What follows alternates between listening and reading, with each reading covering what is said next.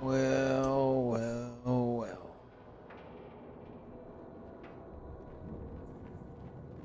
Hi, Dunka. Bye, Dunka. Giuliano, thank you for the resub.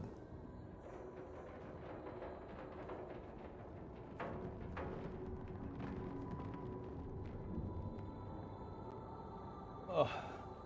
Has it been 3 days? There's no way. What? What happened?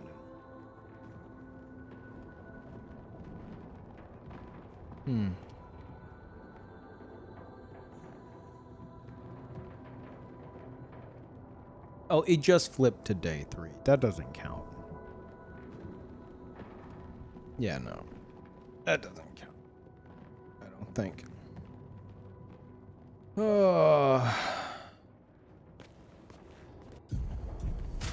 Hey, everybody. You haven't streamed since last year. Ha ha! It's funnier every year.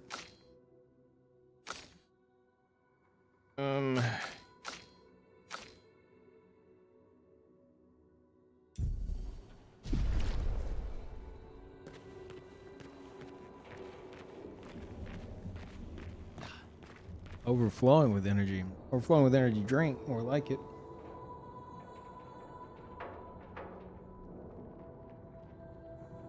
Mm-hmm.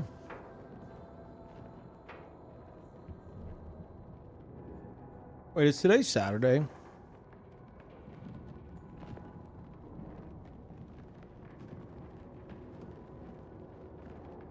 Yeah, fuck. I was hoping to get the Patreon situation sorted because they emailed me yesterday. They finally got back to me. They're like, okay, can you confirm you want to do this? I'm like, yes. No response. Like, I responded within like 2 hours. It was like, they emailed me at like this time yesterday. And I responded within like 2 hours and just nothing. They're like, read over this thing about the transition from per creation model to subscription model. And I read over it and it's like, we want to have a 1 month minimum of 1 month transition period for your members. And I'm like, I have like 2 paid members. One of them is Cody, who I told not to sub to me. And then there's like 2 others that did it. And I'm like I don't need, I swear to God, if they try to fucking make me do a month, I told them, I was like, no, like, I'm ready. Fucking switch it over. If they pull that shit, I'm just going to say fuck it and just, you know, go full force and everything, and whatever happens, happens. I'm so goddamn sick of waiting for this shit. Such a stupid precaution. It's like, motherfucker, like, I didn't have any paid members until a week ago, and now I have 3 of them that I didn't even, that, you know, I wasn't even trying to have. Like, we don't need this whole song and dance. Just let me automatically swap it over.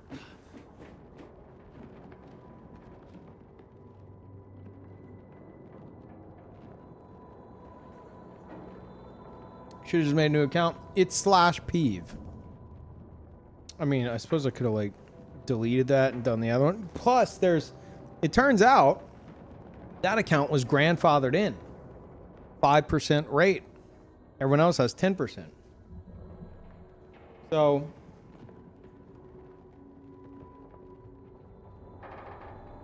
basically, they'd be taking half of a cut compared to everyone who makes a new account now. Because my account is like so old. But I unpublished my page to edit it, and I didn't realize that switches me over to the standard rate. So while I was talking to support, I asked them, I was like, anyway, since I didn't know and I had no way of knowing about the grandfathered rate getting switched to standard if I unpublish, is there any way we could maybe do something about that? I'm not expecting anything. Regardless, it probably would have been more of a fucking mess somehow if I'd have done a fresh page.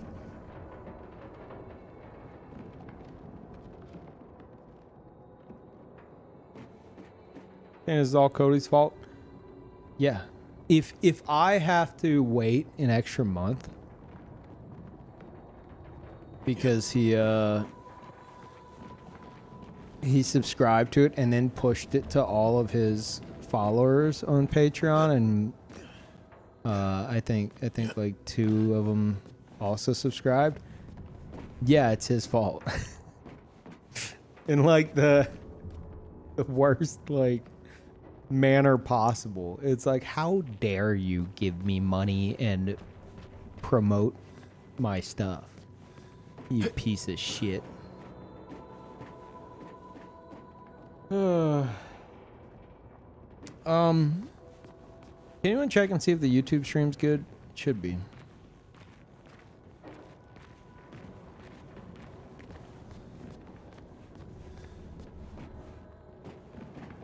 Yeah, been up about 12 hours. Classic. You guys know how it goes. Oh,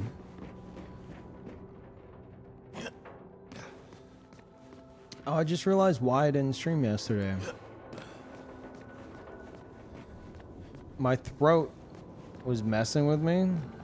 I think because I think I screamed a good bit last time I streamed, and it kind of fucked my throat.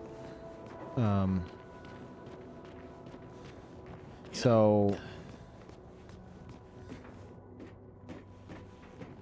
I think I woke up yesterday. I was like, I ain't doing all that, and then I forgot about it. And now that I'm talking, I'm remembering. Now I'm feeling it. I'm like, oh, right, I forgot. It hurts to talk right now. YouTube's good. Okay, thank you, Beat. Appreciate it.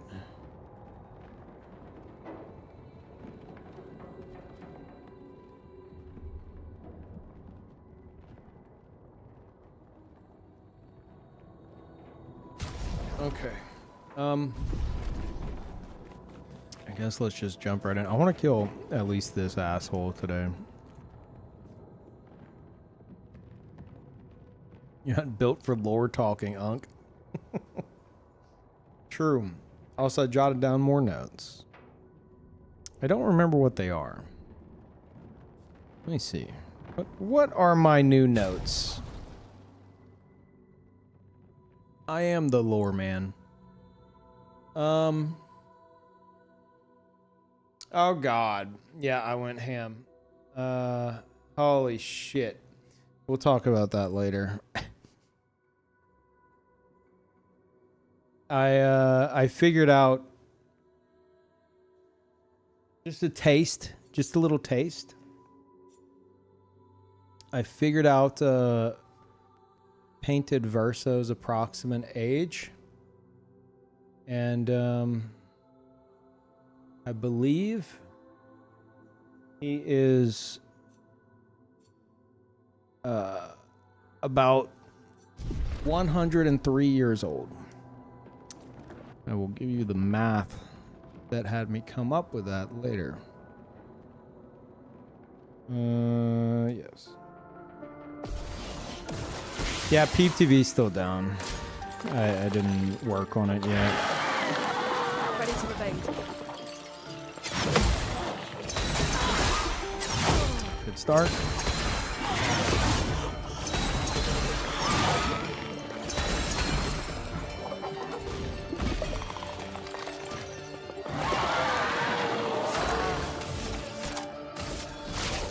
Last chance.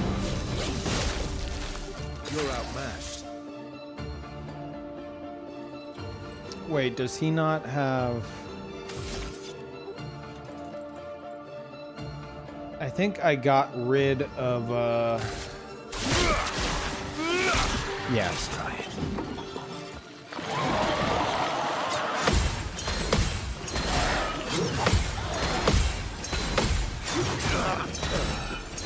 Oh. Oh, looking good. Actually, he's as old as the canvas. Yeah, the problem with that is you don't know. One, you don't know how old the canvas is. I think I figured it out. And two, I'm not just talking about the age of the canvas. I'm talking about Verso's approximate age because he,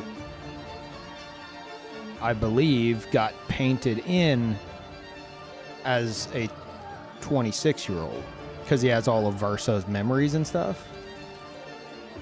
And that's whenever, spoilers, that's whenever Verso died. He was 26. So basically, the way I see it, I'll just fucking explain it now. We'll talk about it again later. Thank you, Sherlock. I'll read that in a moment. My thought process is I'm looking at Verso, Painted Verso. That motherfucker is not 26. He was painted in at 26. He aged from that point on. And then after the fracture, their hair turned white, which I believe is whenever Aileen snapped her fingers and made them all immortal, and they stopped aging. He says we stopped aging sometime after the fracture. So if that's the case, I'm looking at him and I'm like, this dude is between, I would say, 36 and 40 years old, looks wise. You ignore the gray hair because he says their hair turned white, and he gets his dyed. So you can't go, oh, Peeve, that hair's kind of, I think he's like mid 40s or 50s. You can't account for that. So I think if we just assume 10 years passed, spoilers, yeah. If we just assume 10 years passed after Aileen created him, and then like the fracture happened, then 26, 36, and then 67 years after the fracture. So 67 plus 30, 97 plus 6, 103. So I would say between 103 and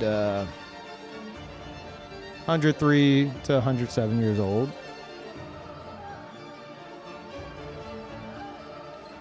Yeah, he says he's over 100. Yeah, that's what I'm saying. I'm saying his age which isn't the age of the canvas. His age, because he has all of Verso's memories. So to him, as soon as he's snapped into existence, he feels like a 26-year-old. To him, he's 26. You know, he's not sitting there like, I'm like a year later, like I'm 1 year old. No, he's saying I'm 27 years old, you know? So I believe he's between 103 and 107-ish. In his words, about 100. No, there's a line where he does confirm it's over 100. Thank you, TJ, for the tier 2. Welcome back. Appreciate it.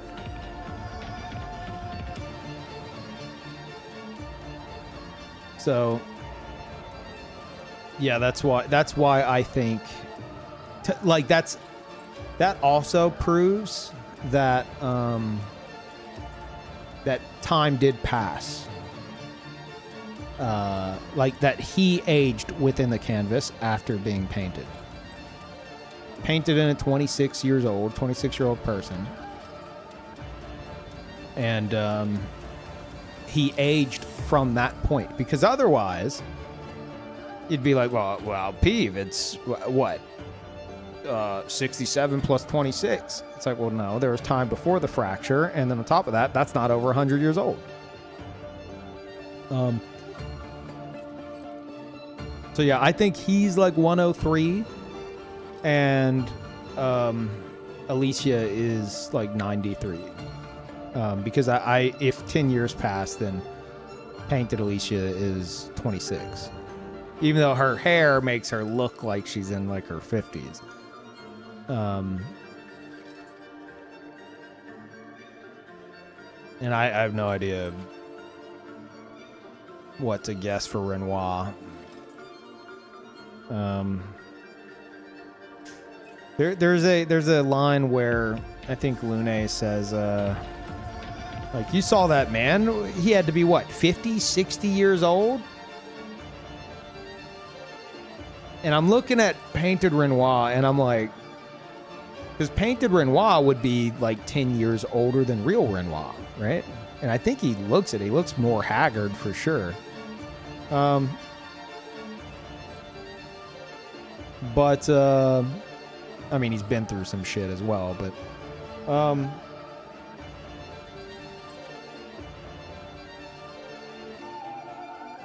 but like, I'm looking at like painted Renoir, I'm like 50 to 60. I feel like you have to also keep in mind that like it's been a very long time since Lune and the others have seen someone old. So you can only really take that estimation of theirs with a grain of salt, you know? Like, it's like someone young looking at like someone in their 30s and being like, this dude must be like 50.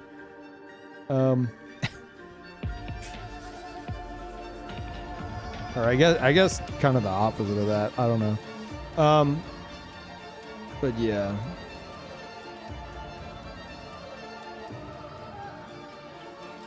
Funny thing is, probably their age is a bit different than our standards because their months are longer than ours because of the December 33rd thing. I think that's just an Easter egg. I'm not putting much weight on that. I think that's just... They love throwing 33 on fucking everything in this game. But if that is the case, I did have a theory I discussed last stream with if we're going to also claim that the... God, my throat's already hurting. Too much lore yapping. If we're going to also claim that the paintings within the manor are like not just fun little concept art showcases, which a lot of them are, but I think also get worked into the lore. Like Clea's room, for example, has all the Nevron concept art. Makes sense. But yeah, all the 33 imagery. I was thinking, well, maybe, you know, after Verso's death, being on December 33rd. Aileen, before she entered the canvas, was just painting 33 on everything. I don't know. But as for like days of the month, like every month has 33 days. Even I'm like, I feel like that's a bit much. Also, Sherlock said, cheers, Peeve. Your duelist fight is literally what got me to buy this game. Really? Just want to say thank you for introducing me to one of the greatest games I've ever played. Dude, that's awesome. Oh, shit.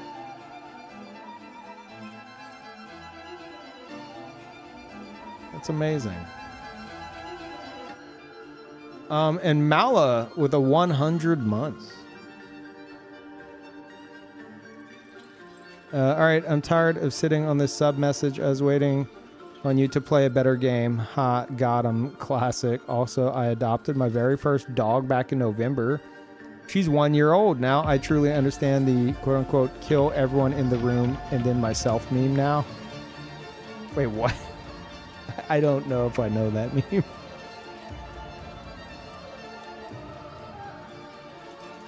I guess that's just a dog owner thing.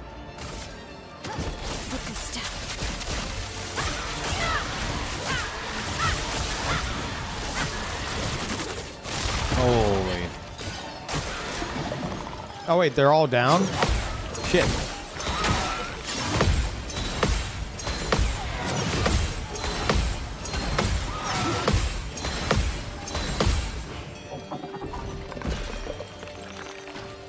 $9 million damage is 12 million, actually.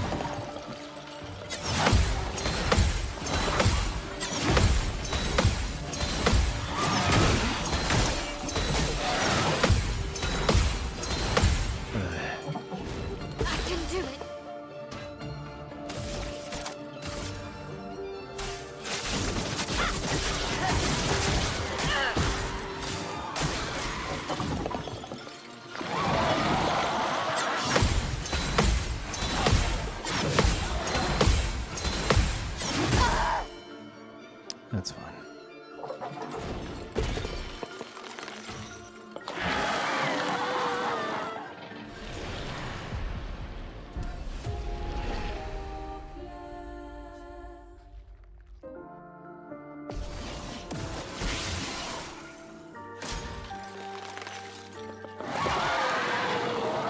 Watch out!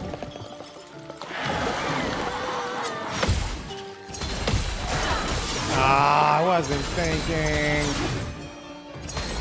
Oh.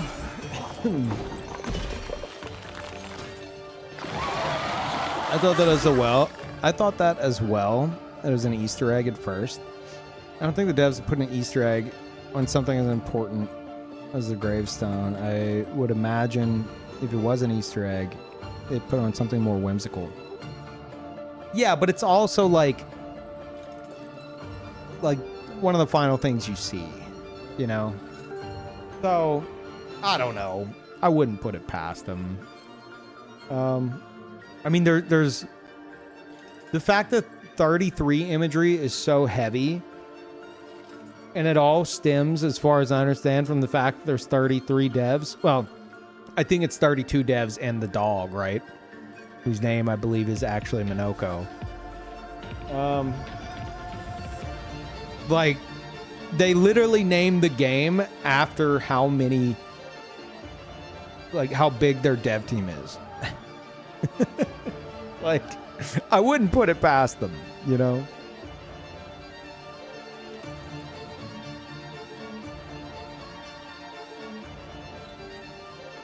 Think time passed the same in canvas as outside? Oh, absolutely not.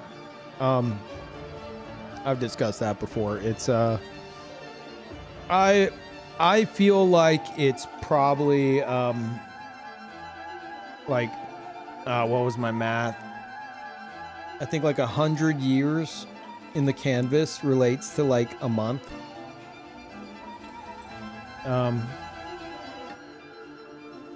Because, again, we're discussing spoilers here. because like Alicia's wounds have like healed enough, you know, which I actually googled this the other day. Like 3rd degree burns, which I assume is about what she's got going on, take like 3 weeks to heal, at least. I don't know if the word would be aesthetically, like three weeks to, like, you know, heal up enough, while you can have stuff that lasts for years, if not forever, you know, just long lasting, like long-term damage. So I would say that it looks to me like she's just past that phase. And then we know that, you know, 67 years have passed since Renoir entered the canvas. Well, no, not at that point. Not at that point. Sorry. At that point, it's been 51 years.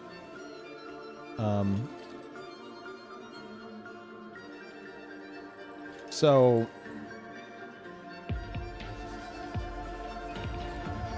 if actually was that? Yeah. I think that was my math. So if that's the case, you say 50 years relates to round up to a month. So 100 years is like 2 months. Somewhere, I would guess between 6 and 8 weeks.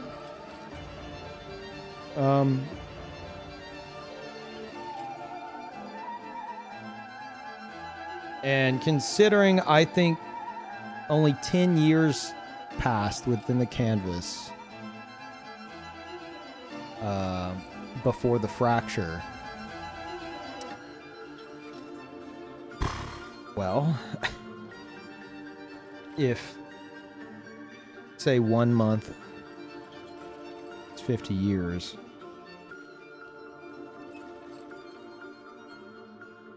Divided by 10. Divided by 10, then... Wait, am I... I'd probably need a fucking calculator for this. I'm trying to figure out, like, days. You know? Like, how... Like, the exact, like, almost hourly amount. Anyway. Whatever... With that math in mind, whatever 10 years in the canvas would equate to. Because that's what? 50 divided by 5. So a month divided by 5. So if we're breaking that down to days, say 30 divided by 5 is 6 days. So, I mean, as if that even matters. I'm gonna go ahead and throw out the number 66 days is how long they've been in the canvas.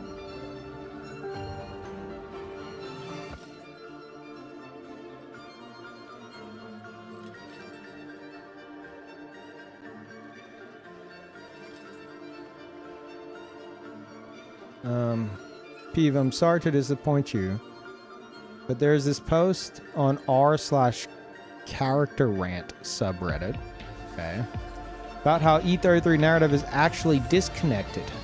And the ending doesn't make sense, considering all that has happened before. You gotta stop enjoying the game, unfortunately. The ending doesn't make sense. No. I am still wrapping my head around the Mael one though, because I have all my theories tied to that, to where it's not as dark as it seems. But there's that glance from CL that just looks so fucking just gloomy. Is that the word I'm looking for? Defeated. Very. It's like, if my theories are correct, what's going on with that? And then I had other thoughts. God, we got to get into all this later. I had other thoughts of like, Mael says that she can't bring back the other expeditioners because it's old chroma. It's not pure. But Ciel's husband was in an accident, I don't know how many years ago. And we see him. So I'm like, how old is old chroma? And then, like, even though, like, technically, like, he didn't gamage. So maybe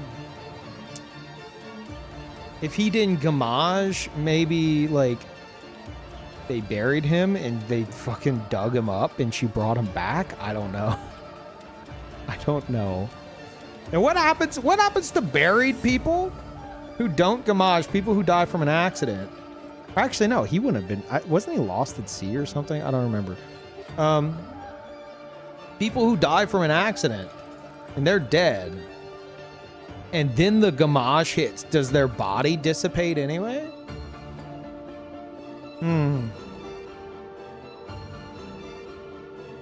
Monsters trapped chrome inside their body. He didn't go on an expedition. He died in an accident prior to that.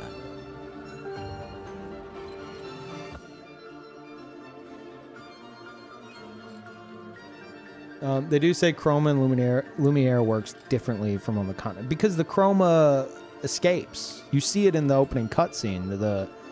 Everyone's chroma on the gamage like floats up and dissipates.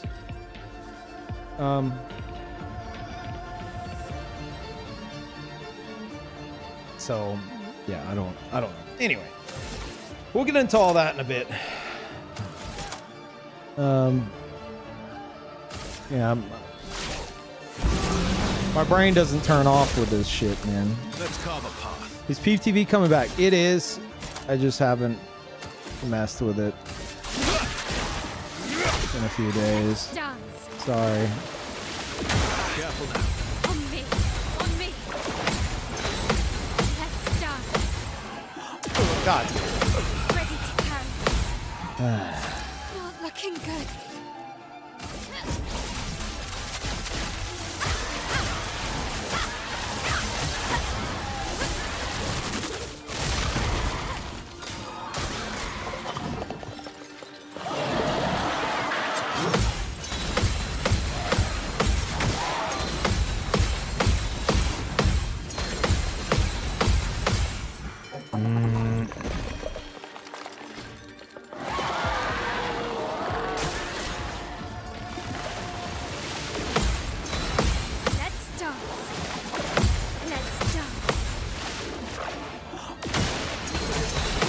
Oh, man. Yeah.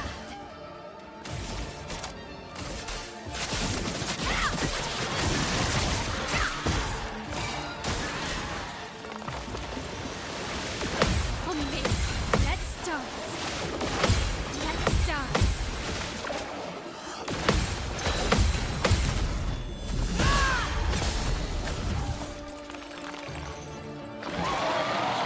I can do it.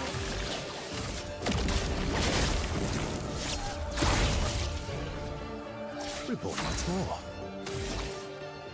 Okay. Not out just yet.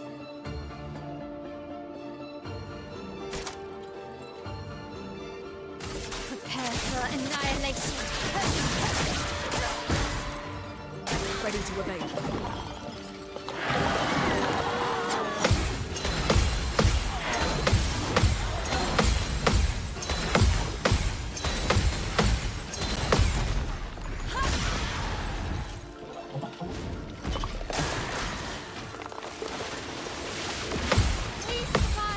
Watch out, my elf.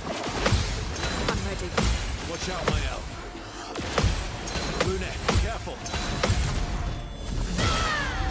Holy. Luna, careful.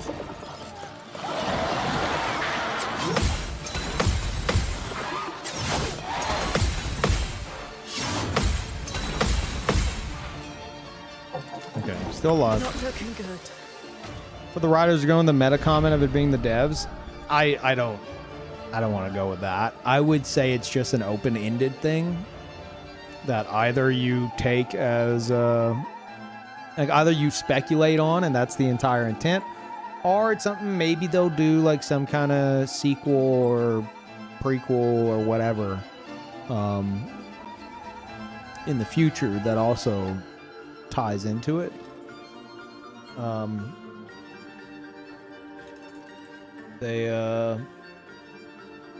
You know, it'd be fucking cool. They're not gonna do it, but you know, it'd be cool. A book from the perspective of the writers that ties into the game. Cinema. I'm sorry. It needs to be done now. Devs, if you're listening, you're welcome. I'll accept royalty checks in the form of exclusive merch.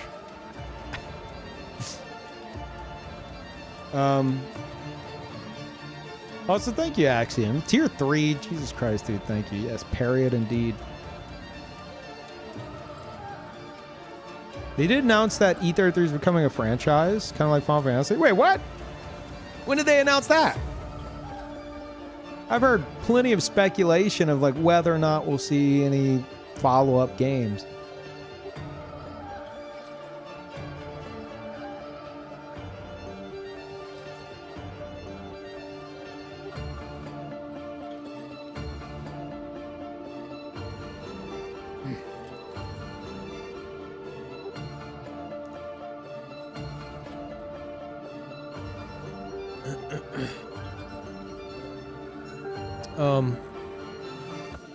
Hey Peeve, have you heard about the YouTube channel Resonant Arc? They're doing a deep dive into the storytelling symbolism of Claire Obscure right now. They're always quite thorough with their analysis of games. Might be interesting for you. It probably would be, but I've gotten my fun out of the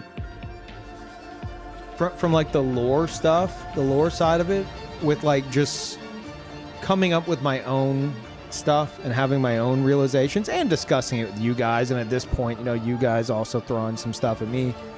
I don't know if I'm at the point where I want to sit down and like watch an entire video of someone else's thoughts and stuff, because I feel like it's gonna just kind of muddy up my own. I'm not saying like I'm not looking for like counter arguments to like, you know, my own theories and stuff like that. Like that's fine. But I don't know. I don't want to sit down and watch an entire like breakdown of someone else's thoughts on the lore step by step for the entire game.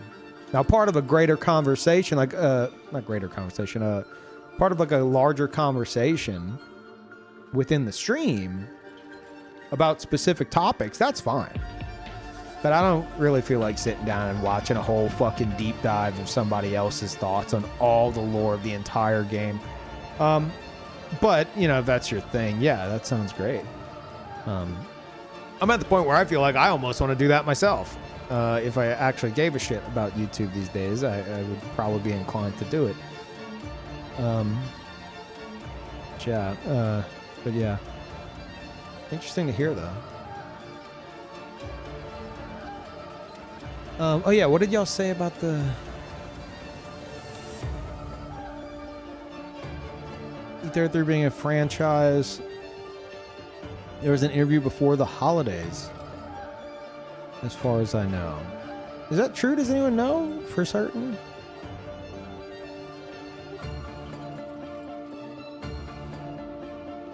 We'll see a follow-up on the writers or the success in the game, setting them up. There's no way they don't do anything with that. I mean, I think, outside of maybe something that the devs personally said, I think the biggest tell that they, you know, might do something else with it is in the fucking title. They could have just have called the game Expedition 33. But it's Claire Obscure Expedition 33. It seems to me that a naming convention like that is in case, not guaranteed, but in case they want to make it like a larger like franchise, you know, because then the next game could be Claire Obscure, The Riders, I don't know, Riders 27, I don't fucking know. Yeah, maybe not that. But yeah, like it's just Claire Obscure in the title. It has nothing to do with anything in the fucking game aside from it's like terminology whenever it comes to like art and painting, where it's like it's what, light and dark, it's like contrast.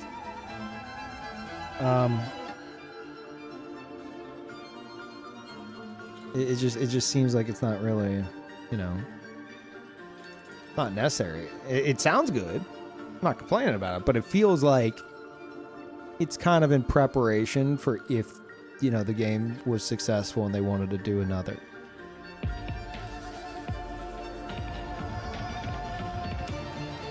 In a recent interview, the game's creative director, Guillaume Broke? I butchered it, I'm sure. Shared that Claire Obscure is a franchise name. Expedition 33 is one of the stories that we want to tell in this franchise, he said. I mean, I'm not surprised, but if that's like a direct quote, then that's yeah, I'm all for it, you know. It's going to be a franchise. E33 is just one story franchise. It's fantastic. Absolutely. They could just cut it here and be done with it, but I mean, Yuki said this, and I don't know if this is also a direct, well, it's not a direct quote, but like something that was actually said about it being maybe something like Final Fantasy,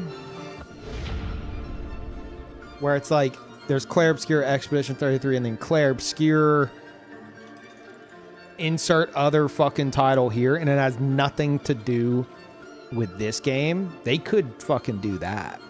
They could easily do that. But honestly, I feel like that would probably be the better way to go about it for the long haul, if that's what they had in mind. But there is room for them to do something more with this if they wanted. Ace, thank you for the tier 3 and the 90, dude. Thank you. Welcome back.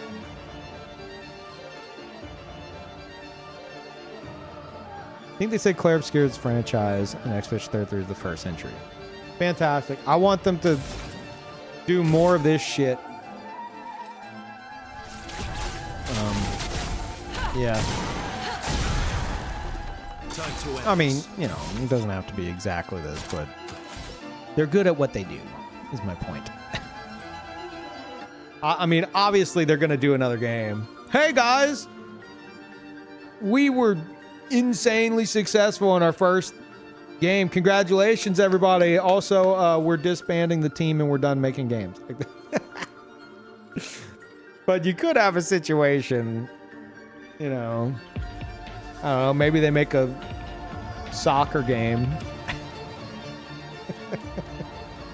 I can't throw too much shade at Slow Clap because, I mean, Kepler has, like, ties into Slow Clap, and I love them both. So, I want Absolver too, man. Come on. Give me something, Slow Clap, please.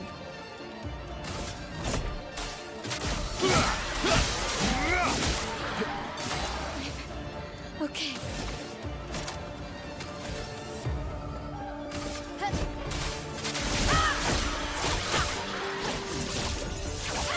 LaFifu 33, shut up.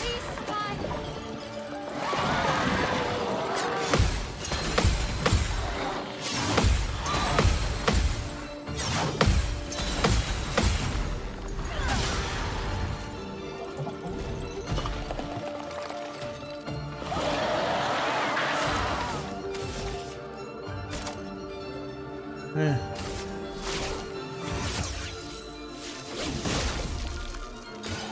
Careful, my elf.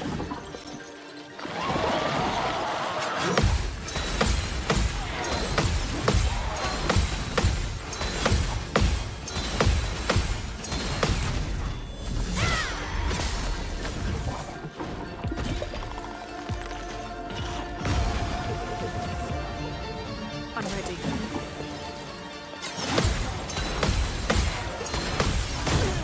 What? Disagree.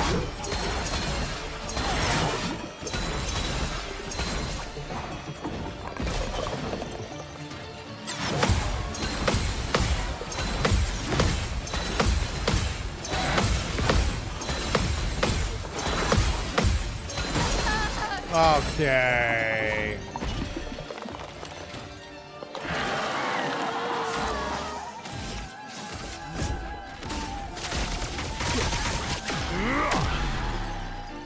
Ready to strike. I won't waste this. A brilliant light. Merci.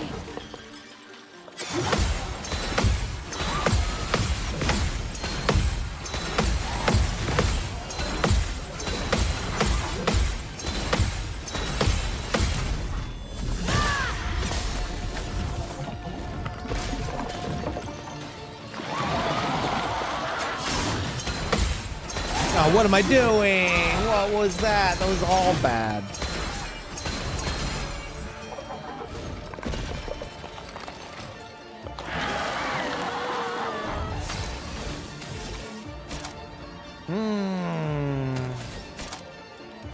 Prepare for annihilation.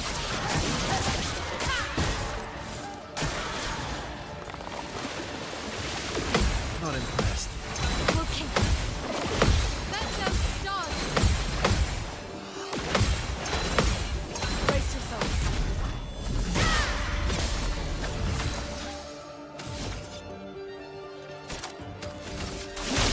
This will hurt.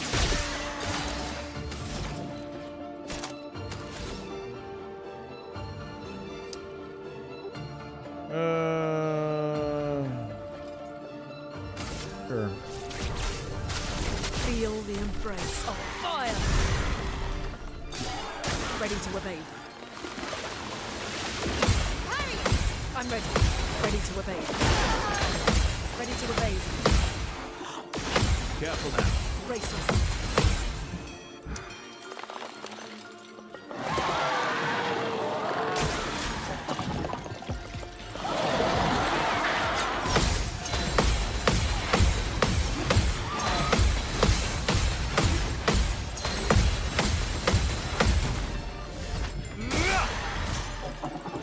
My turn.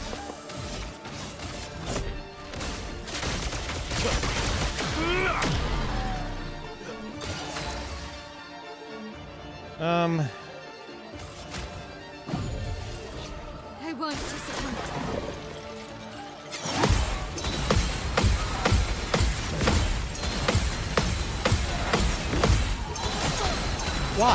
Why? Oh my god.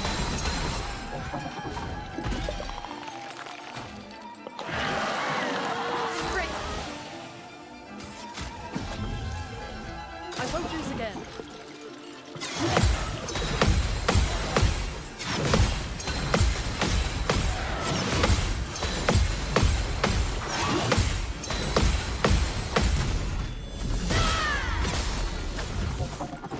Now's our chance.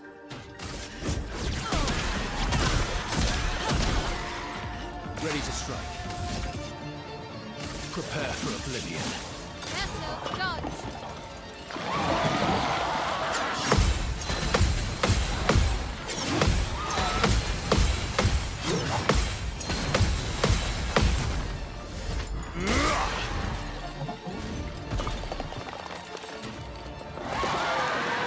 This will hurt.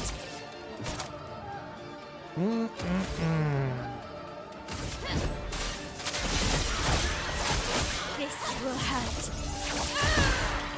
This'll hurt.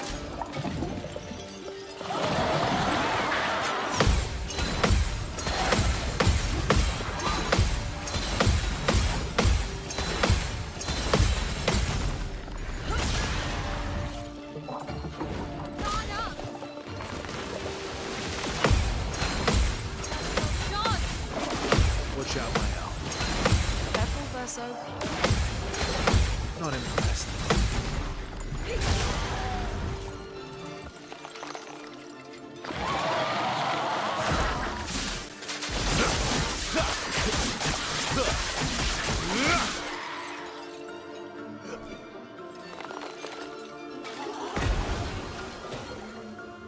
The elements dance.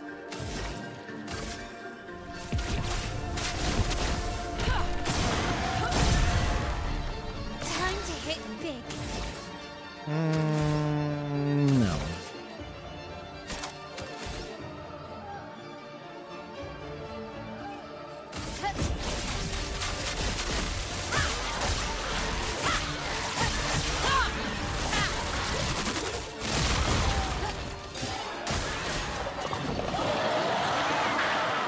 Oh my god. Oh my god, why did I do that? Why did I oh wait, no, it's because he's got different moves then. Fuck, I forgot. Let's finish this. God damn it. There goes the gamage. I'll always come back. This will hurt. Coming.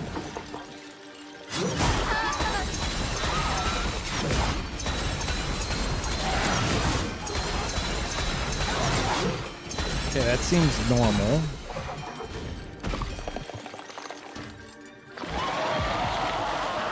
Do that. Careful. I'm jumping the gun because I'm scared. Oh no.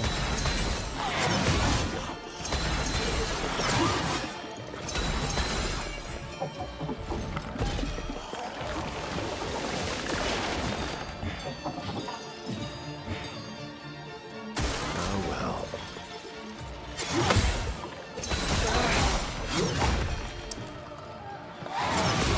Ugh.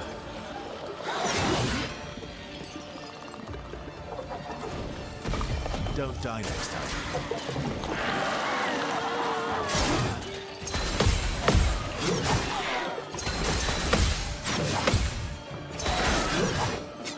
What am I doing? Ah.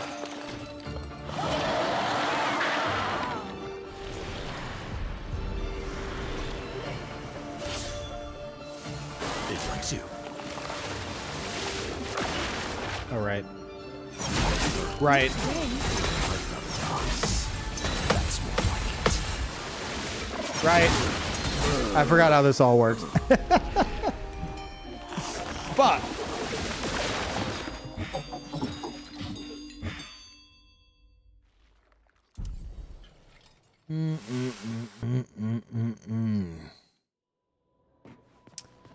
Oh, this guy's an asshole.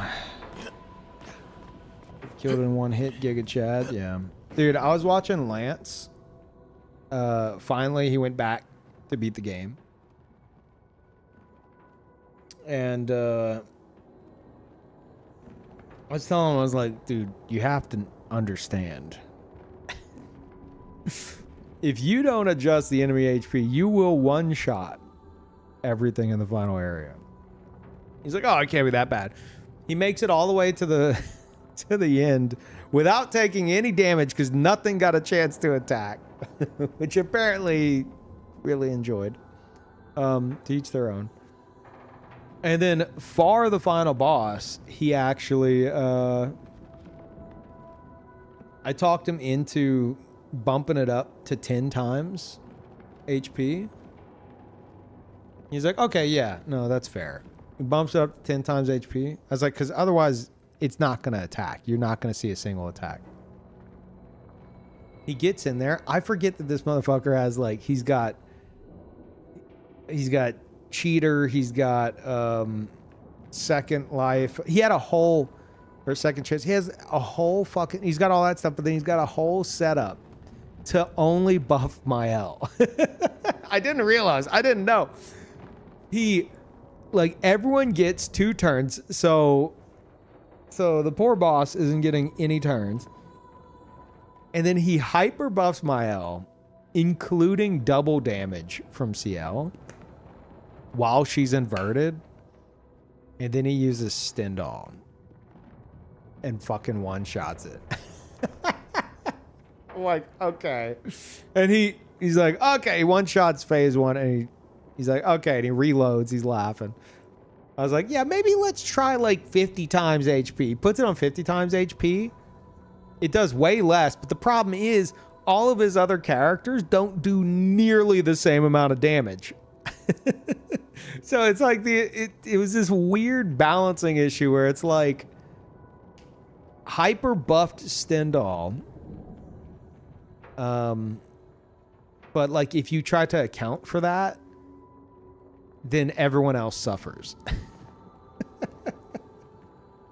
So he eventually just did 10 times and, you know, got through it, whatever. But at least you got to see some attacks.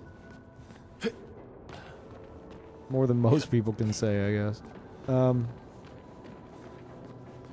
then I thought about it. He got to like the end, you know? I was like, ooh. Good thing that he didn't do 50 times. Because this could probably be a problem. Yeah.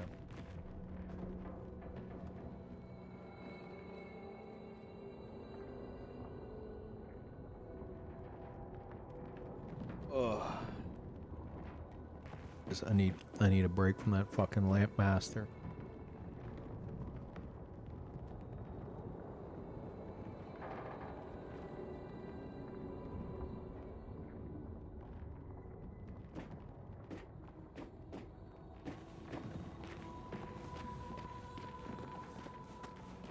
I'm still really disappointed with every story boss encounter. I'm still in Act 2. Abby, I don't know why I appreciate you being here, but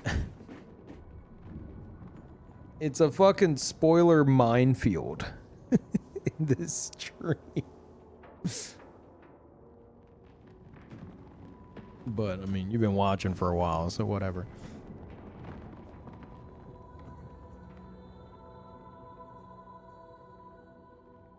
Hey, what's up, Paul?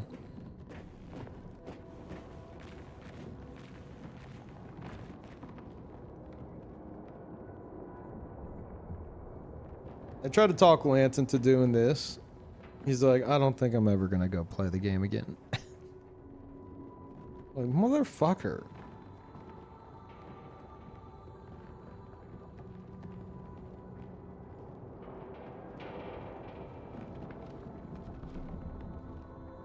And one spoiler still has not landed. That's psychotic.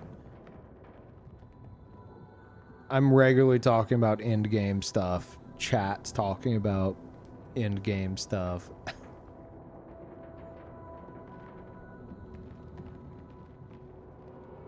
I refuse to believe that you have not been spoiled. I think you've probably been spoiled. You haven't even realized it yet.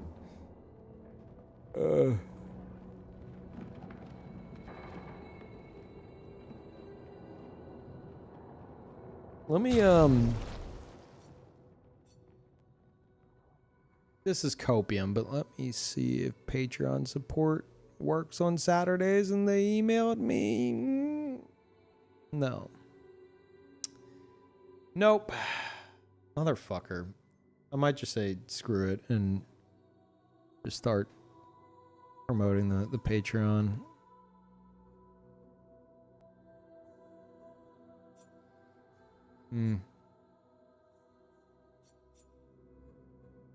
Chat, I just ordered a tripod for my camera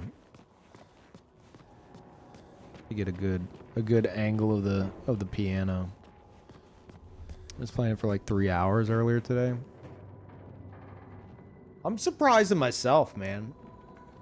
Like I'm starting out with Alicia.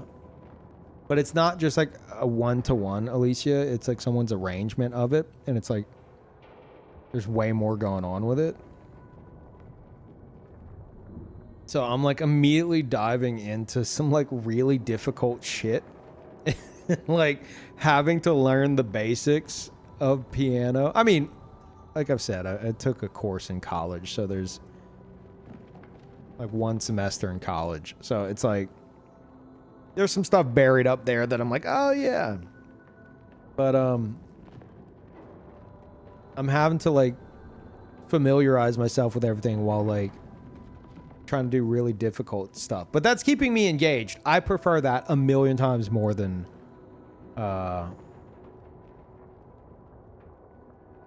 playing like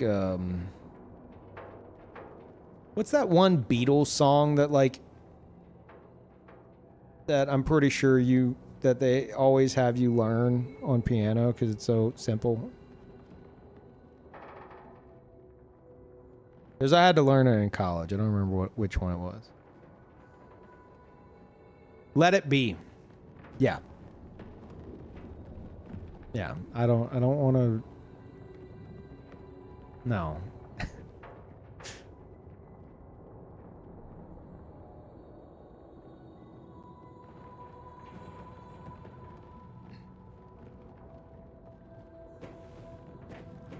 Took one semester in college. I'm basically Beethoven. That is not what I'm saying. I'm saying like I'm familiar with like sheet music. I'm familiar with like the basics. I don't feel like I need to, you know, start from square one. It'd be smart, but I would be bored as fuck.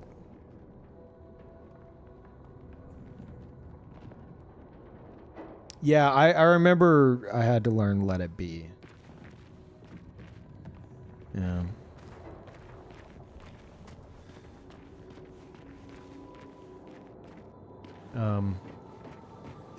But yeah, no, I've been learning Alicia and like I'm like, man, I'm making a lot of progress, but then whenever I sit back and I look at it, I'm like, damn, I've got the first 20 seconds of this song down. And then I'm like, wait a minute. I've been doing this for like a week and a half now. So it's like over 10 hours to like, it's like 10 hours to learn 20 seconds of a song. But I'm also learning a lot of like different techniques and shit like that, you know.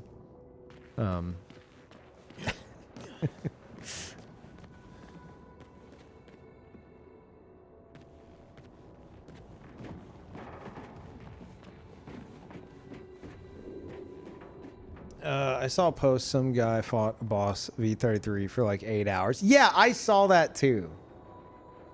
Yeah, he had like 10,000 parries or something. No thanks. Like, I feel like there's a point where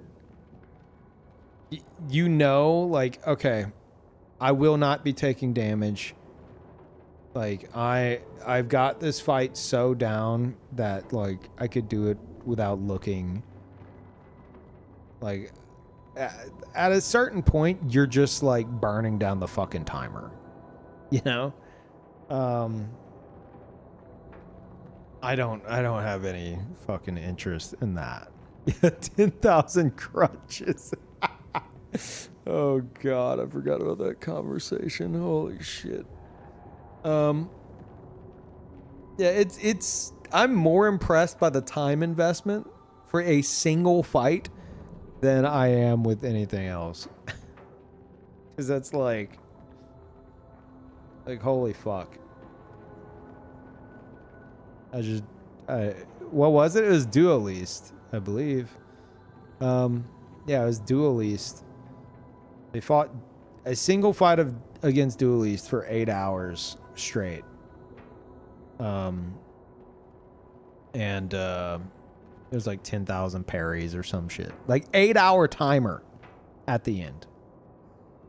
I'm just like at that point, why not make it 20 hours? You know? Like, just keep it going.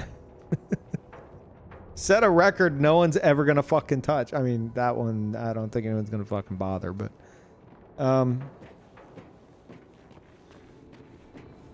yeah, 10,000 parries on Dual East. Like, whenever I beat Dual East, I felt like I had just about mastered the fight.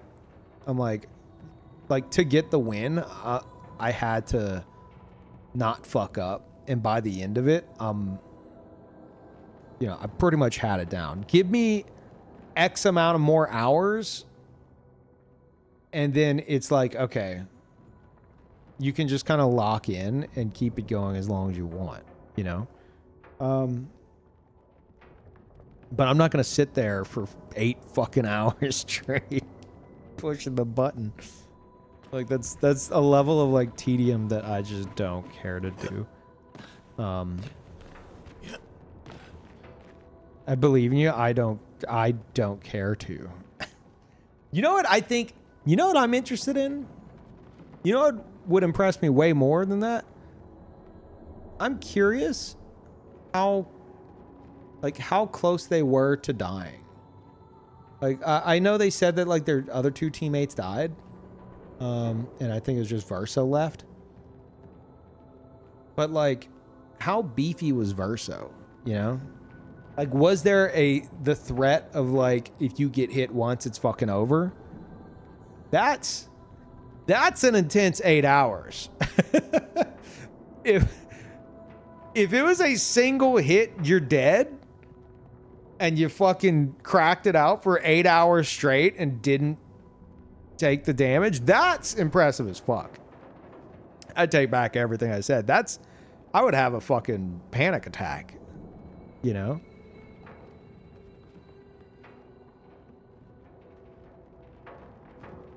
Verso's left. Simoso plus Angel Eyes. 8 hours of perfect parries. Simoso plus Angel Eyes. I don't know if I've ever done that combination. Is that just like...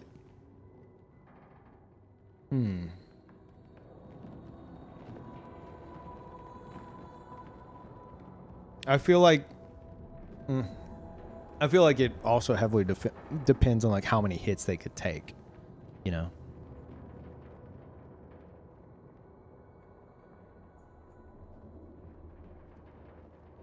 But, like, if it's like, oh, you're, like, the threat of losing is there, yeah, that's fucking psychotic. Otherwise, I'm like, it's impressive as fuck. It's absolutely impressive as fuck. Don't get me wrong. But it's more about the time investment there. But if the threat of losing was there, like the other 2 teammates dying could have also easily happened to Verso, that's completely unhinged. So yeah, more credit to them in that respect.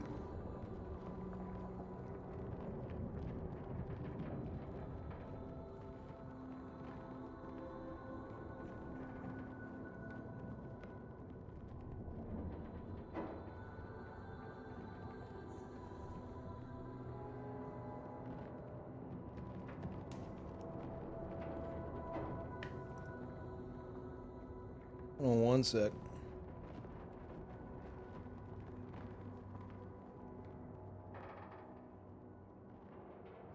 I feel like that point you're just Ultra Instinct Goku yawning the whole time. Well, like, that's what I'm saying. That was my whole point, is like, at that point, you know you've got it so down that you're just not gonna die unless your character, like, dies in 1 or 2 hits. Because then, like, the threat of slipping up is still there, and you have to deal with that, like, sweaty hands threat of slipping up for 8 hours straight. That's a different fucking story.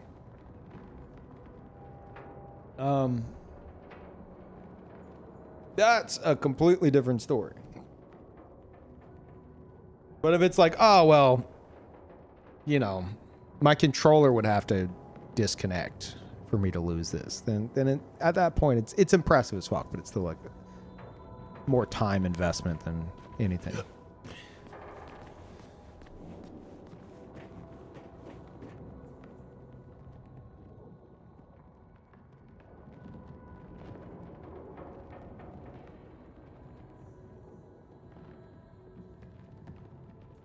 I don't know what that is, Axiom. I assume that's a different game.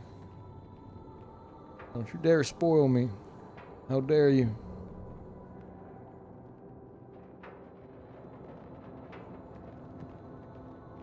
How much damage was he doing? Oh, I don't know.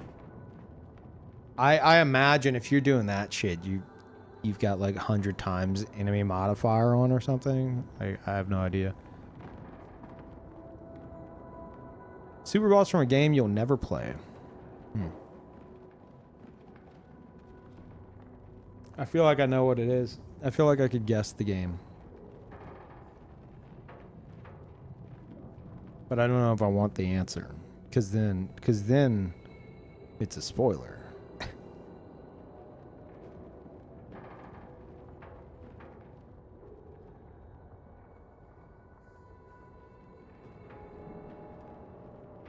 I'm guessing it's Final Fantasy X. Don't answer.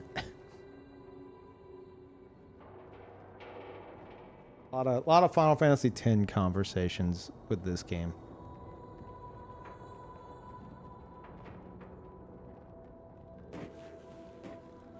Oh, speaking of old games, chat. How many guys are playing Parasite Eve this month? You're all obligated to.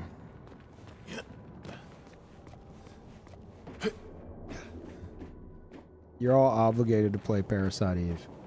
We're doing a game club. Anyone can join. January, Parasite Eve. Everybody plays Parasite Eve. We have a channel for it in Discord.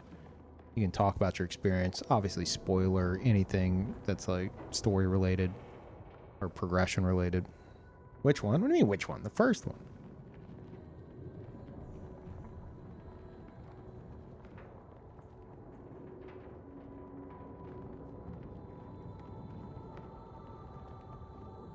Yeah, sure. Let me find the hardware and a copy of it. Yeah.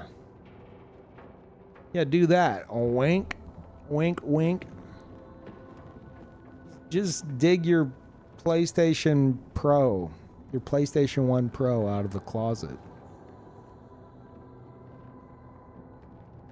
You're not going to stream it? I'm going to record it and then post the recordings on Patreon. And it's all like a free tier. So it's... If you want to watch it, you can go watch it on Patreon. Anyone can go watch it. I haven't uploaded anything for it yet because I'm waiting on their fucking support to support me with some changes that need to be made. But I have initiated the free tier stuff, so the book club and the game club. We're already kicking that off. But as for like the review post, if support doesn't fix my issue by like the 8th, I'm just gonna be uploading whatever the fuck I want anyway. Cause like, you know, the first like piano progress video will be on the 8th. I'd like to finally post my Expedition 33 review, which is fucking massive. I want to kick shit off, but there's some issues with like the paid tiers right now. How much time do we have to complete the game? January. You have until the end of January. And if you don't, it's not the biggest deal because, you know, ideally other people will have done it and you can still have discussions as if it's like a fresh release. That's kind of the idea.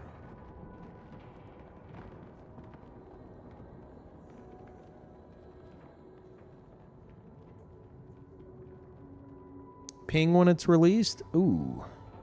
Like a Discord ping?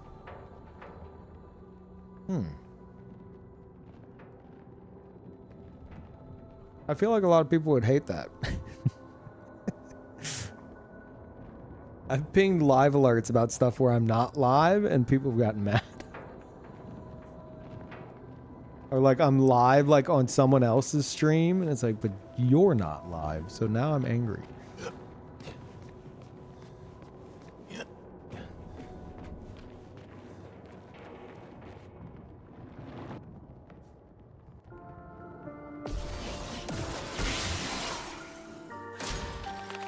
You pinged your YouTube video, bro? Ping my YouTube videos. Wait, what?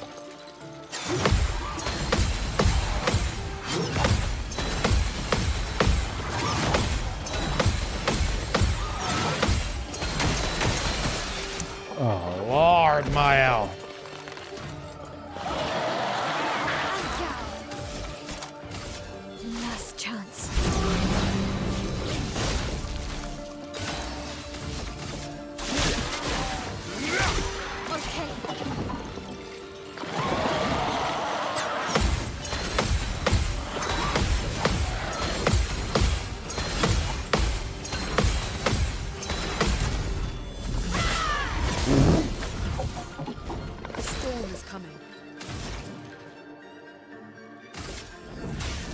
Elements converge. Nice. Not looking good. Oh, it's looking very good. What are you talking about? With the step.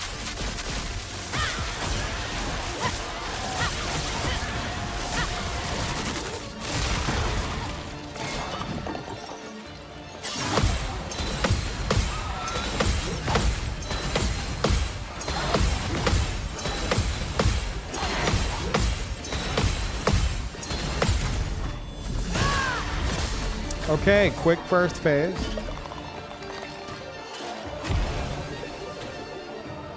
Careful, Verso.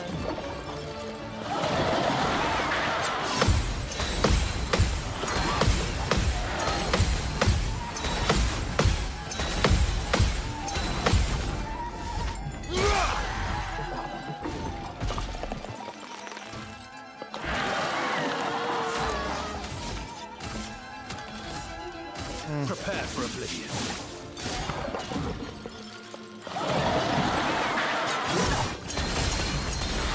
Why?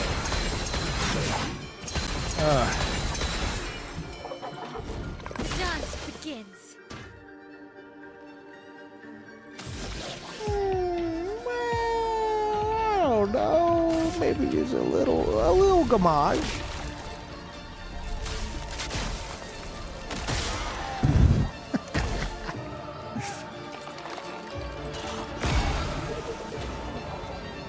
Not giving up. You can't leave us yet.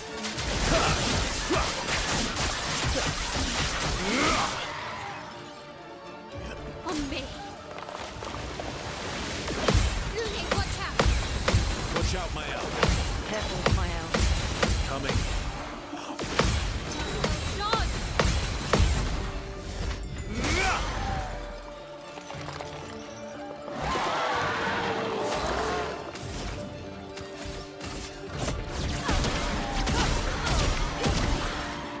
Okay.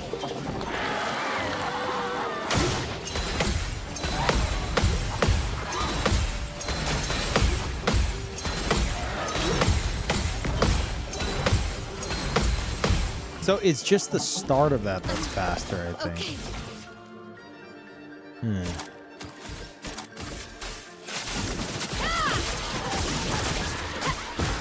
My turn. This will hurt. On me.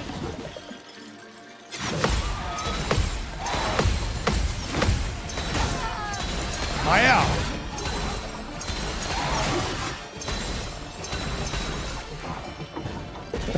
Little 42 mil gamage is a treat, yeah. A storm is coming.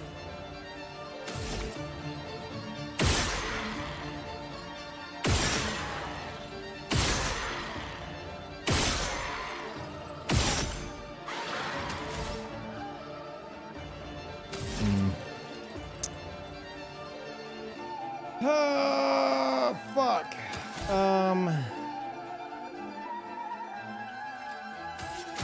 Just do that. The expedition's not over.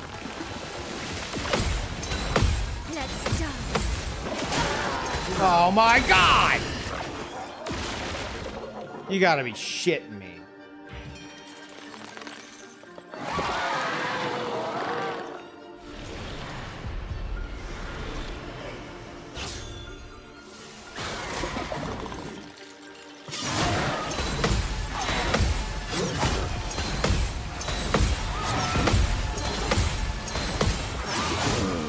Okay. Okay, Minoko.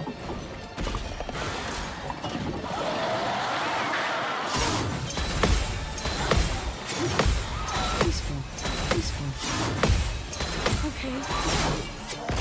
What? Oh, I forgot.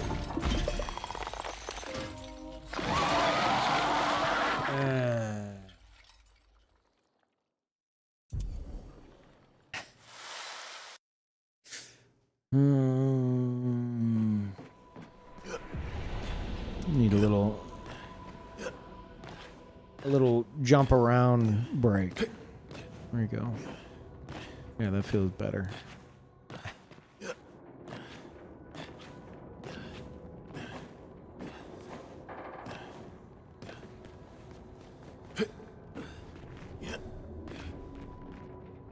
Hmm. Oh.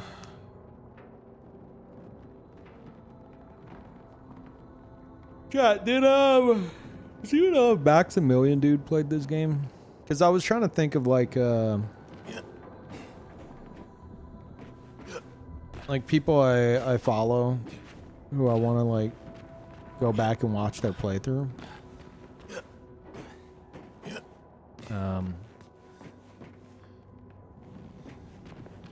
I've already watched the VODs of a bunch of them so far. He did beat it. Okay. That'll probably be the next one I do. He did, and it is one of his games of the year. Or I think it was his game of the year. Okay. Yeah, that'll probably be a good one. Also, I found out that in my quest for more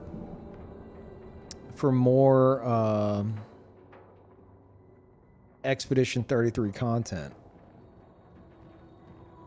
I came across Dan Giesling's VOD. Holy shit. That was something special. He only played it twice. He turned off tutorials and he was skipping cutscenes. I'm like, okay. What the hell? I don't know what I expected.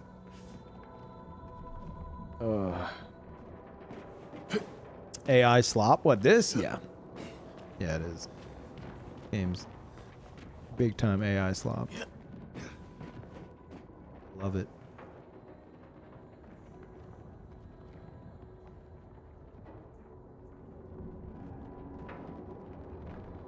You say Vin Diesel? What? No, Dan Giesling. Not even nearly the same sounding words.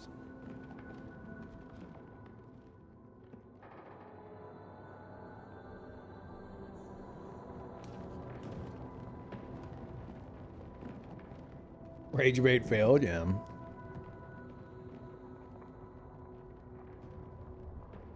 Yeah, the game's trash. AI slop. You shouldn't play it.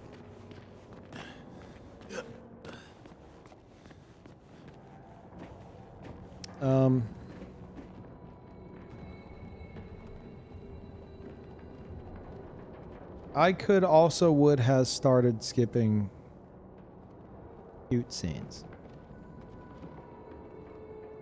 Abby, are you good? The fuck was that? I could also would has started skipping cute scenes. Woo boy, that right old man guy encounter was just man disappointing. Okay. Yeah, maybe a little drunk. Maybe a little bit.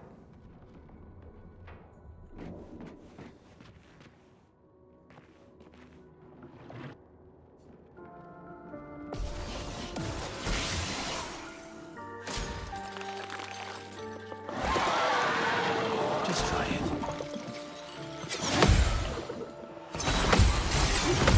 Ah.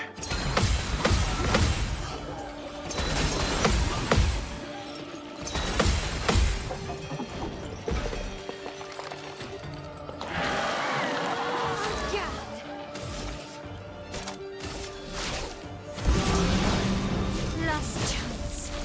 I've lived through worse.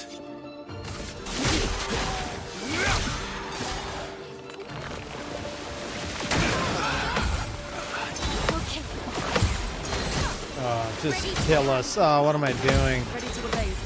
Take cover. Ah, that feeling whenever like you fuck up and it's recoverable, but then like there's so much shit to parry back and back to back to back to back that you just you can't mentally recover to like actually pull off the parries.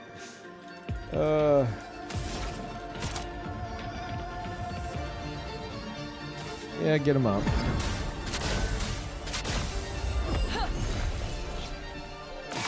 Not looking good.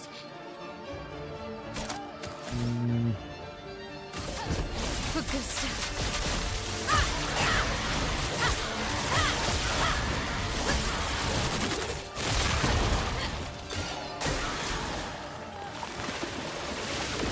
Bring it on.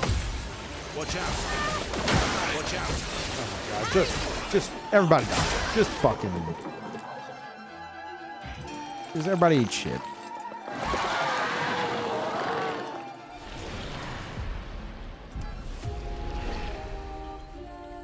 Yeah, as soon as you get off rhythm, it's you're just fucked.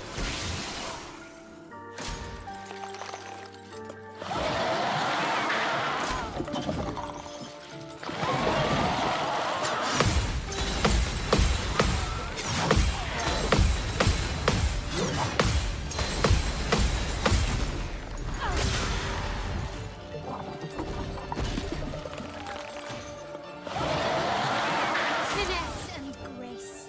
When you do some picto crafting, I've just been powering through the DLC with my end game build. Oh, like you mean you're in Verso's drafts, I assume? Yeah, like even the DLC, if you have something that's like if you have something that's just strong as fuck, like you're just gonna steamroll shit. But the Endless Tower, these fucking bosses, maybe not so much unless you're really wired to be like a fucking nuke. These at least might stop you a bit. But yeah, I mean, this game is, it's as easy or as difficult as you want. Lost chance. Let's cut the path.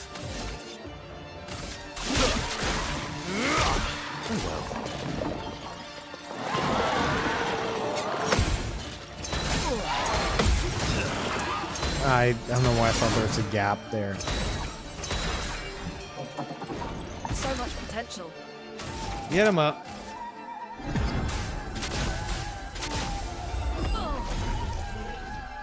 Born once more. Augusta.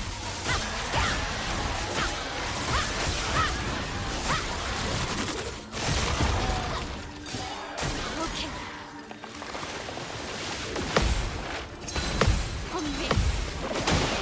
Not impressed. Let's dance. Oh, just fucking kill us. God damn it.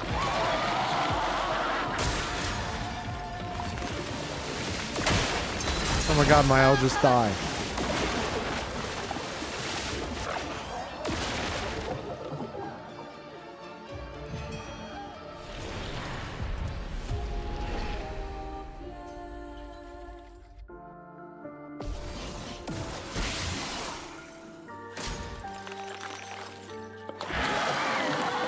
Let's dance.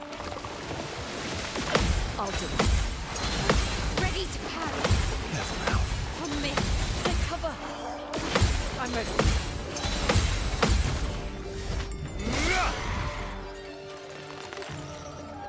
How do you have a glass cannon and no parry, no dodge playthrough? Bunch of shields, I assume? I suppose that's an interesting way of looking at it. If you're doing no dodge, no parry, and you're utilizing shields, then it's like it can become less about like your HP total and more about like amount of hits you're able to take. You know?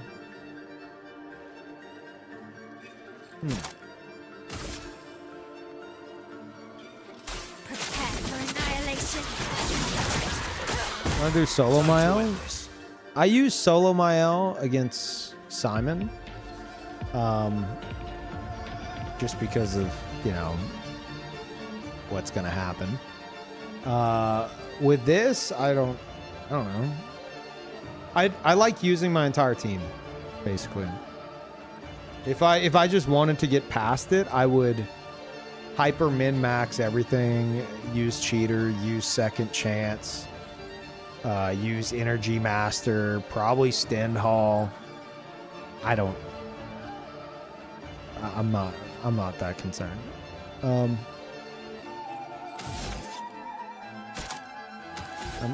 trying to get as close to like using the stuff I enjoy using, and like kind of tailoring the difficulty and challenge around that. That's how I've just done the whole playthrough.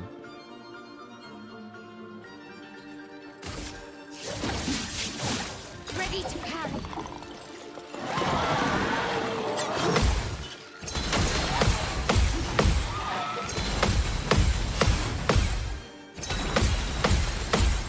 God damn it.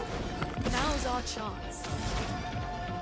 It's really cool how much customization there is for all the different ways you can approach a game. Yeah. Like I'm doing my own thing, trying to like find my own level of balance while keeping the challenge significant enough to keep me engaged while not being overly tedious. So I'm like trying to strike like a balance with everything of my own creation. Abby in the chat has a partially melted brain and really hates dodges and parries altogether in anything related to timing. And so is doing a playthrough where no dodges, no parries, and is building around that and making it work. And then, you know, I've seen a bunch of people who are just like, no, I'm going to fucking destroy everything because RPG and I'm really strong now. And everything in between. And it's really cool that you could do that.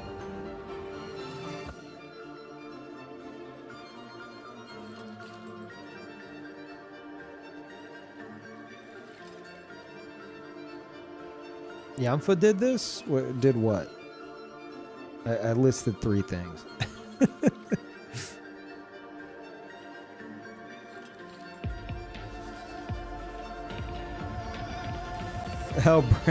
The hell, man? My brain isn't melted. My Brian isn't melted. Okay, you're doing it on purpose.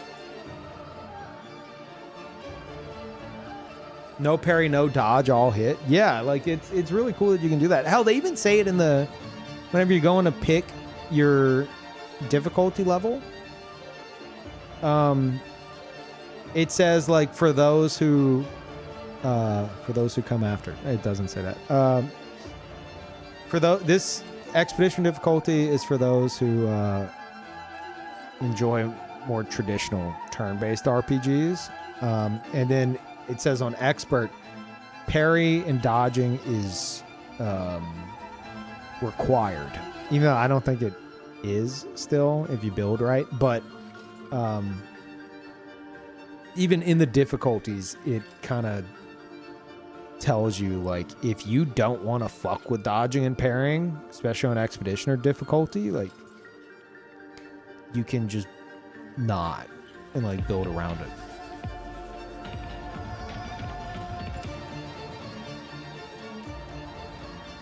This is my favorite game, but I'm woefully bad at the combat. I haven't beaten a single super boss after Clea. Wait, you mean base game, Clea? Yeah, it's fucking tough. But I would argue that even though you say you're bad at it, like you could have easily have just hopped on like YouTube and typed in like super strong min-maxed OP Expedition 33 build. And then plugged everything in and just like, you know, been done with pretty much everything. So, you know, credit to you for not doing that. Yeah, and Clea's hard as fuck. Especially if, you know, you're not doing all that.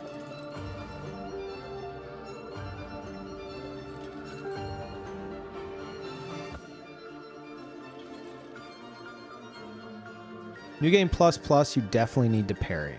Well, see, that's...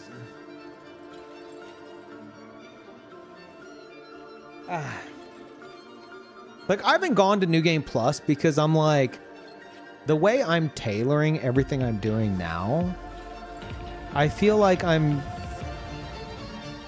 like New Game Plus isn't gonna change anything for me, you know? Because I would still tailor it for a similar experience within New Game Plus anyway.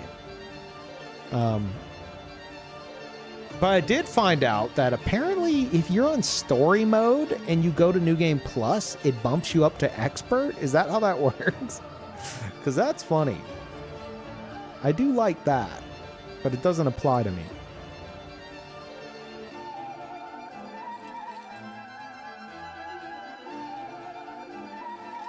Hilarious if true. Yeah, because I was looking into, like, last stream, you guys corrected me because, like, whenever I first started the game, people told me, like, oh yeah, the parry windows are smaller on expert, you know.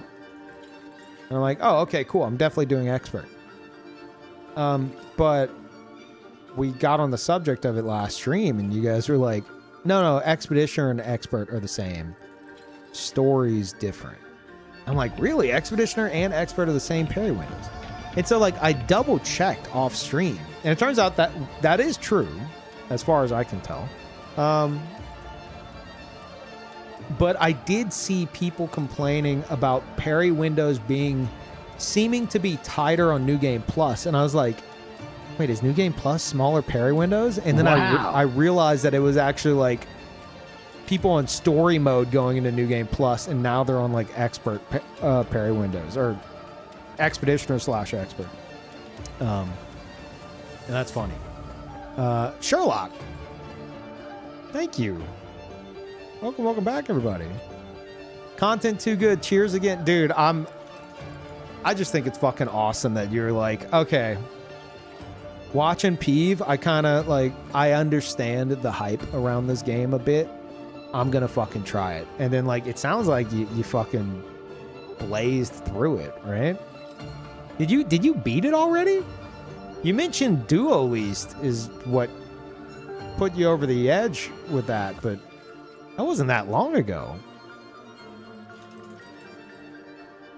Like, you must have fucking you 100%. Was that like last week? Holy fuck. 120 hours in like a week. Oh, that's amazing, dude. Holy shit. I appreciate you telling me that. That's awesome. Yeah, you went full gamer mode. You saw those parries. You're like, I gotta get in on this.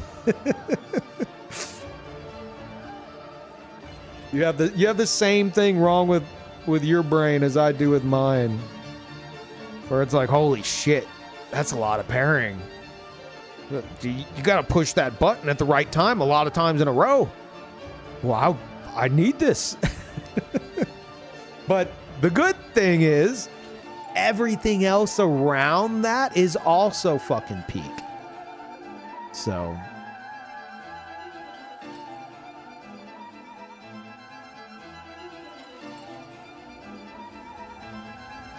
like that's how I got into it, you know? I kind of knew whenever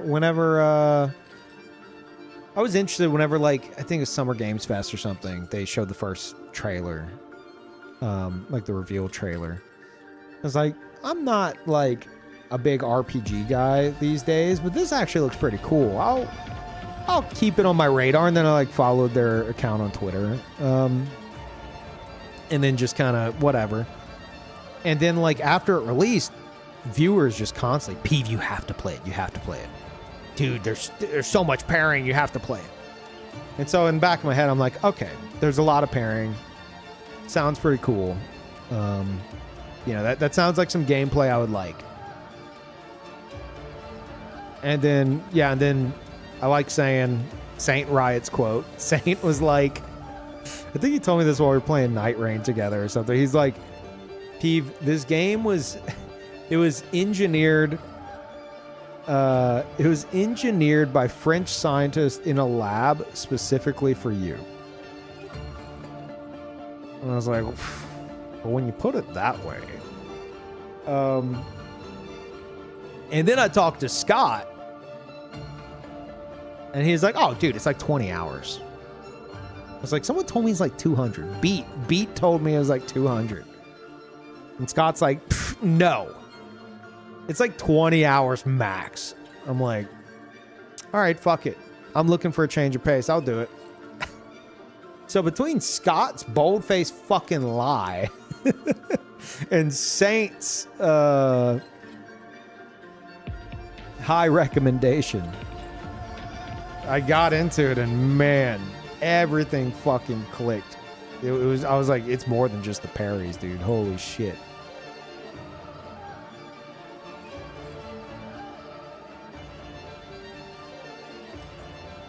You're at 135 hours. Chat, what's y'all's time on Steam?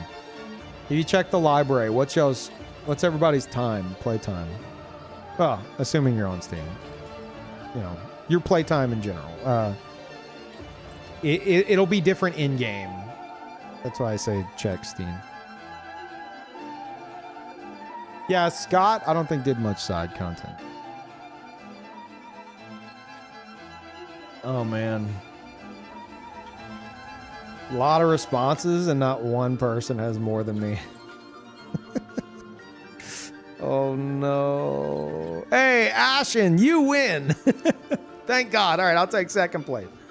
Second place. I have, whenever I started this stream, I had 251 hours. Hua has 247. So close. Ashen claims 560, which is holy fuck. That's crazy. Unless like you just like, I don't know, leave it on all day or something. I don't know.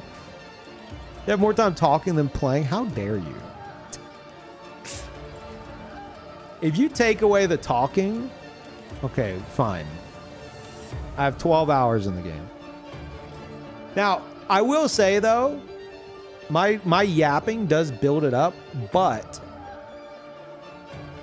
90% of my yapping is about the fucking lore. It's like lore discussion shit. I think that's, you know, I think that's fair. And thank you, Grandmar. Welcome back.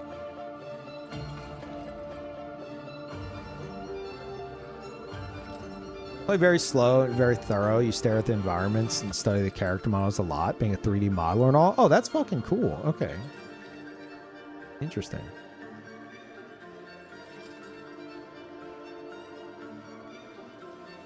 Uh, 196.5, and a good chunk of that was the determination to beat Golgra on my first visit.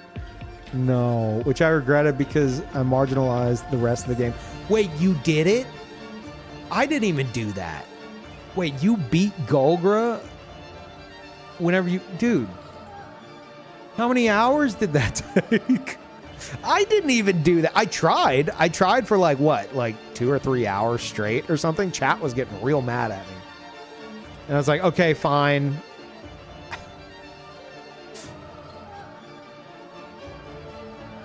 That was like 581 parries in an hour and a half. Really? An hour and a half? I feel like it would have been longer. Interesting.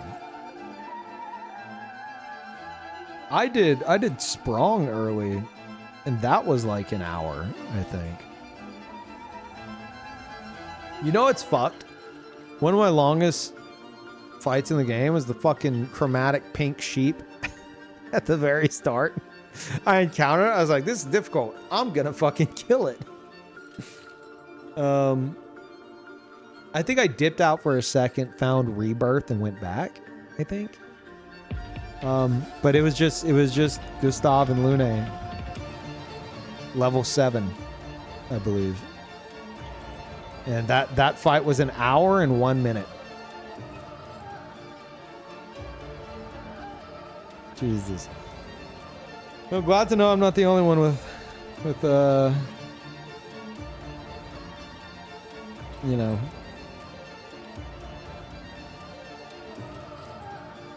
a broken brain.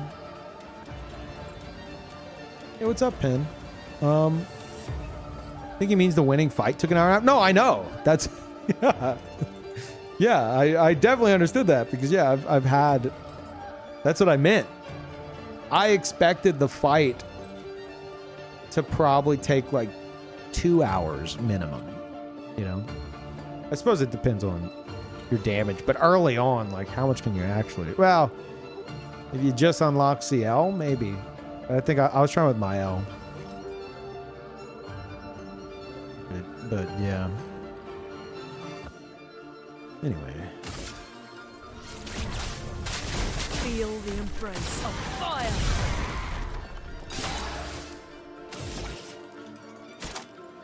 Oh yeah, we're at the very start of this. I entered and just started yapping. Classic.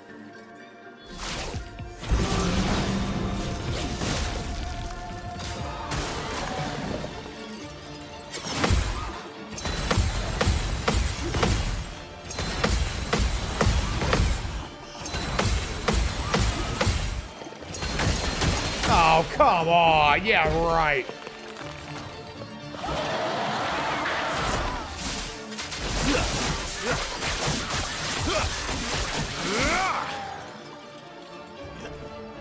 Brace yourself. 1 hour boss fight because of the yapping.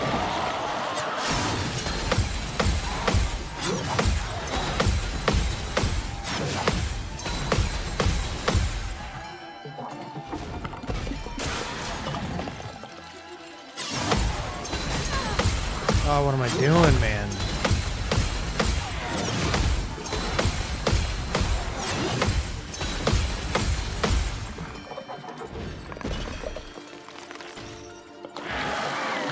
The enemy's dance. How many hours are you standing still talking in chat? Vader. I'll have you know that I have invested hours and hours and hours and hours into this notepad I have of lore theories. Okay? I'm gonna talk about them, all right?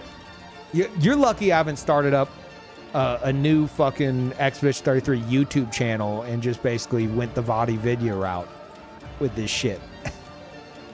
That counts. As far as I'm concerned, lore discussion counts as gameplay. Even if you're not pushing buttons.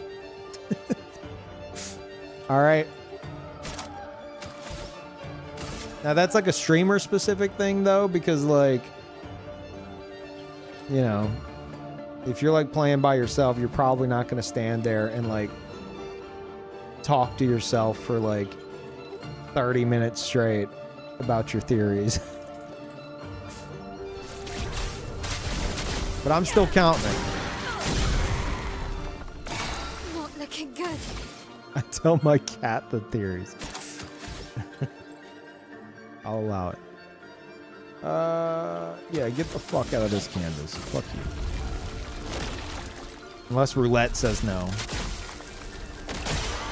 Roulette says no. Okay. Okay. Prepare for annihilation.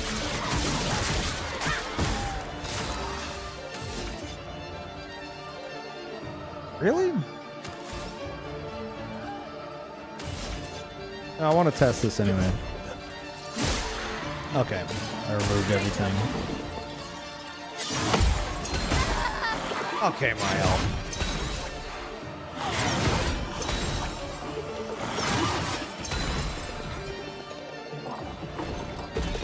Not impressed. I'll do it.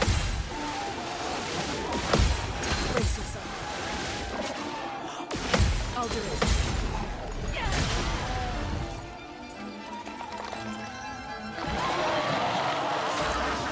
So I was trying to get my wife to go back to this game. She played one day for 9 hours straight and then never again. Oh, man. Yeah. You can do better.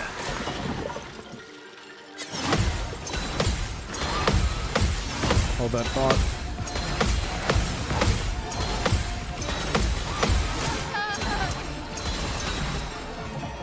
Yeah, it's just one of those things that like you're not gonna. The more you try to force somebody to go back to it, they're not going to. You need to start like putting hints around the house, you know, like subtle hints. Like, get a piano. Get like a full fucking grand piano.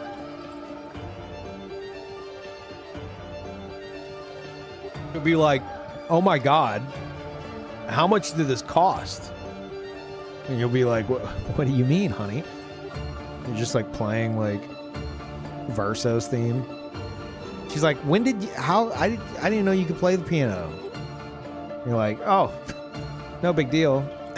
She's like, what song is that? Oh, it's from a game. You wouldn't know it. This is not only a huge financial investment, but it's also a huge time commitment. A secret time commitment for this bit. But it'll be worth it. She'll definitely play after that. That or divorce you, one or the other. It's not that she doesn't want to, just work is crazy. Well, that's fair. Yeah, you know what the cheaper option is? Put baguettes in every room. Forget my idea. Just get a bunch of baguettes. Walk into the house with a bag of baguettes. Just pretend like it's normal.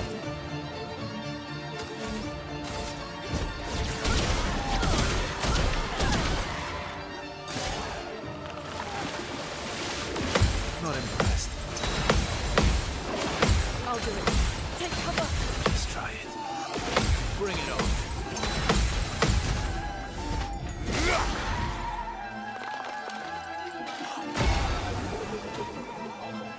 Cut him down.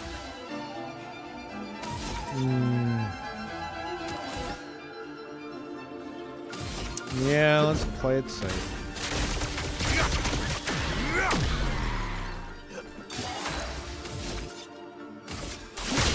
This will hurt. Bring it on.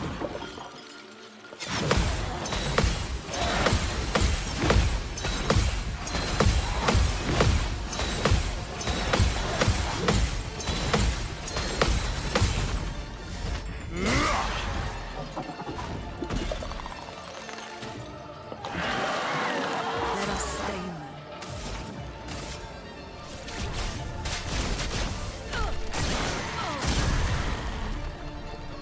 I'm ready.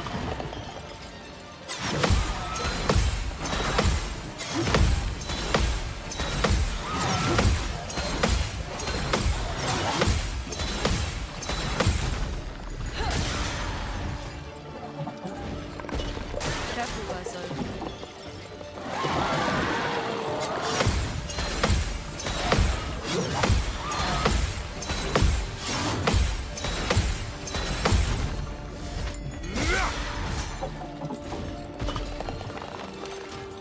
We really need my L up. Cut him down. Prepare for oblivion. I'll do it.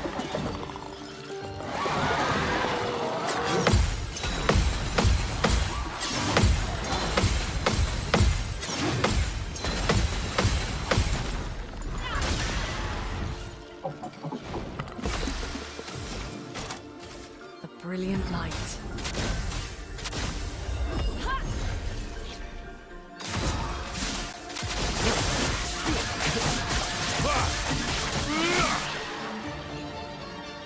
Brace yourselves.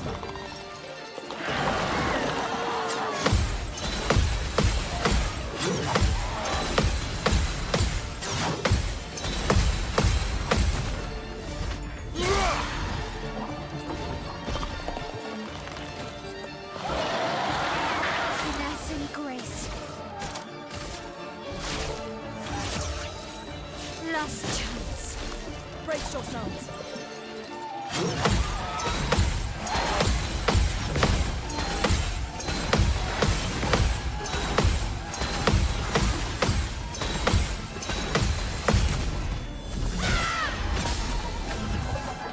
Okay.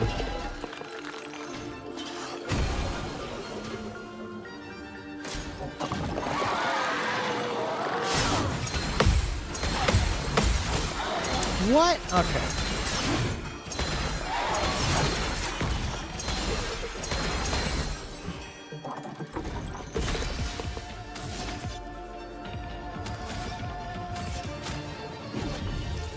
I won't lose again.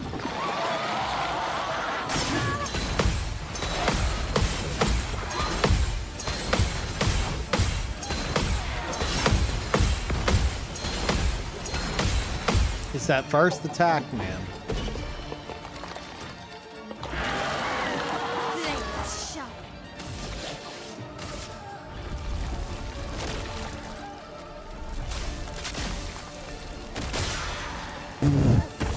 Okay, this is the furthest I've been. Not looking good. Prepare for annihilation. There's no dodge. Wait, what? Does what? Does what? What are you doing?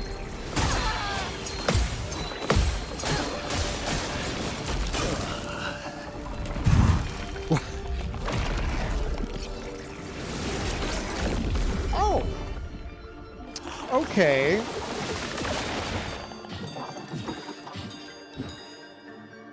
You can do better.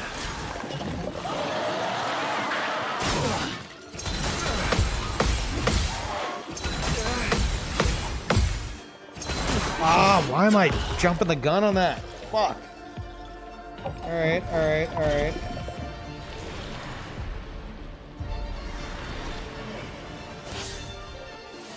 I'm knitting. That's faster. Fight up. Okay, okay.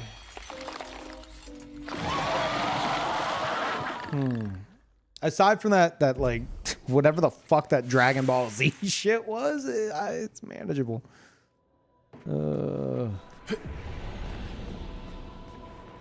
Like cheater doesn't work for Dual East. Wait, why wouldn't cheater work for Dual East? Does it just literally not work?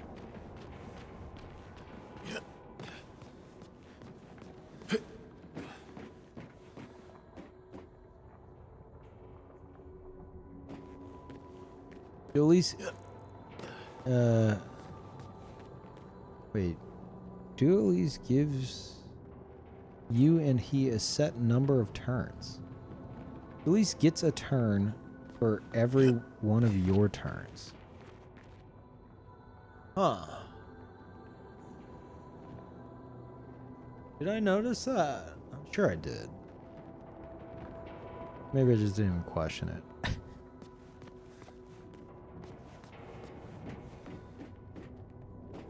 You still go twice, though.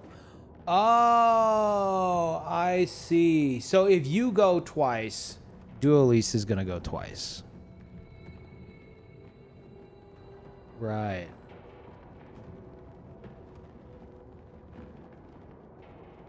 That's fair.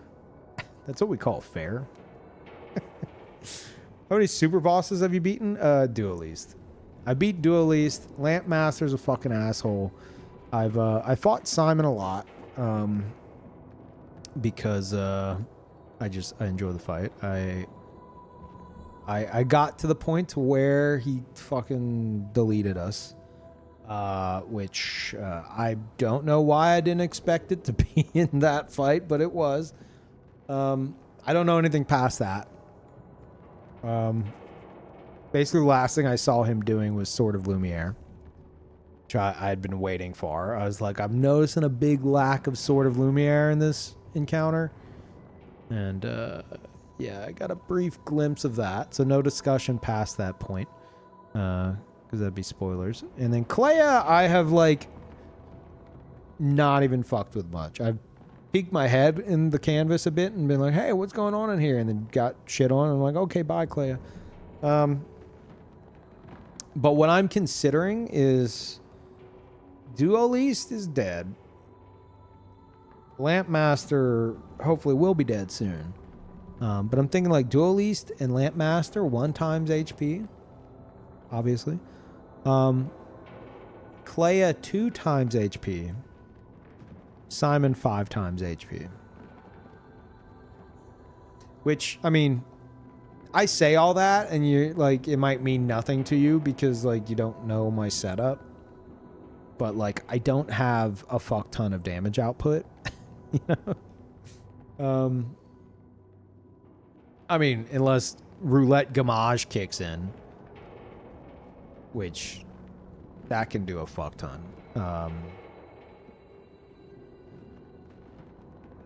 But yeah, I bumped up Simon at 2 times, and that felt good to me. Because like I like using gamage. It's a fucking cool ability. And then roulette gamage, most of the time, I don't get shit. And like a regular attack would have been more, and I wasted my gradients.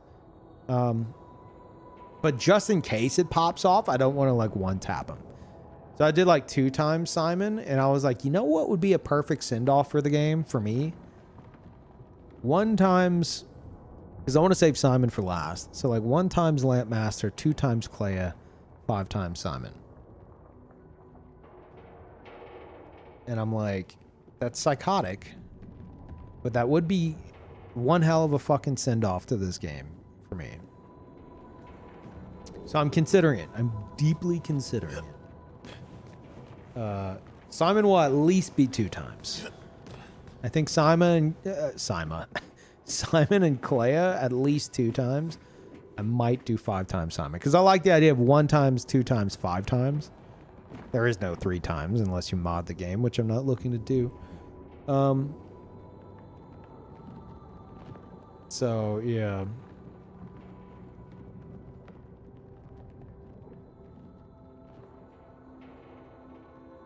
Moon did 5 times Simon that has less damage than you. I mean, it's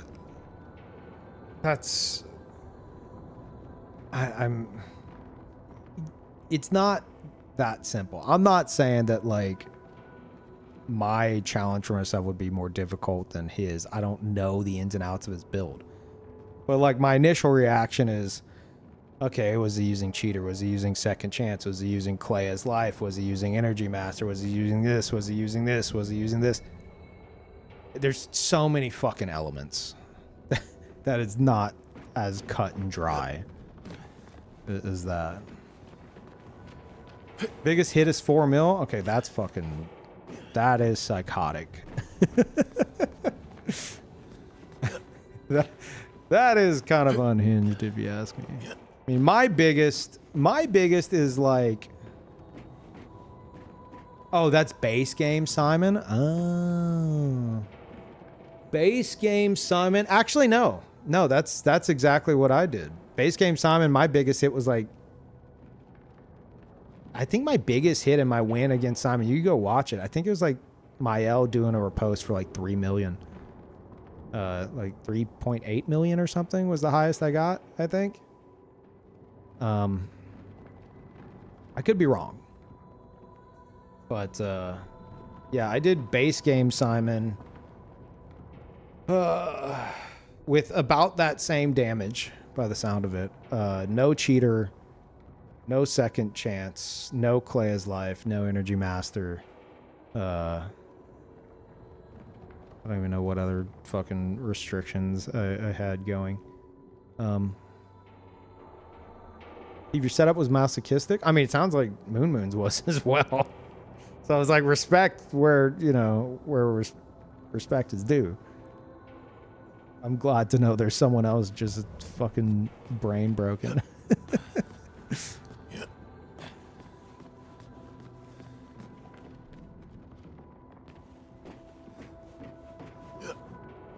Oh, 5 million on burns? Yeah, that shit fucking adds up. I've seen burns go crazy. I don't really get much out of my burns. I don't really focus on them too much. I know they can go nuts. Regardless of like, I'm not trying to like do like a, well, my challenge was better, or his challenge wasn't as strong as mine. Regardless, respect for not walking in there and nuking him like everyone else and doing a challenge with him. Because most people don't fucking do that. Most people see Simon, they try him like once or twice, and they're like, okay, especially like streamers, I've heard that they're like, a lot of them are like, okay, chat, how do I nuke him from orbit? So it is awesome to hear whenever people do shit like that.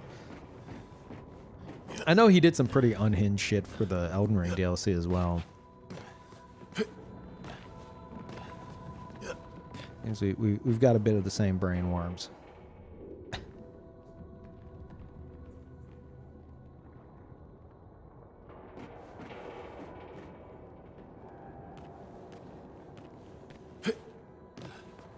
Oh, right. He was on 5 times HP. Right. Shit, I mean, his might have been more difficult than mine, even with the fucking burn shit. I don't know. Because I did not have a modifier on.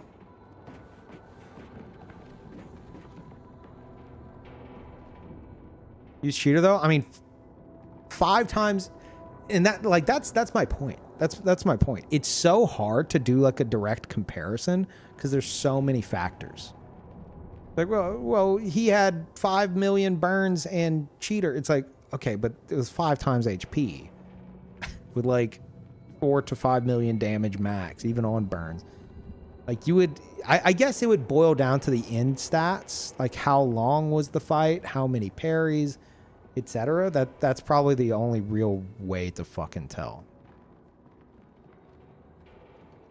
Not that it fucking matters, but like the game has so many options that it's not that cut and dry, which I think is a good thing.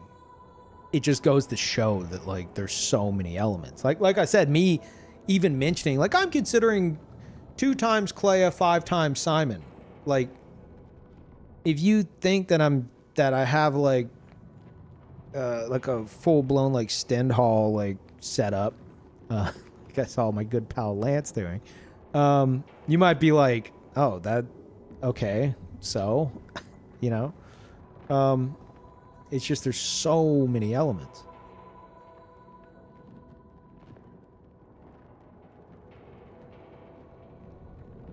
Had to parry with solo Verso for 10 minutes straight and parry for another 5. It sounds like our shit was almost like identical because I had to parry with solo Mael for like 10 minutes straight. And then like my fight was like just under 15 minutes. It was like a fuck ton of Mael parrying. I think I had like oh god, how many parries was it? 200 something parries. Most parries I had was Dueliste though.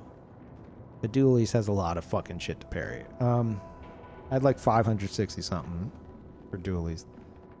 But I think Simon was like 260 something, 250 something. In like 15 minutes. 13 to 15 minutes, somewhere around there. Both seem equally unhinged in their own ways. That's funny to hear.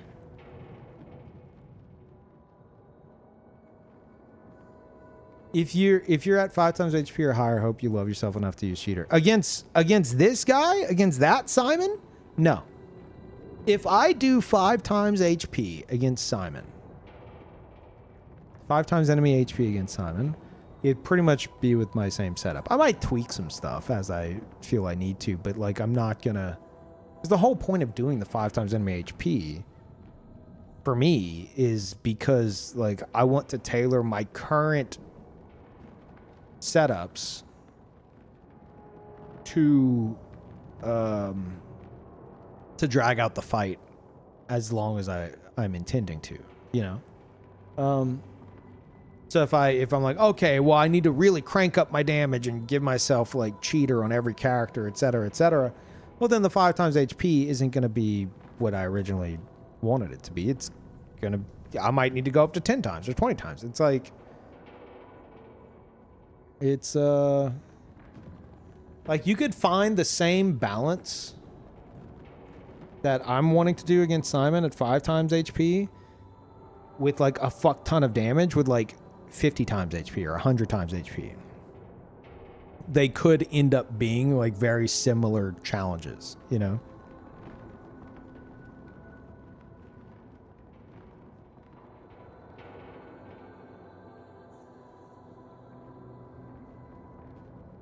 There's 2 types of players in E33, those who heal and those who don't. I mean, against Simon, I'm eating the 1 HP.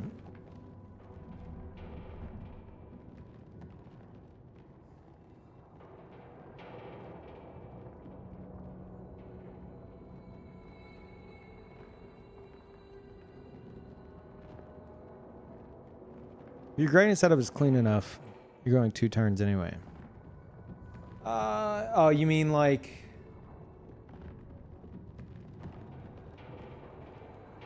Oh, you know what? I mean, you're not wrong. You're not wrong if I do solo my L, which I would intend to do.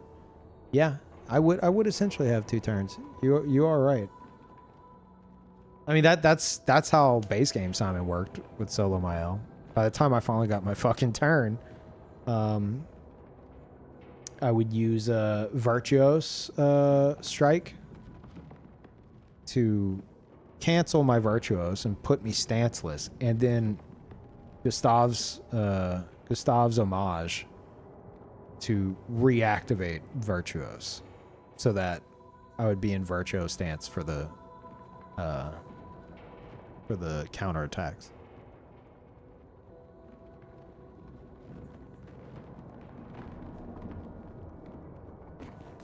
You know what? All this talk about Simon. I need a bit of a break from the Lamp Master chat. We need to go to my vacation spot. Okay. There we go. 5 times.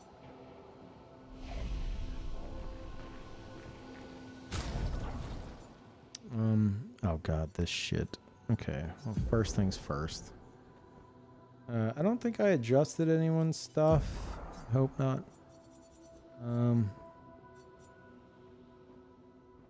Yeah. Okay.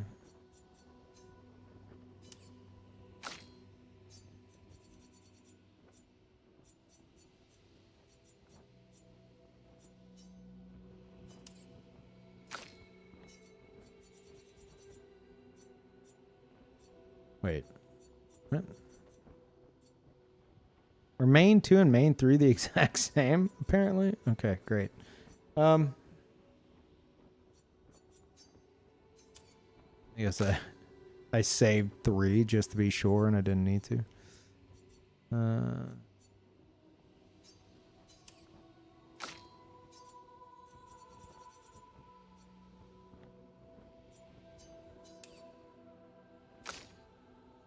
Okay.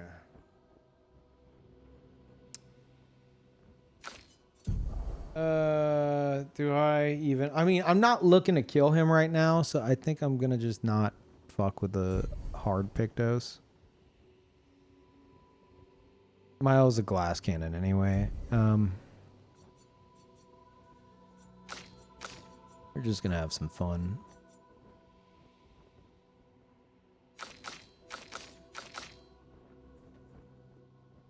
Right.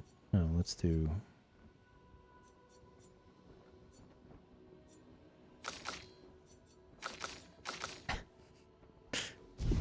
We'll pretend it worked. It worked.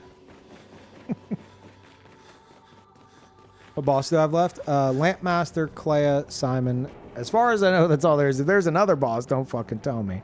I mean, I already did dualies. I'm pretty sure these are the only ones. And we're gonna just go take a peek at old Simon. You know?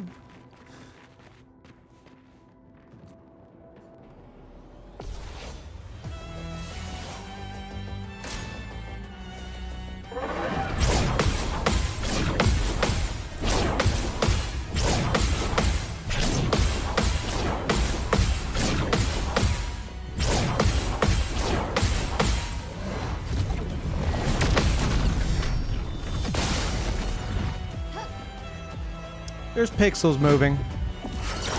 We got pixels on the board.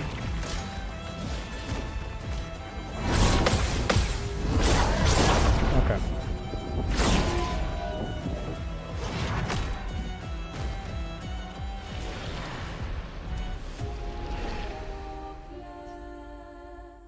Pixels on the board.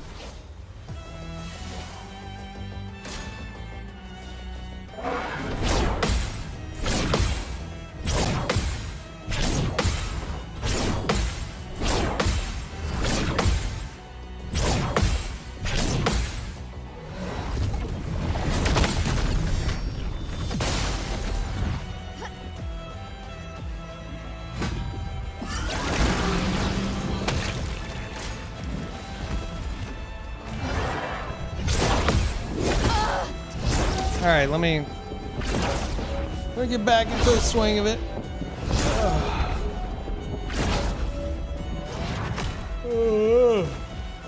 Oh. You know what? Fuck it. Minoko somehow front and center.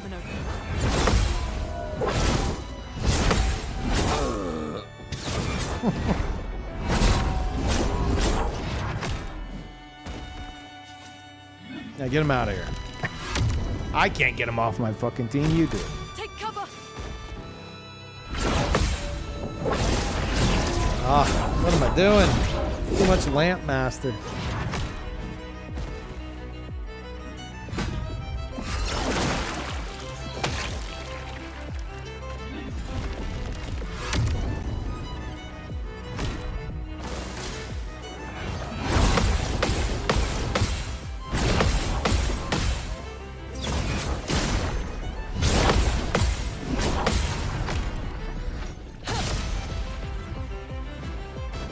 Yeah, that's plenty.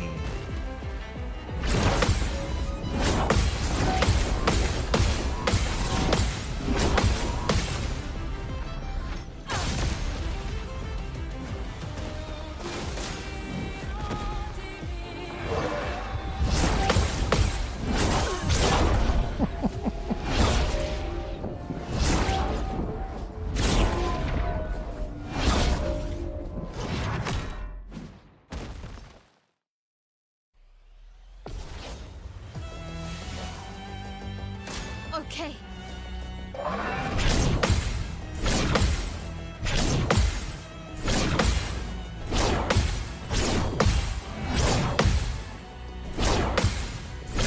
Oh, my L.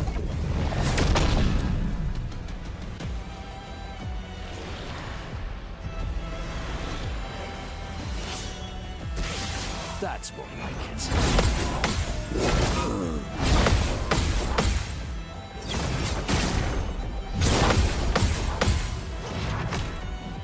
Oh well.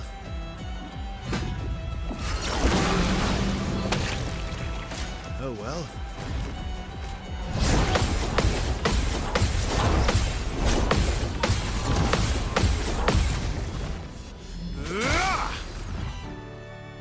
Huge. I think I'll improvise. Prepare for oblivion.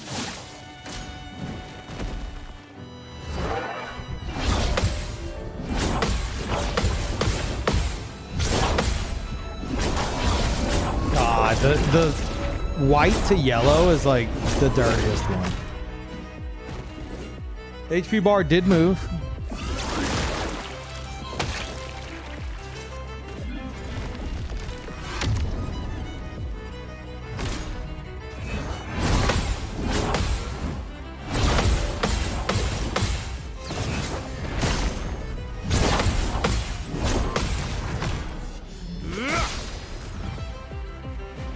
Now's my favorite part.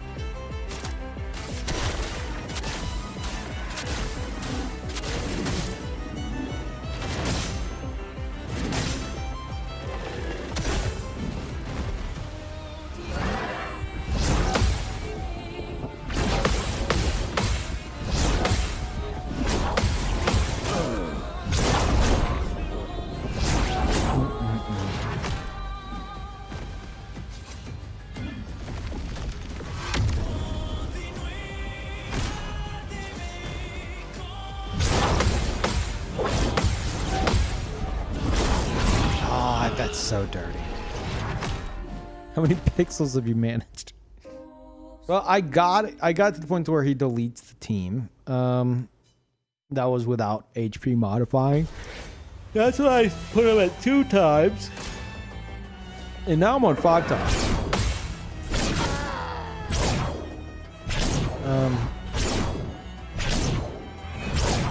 Yeah. It was too easy. I was like, this is too easy.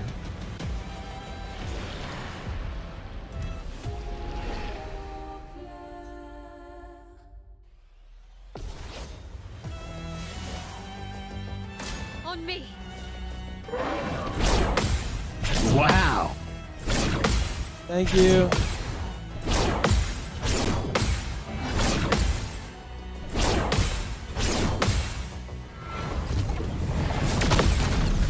Thank you, Sherlock, again.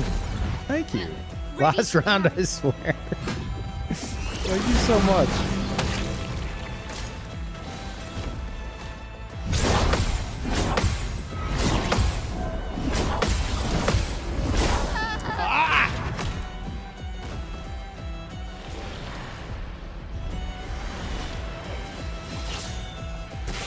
Oh, wait, Minoko.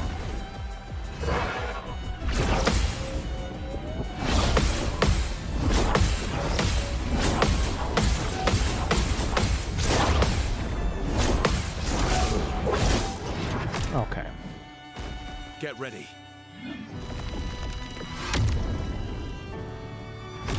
Careful now.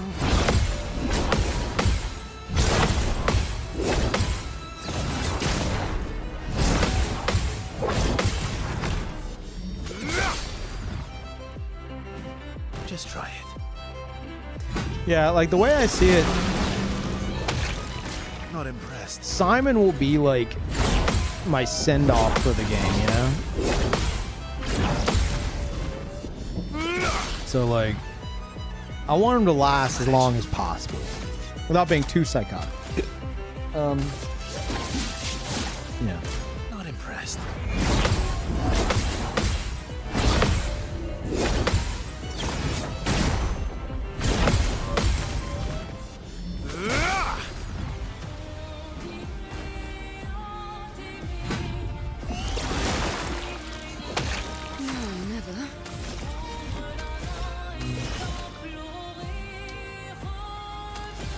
Well, no. Just attack.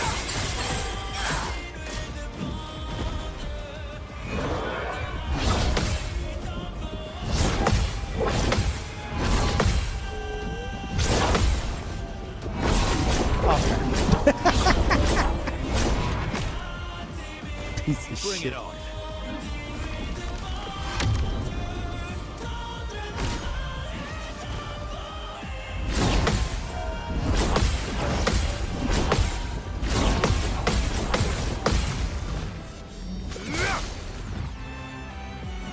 Let's carve apart.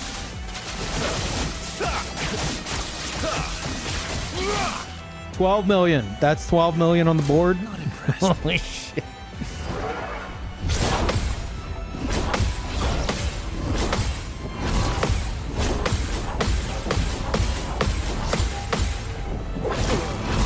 Fuck.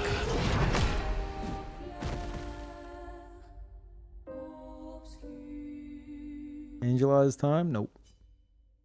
Nope. Let's dance.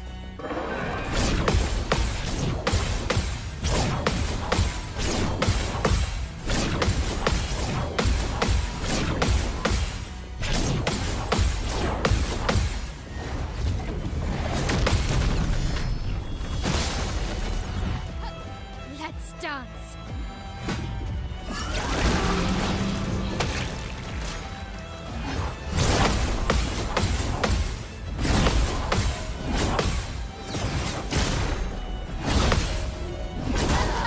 Fuck, Mael. You're all the damage. Quit dying.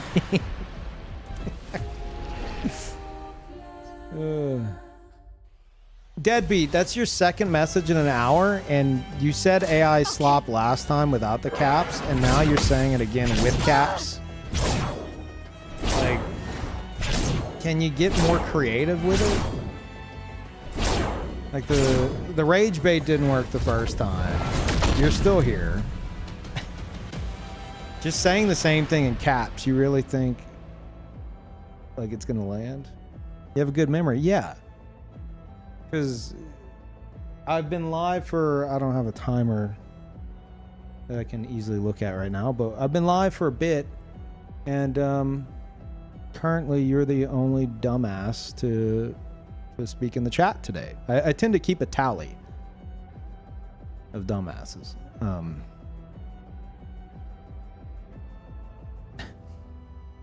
So...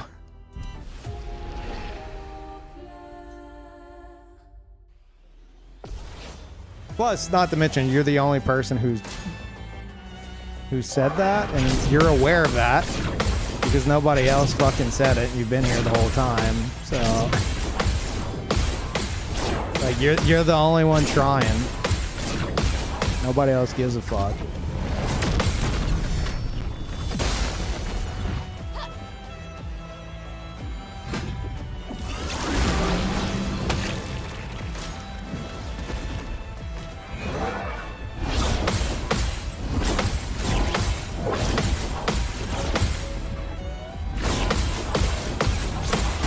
I forgot that's a quick one. Well, I assume you're trying to, at this point, bait chatters and not me.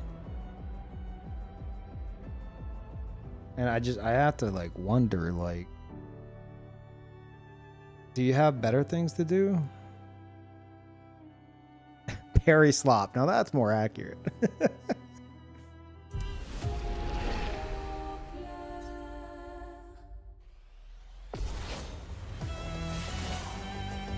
But the Pictos that let you take your turn after hitting low health. I'm not too fussed by it.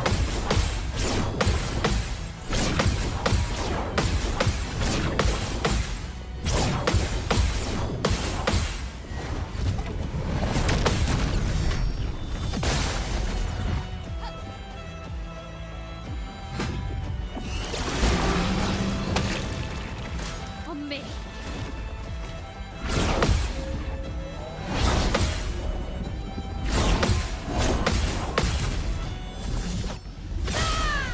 Holy. You can do it. Yeah, that's 13 million. See those see those pixels that are missing? You can see them if you squint. That's 13 million.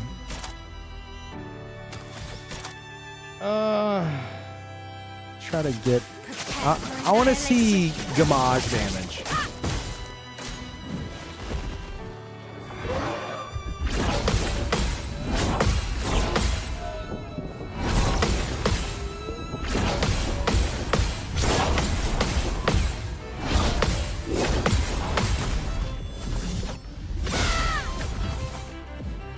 Not giving up.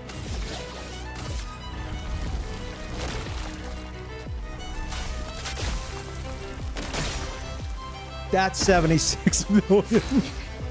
Okay. Perfect. Hell yeah. 5 times the HP it is. And my L is gonna get fucking deleted too, and then it's gonna get real fun. Because no one else can come near those fucking numbers. That's a scary thought. That's a fucking scary thought.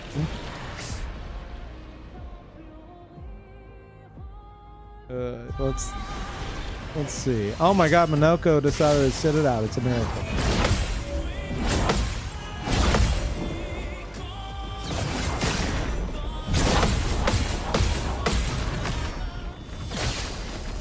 I mean, CL can get up there damage-wise. Not that high, though.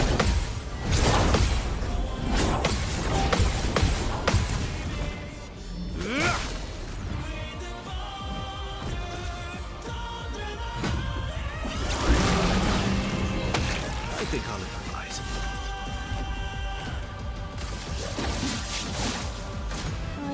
Verso.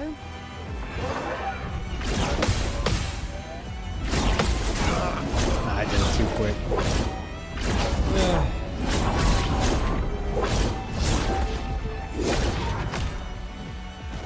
I'm ready.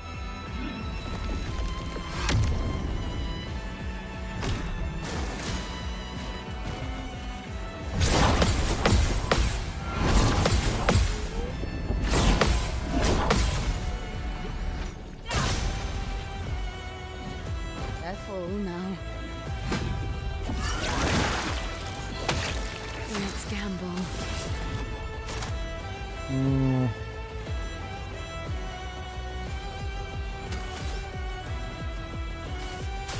That's lucky.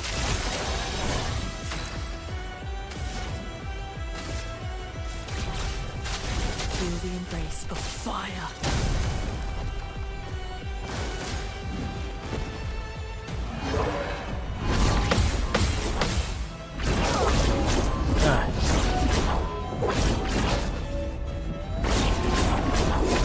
CL's got this. Not today.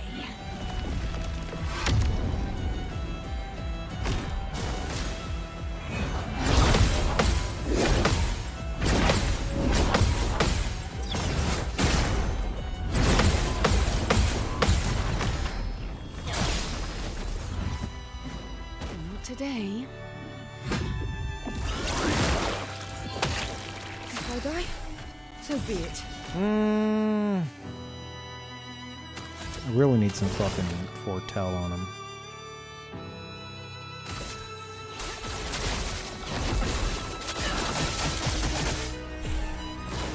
Try me.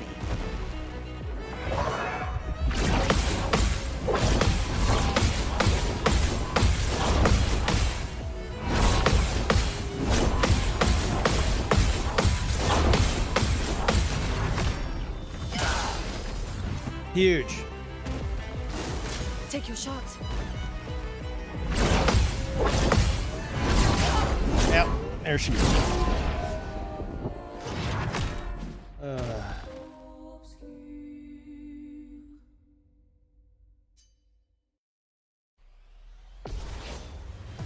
You might be say 348,394 parries.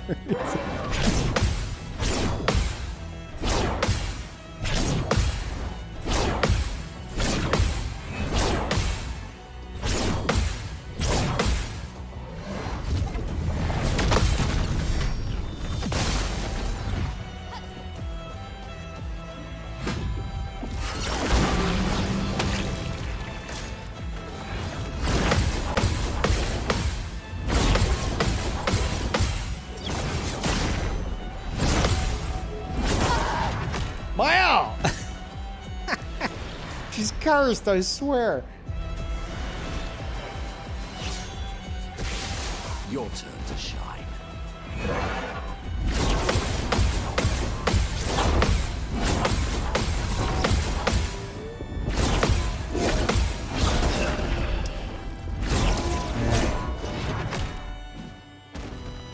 You're sure it's not my doing something wrong though? No, it is. It's actually programmed into the game. I'll do it. So the characters are more believable. There's actually an element in the game where, like, if the character decides to miss, there's a stress mechanic, and if the character's stressed, they might miss just for extra immersion.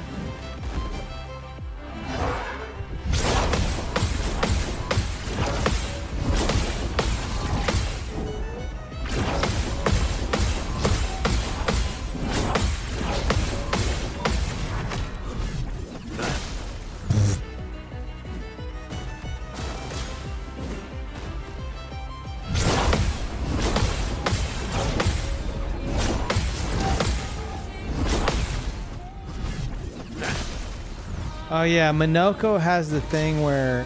Hold on.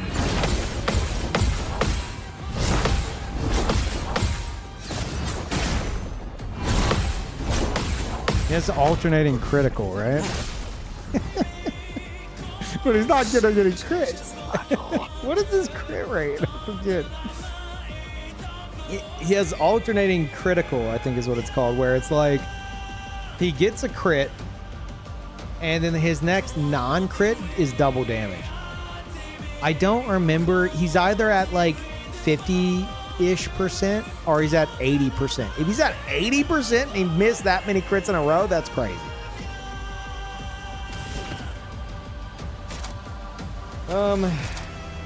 Okay, we're not gonna break him because I've done that before, and that's fucking stupid. We're not giving us shields. The only thing here Minoko could use is Mighty Strike, and I'm already an Almighty, so it's like,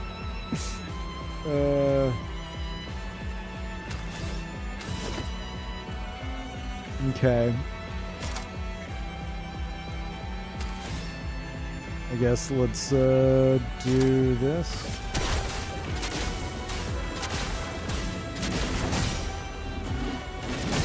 Huge. Oh shit, there it is.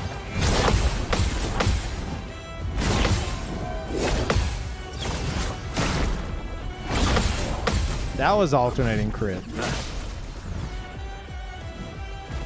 Why, yes, I'd love a dance.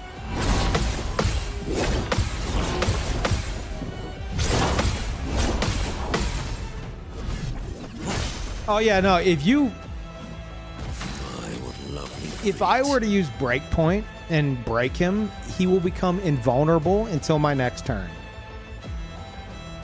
Like, you see those 3 turns on the left he would have? I would do 0 damage to him. If I didn't fucking die. So we'll just use this instead. What to choose? I guess we'll try this.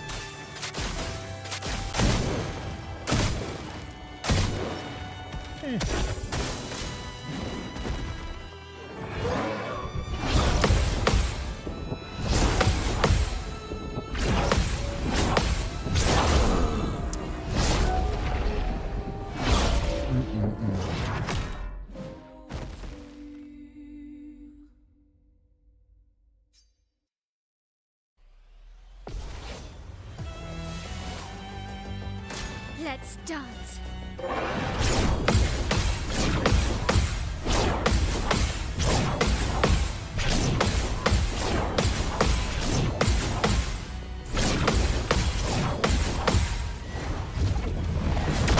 Chat, I feel like these streams are gonna be like the streams that will get nostalgic far in the future.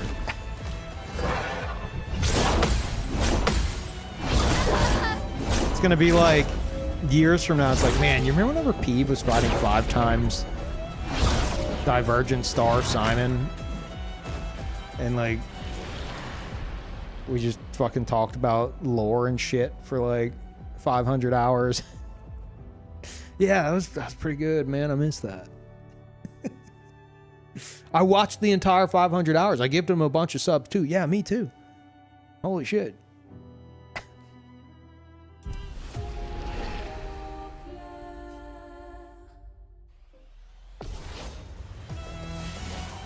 Yeah, accurate for Sherlock.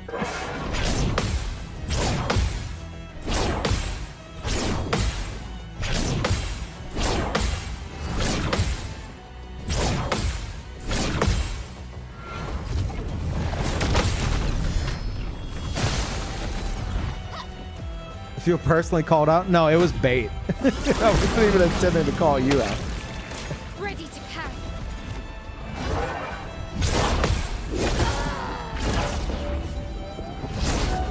I was trying to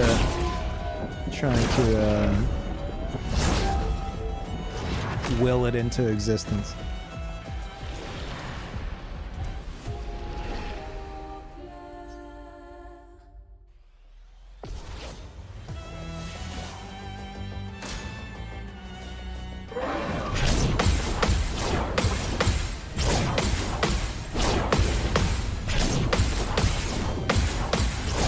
Hey, thank you, Haleo. See, it worked. Welcome back.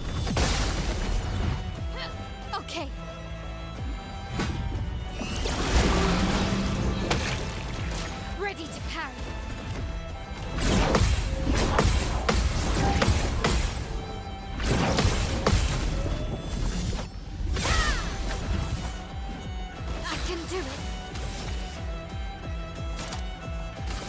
Prepare for annihilation.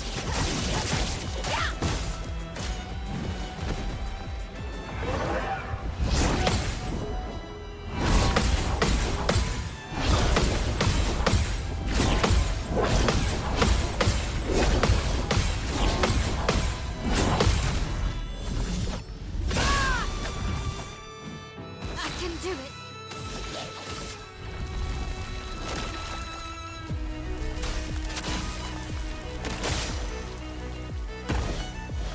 See, we'll be done in no time. Prepare for annihilation. No, I haven't beaten this Simon yet.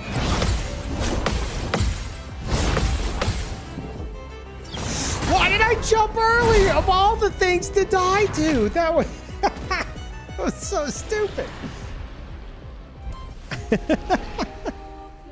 Of all the things to fucking die to, I failed a goddamn jump.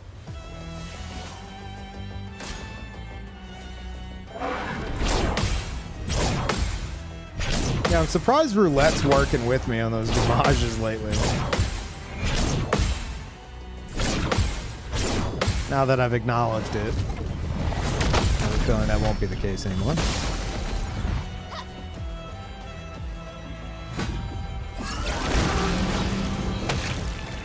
Okay.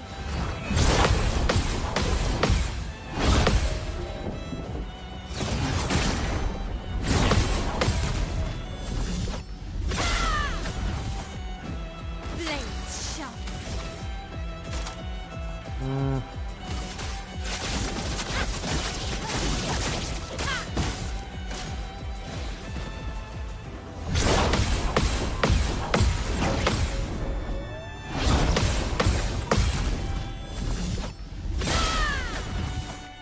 Is that Time to hit defensive? big. The fence stance? Isn't crazy?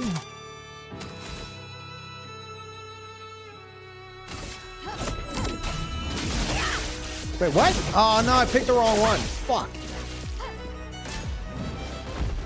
I think we could break 100 mil.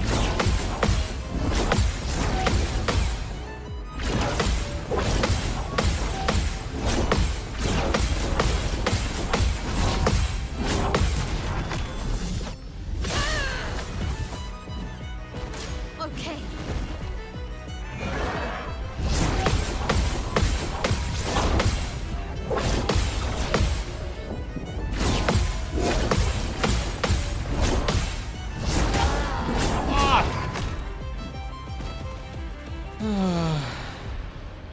I just remembered that she does 25% extra damage if they're burning, so there's a chance. Level 1, no Pictos run. I don't really have much interest in doing, like, I know you're joking, but I don't have much interest in doing like a challenge run. I mean, I don't care much for a challenge 5 times fucking Simon Divergent Star. Like a full run that's got like some kind of like challenge gimmick or something to it. But while I was going through my first playthrough, someone said, as soon as I got to Act 3, somebody mentioned, I don't know how, if it caught on or not, but I remember somebody mentioning a challenge they had heard of that was like Expedition 34. And you're not allowed to use Lumina at all because they don't have the Lumina converter. And I was like, that's fucking cool. Like, that's something I'd be interested in, to where you only have your hard equipped Pictos. That's a cool idea. I like that a lot. I don't think I'll do it, but I like that a lot. I don't know how popular that is, like, within the community, or if it's just someone who had the idea on a whim, or if they heard it from someone else and it isn't really a thing. But I like the theme of it.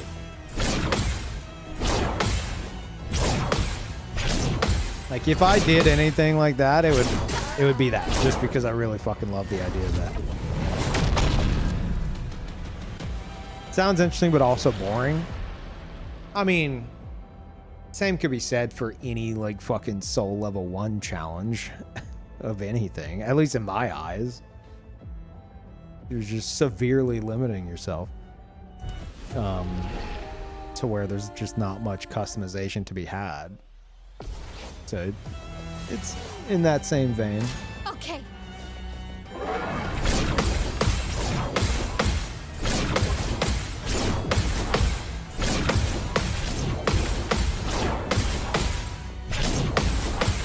But yeah, I prefer to do like what I want and then try to tailor it around what I'm doing to make it more difficult. Let's dance.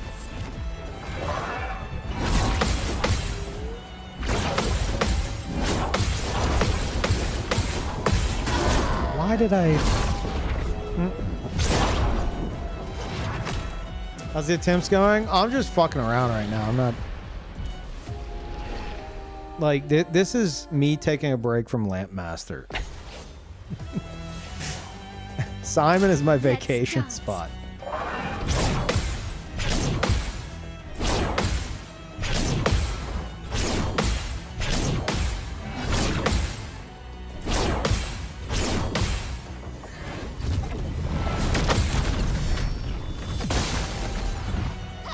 Ready to parry. Yeah, we talked about that earlier, Nick. Depending on what they're doing, like... Hold that thought.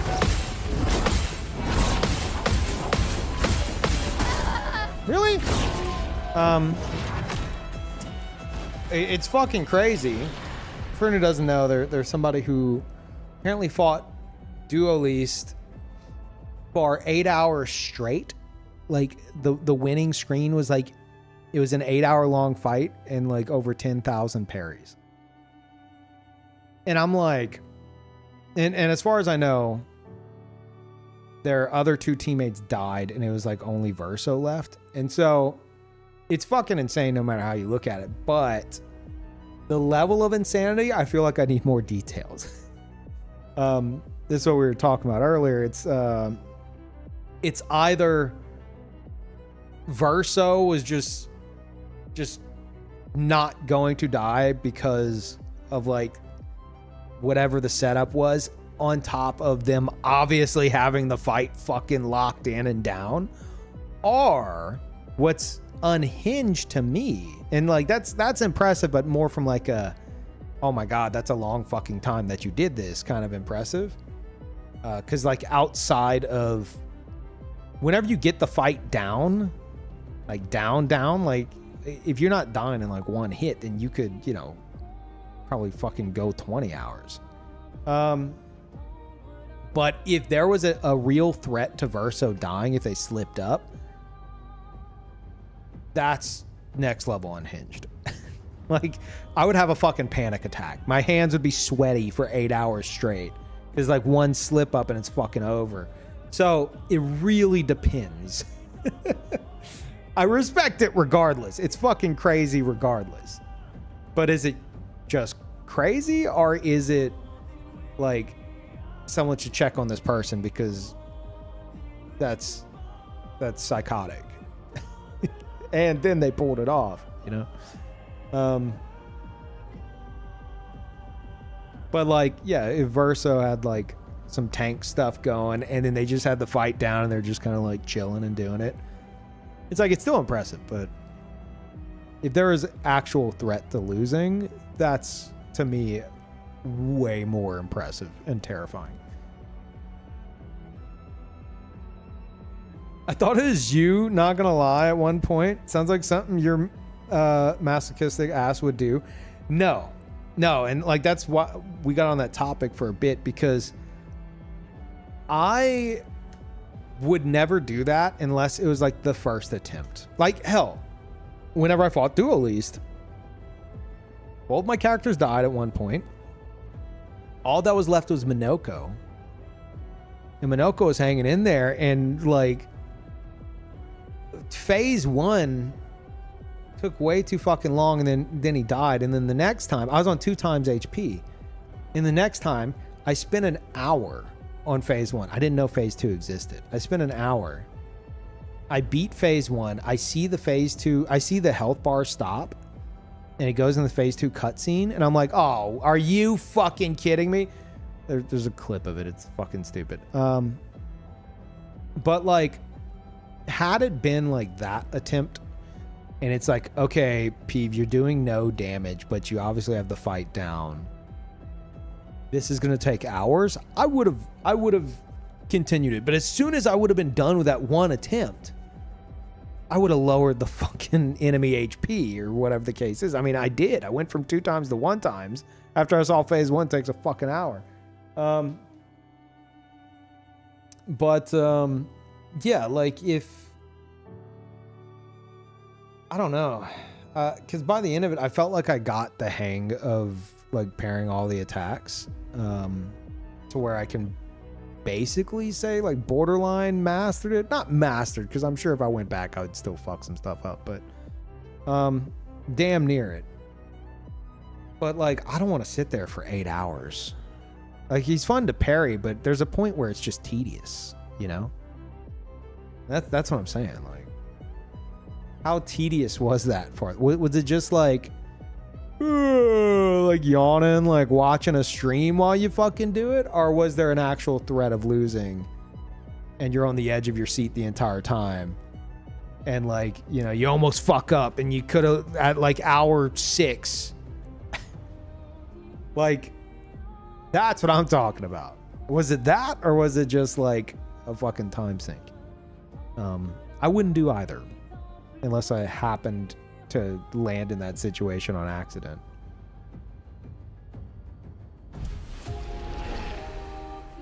It'd take you hours to beat SK's cousin? Oh, no. No, you misunderstand, I think. It didn't... It didn't take them 8 hours to do it. It took... Like, the winning fight was 8 hours. Well, no, you don't misunderstand. You made it clear there. But my fight against Oskio was not multiple hours. Like, the winning fight? No. It was like... Wasn't it like 30 minutes? Maybe an hour? I don't know. Something like that. It wasn't multiple hours. That's... Absolutely not. This guy might end up being hours. But I'd be okay with that. It was an hour? Okay. Yeah, if it was going to be 8 hours, I wouldn't fucking do it. Now, I have cranked Simon up to 5 times HP. Because he will be, after Lamp Master at 1 times HP is done, and Clay at 2 times HP is done, the only thing left in the game for me to do will be this asshole. And I like the idea of it being 5 times HP as like a big send-off. And that will just kind of be... You know, that might take hours. I don't know. Let's dance. I'm still kind of on the fence about it. But I think I'm going to do it.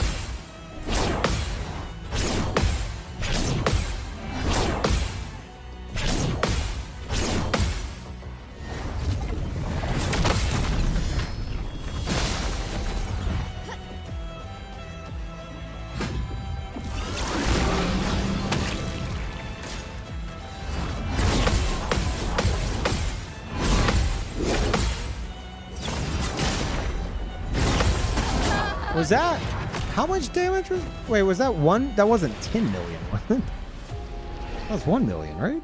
There's no way a jump attack was 10 million. I must have misread.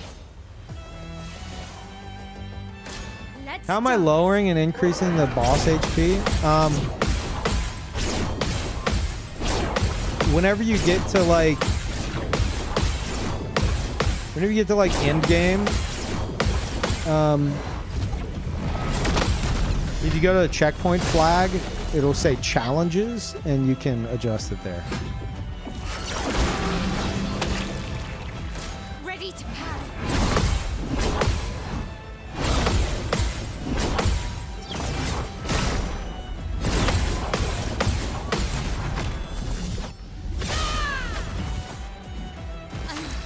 Okay. Prepare for annihilation. On me.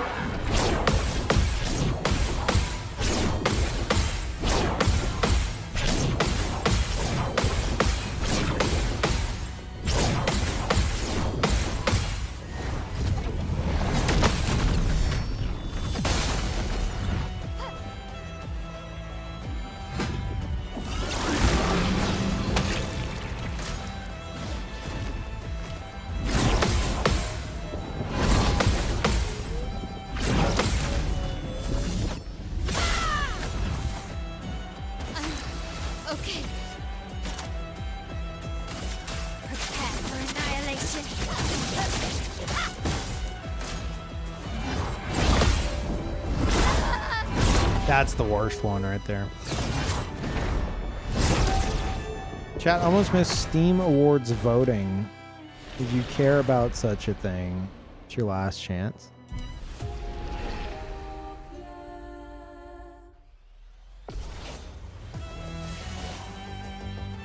Somebody make a game called Not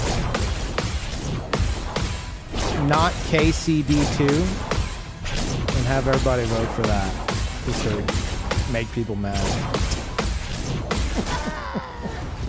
I'm sorry. That's not nice. I hear it's a great game. I hear it's a great game.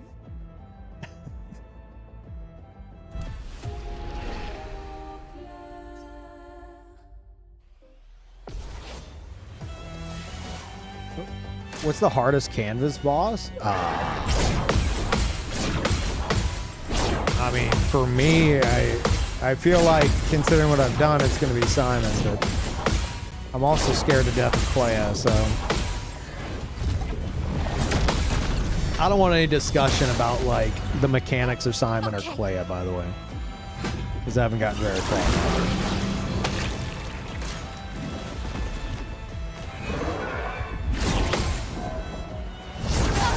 What am I doing?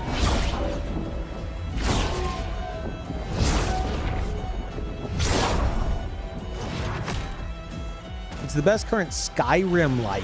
A Skyrim-like.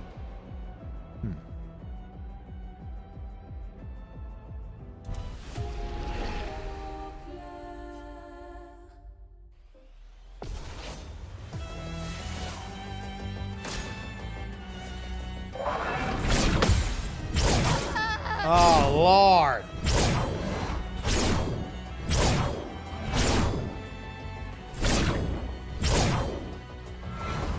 No, they don't mean this game. They're talking about Kingdom Come Deliverance 2. This is not a Skyrim-like. No, not this game.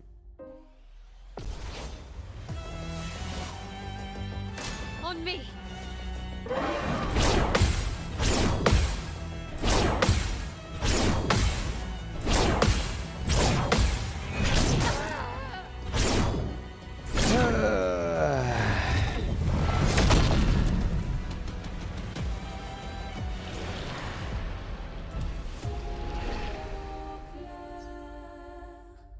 Is the mod pack done? It doesn't matter if the mod pack is done right now because the modded Skyrim playthrough isn't until after Baldur's Gate 3. I think it might be done though. If it is, like, you guys can go. I think they're letting. I think they're letting, like, viewers go try it out. So, like, if you want to install it in advance and try it out, go for it. But don't tell me what's in it.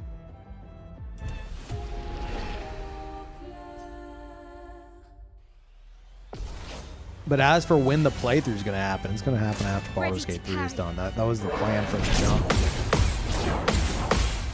Just so happens that, that shit's taking a bit longer than expected. Oh my God, my brain's broken.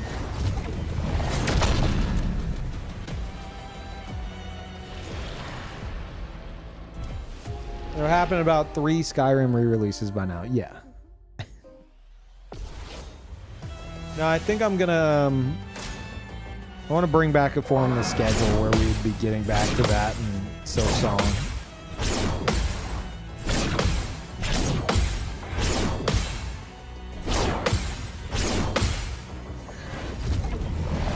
Who knows? Maybe if I beat, like, if I finish everything I want to do in this, and we beat Silksong.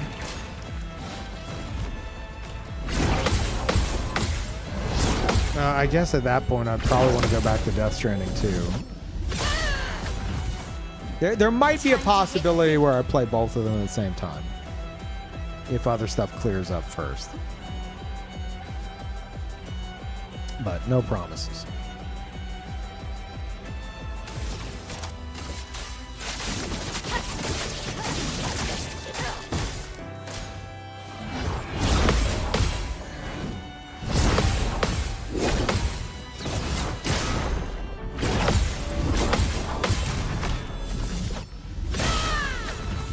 Shinobi. Oh, I did Ninja Gaiden. Oh, you're talking about Ninja Gaiden 4. Yeah, true. Void, take everything. I don't know why. I'm not too fussed about that, though.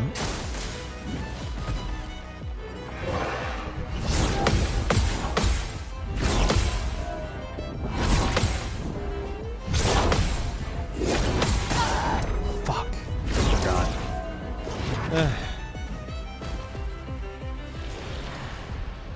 Good thing there isn't any games he's interested in this year. Hey. At the rate From's going, maybe not. I don't mean that as like an insult to like From. I mean in terms of like delays and stuff.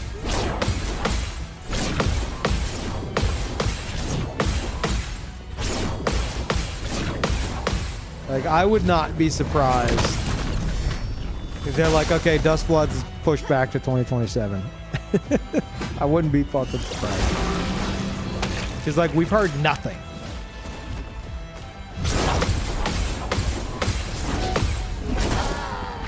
We've heard absolutely nothing.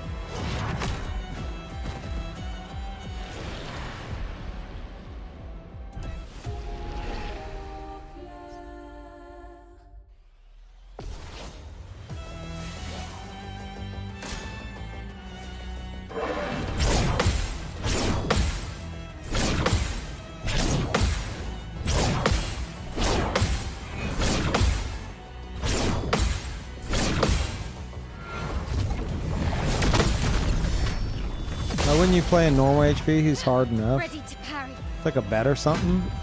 Oh, you're new to my playthrough, aren't you? Ready to parry.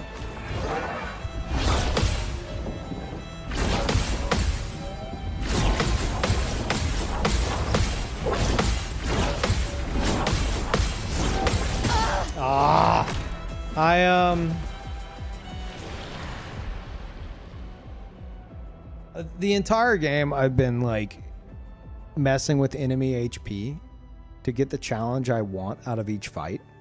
So make it still hard. Harder than most, I guess. And use the stuff I want to use. Well, in this fight, I like using Gamage. But Gamage, if roulette kicks in, can do like over like 75 million damage. And I found fighting him that like anytime I would trigger like I got him down to where like he deletes us from the canvas, and that was mostly because Gamage was doing some heavy lifting, and I'm like, okay, I kind of want to account for that if I'm going to use it. And so I bumped up 2 times HP, which wasn't bad, but then I was like, I feel like I'm still gonna, get through this sooner than later. And ideally, I'm gonna do Lampmaster, Clea, and then save Simon for last. I'm just fighting him for fun right now. But Simon's gonna be very likely like the cherry on top to my Expedition 33 experience. He's like the fucking outro for me. And so I'm like, what if I did 5 times? So the current plan is, because those are the only 3 left, the current plan is Lampmaster 1 times, who I just need a break from sometimes. It just annoys the fuck out of me. Clea 2 times. Simon 5 times. That's the current plan.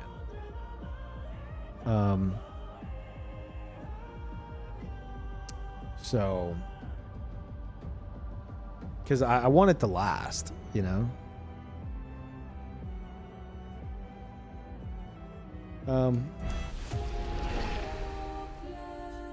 like I fought base game Simon for 27 hours. And I was just sad when it was over.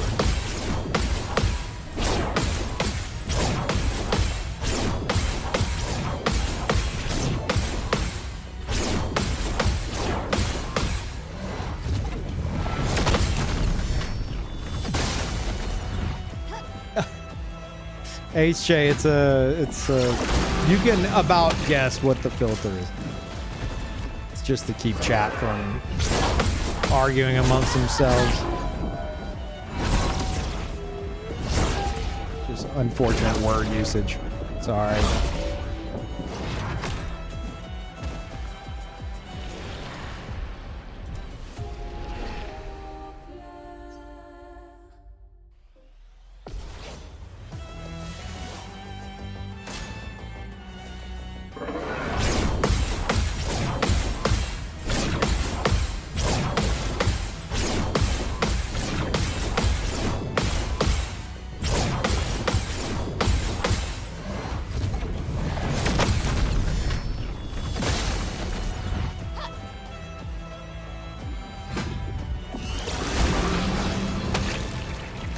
Let's dance.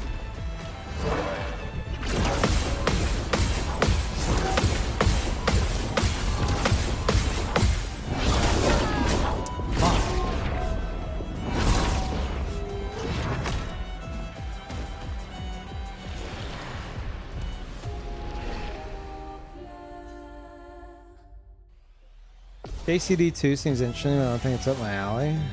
Yes, I'm late to the convo, but I was farming. Oh. Yeah, I don't know. I hear it's got a lot of like immersive elements, which is great. But like, you know, there's Let's dance. it got like, hold that thought.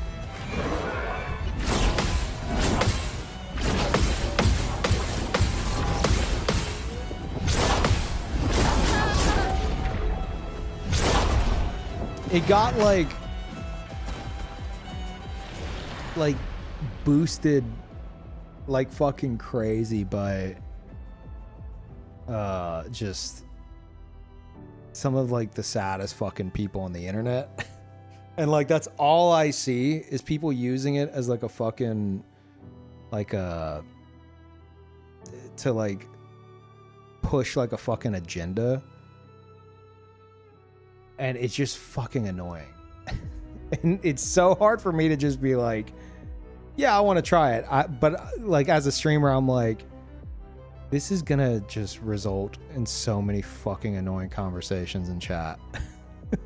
Like, I don't know if I can be fucked. I hear it's great though. Weirdos aside, I hear it's great.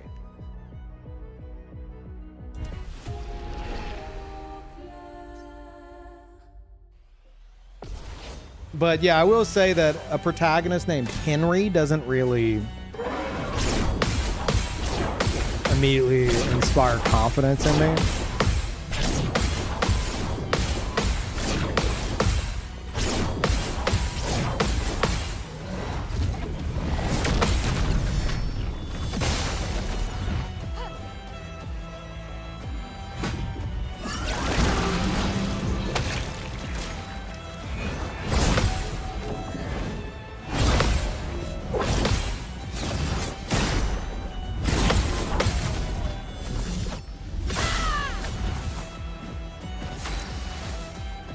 Oh, chat exploded. What the fuck?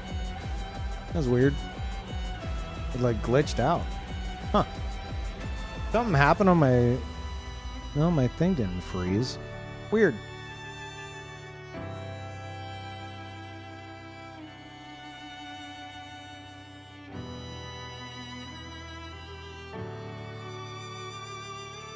Oh, no, Kaijin, it's not you guys.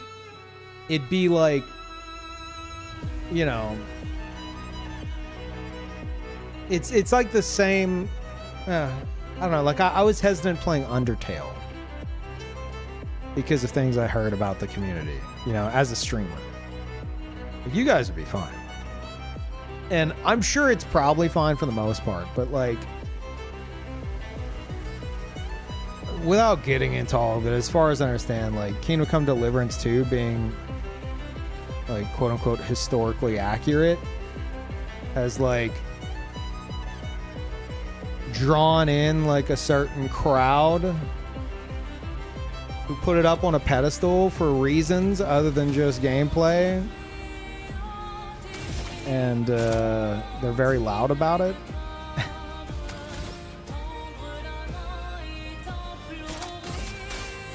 And so it just kind of, I don't know.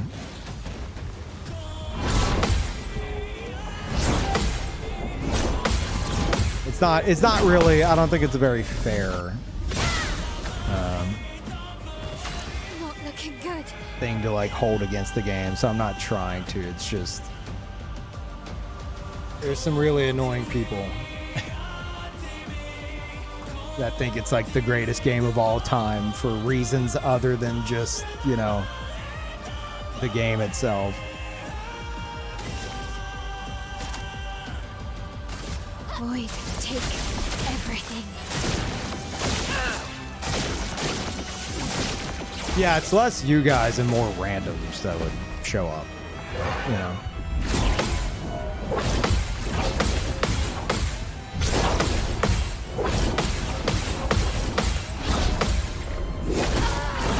Fuck.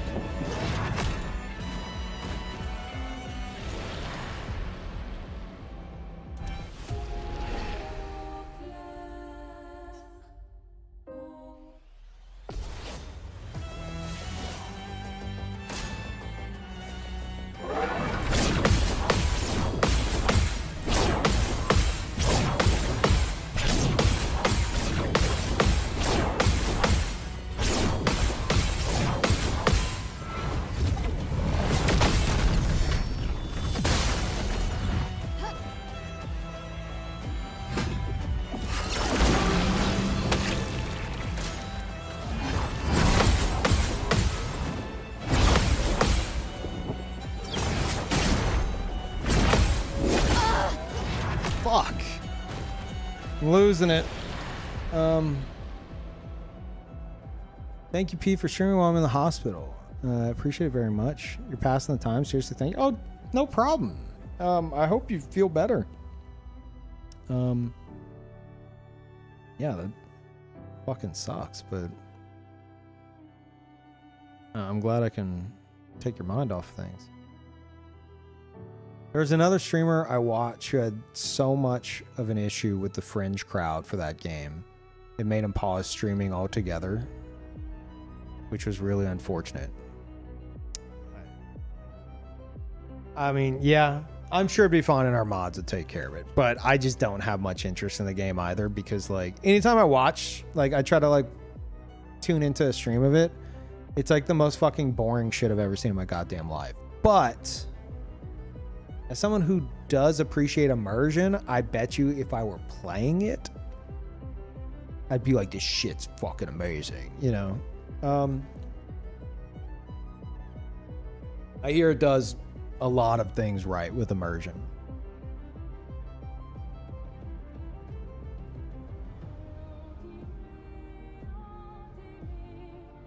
Playing it is so much more enjoyable than watching it. Yeah. Trust me, I know. I've watched it a bit.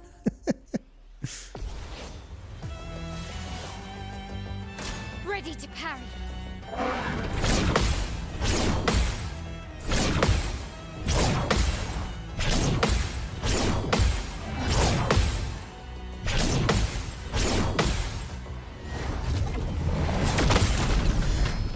What are we talking about? Kingdom Come Deliverance 2.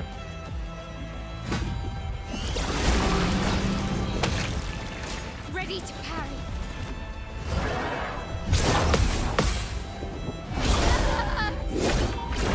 Oh!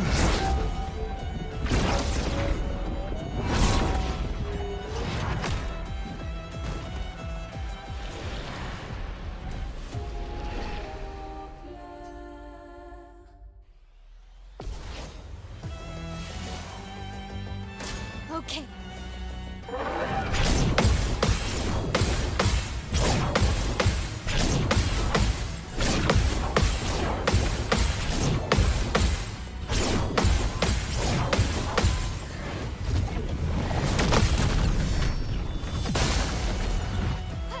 Let's dance. Ready to parry. Yeah, reforming, like that's...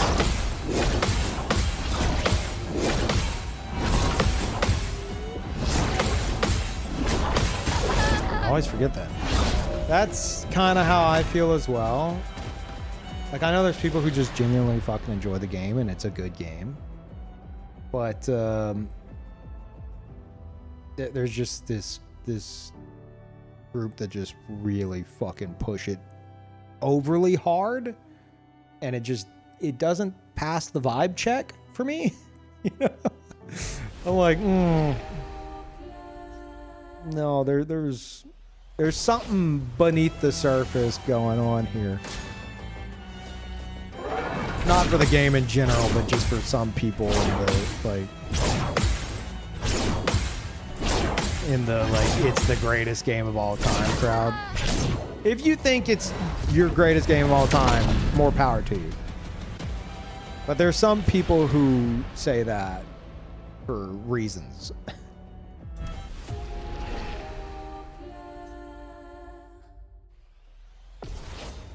You know, it draws in the quote unquote anti-woke crowd. You know,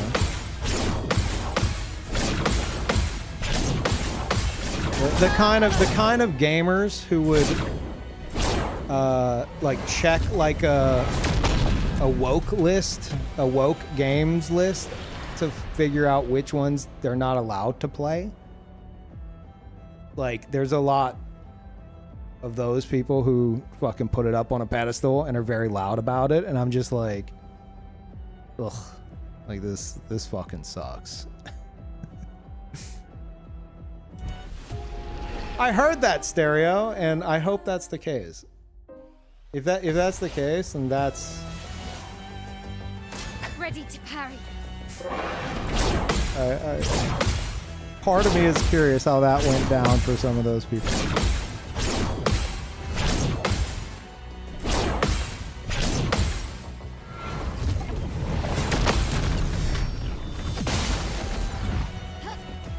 There is that already. Oh, what, the woke list? No, I fucking know. I'm aware. I think it's extremely sad. Yeah, I'm aware.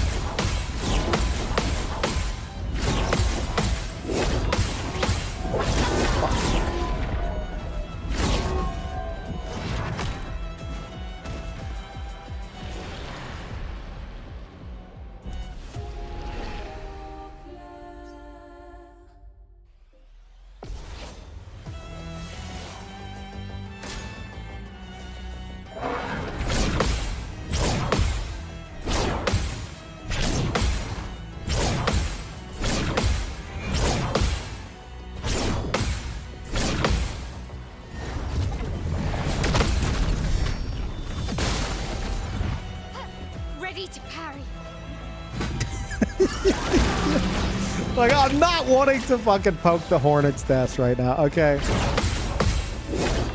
I'm really not. I don't fucking care. I just don't. But Not giving up. it does fascinate me to an extent. Yes. It is a fascinating mentality to me. But like, that aside, I do recognize it's not fair to, just because, like, you know, a certain crowd fucking gravitated towards it, it's not fair to fucking fault the game itself entirely for that. Again, I hear it's a great game. Maybe I'll try it one day. I'm just not in a rush one way or another.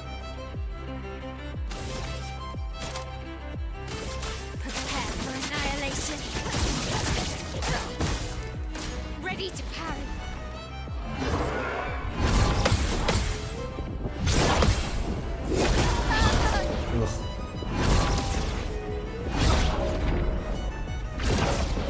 Morbid fascination is a guilty pleasure. Yes. And you know what? You know what scratched that itch for me for a long time? Twitter. I've mentioned it before. Digging through like drama tweets and stuff that would come across my timeline or For You or whatever. and like going through like the thread and just seeing what people were saying. But now it's all fucking bots. So it's like, I don't even get that anymore. You know? Like, I don't even get that enjoyment out of it. Used to, I'd be reading and I'm like, oh my God. What a bunch of freaks. Let me read more. Now it's like, oh, these are all just like engagement farm bots that are all pushing crypto in their profiles. Okay. So like, I don't use Twitter as much anymore now, ironically. Cause it's like my fucking, my guilty pleasure is gone, you know? It just,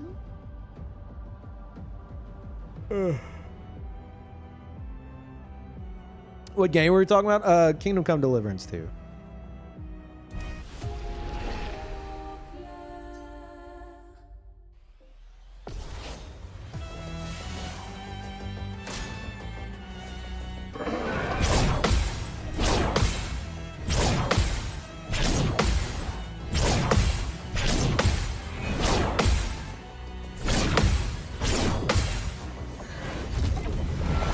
It's like in a way I'm reminded of like the fucking Stellar Blade conversation as well, because like the same crowd fucking, and Stellar Blade apparently is a really fucking good game,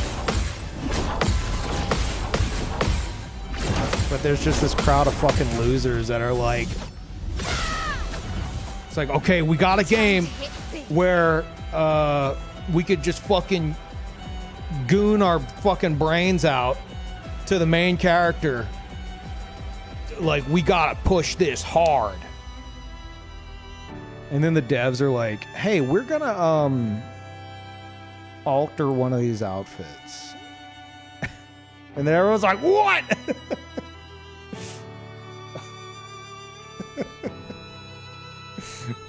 It's like, dude, that whole conversation is so fucking stupid. And it's just, it's the same crowd that's getting involved in like lifting up Kingdom Come Deliverance 2 in a similar manner for similar reasons. And I'm just like, ugh. I hate the whole like, okay, I've got a fucking agenda to push.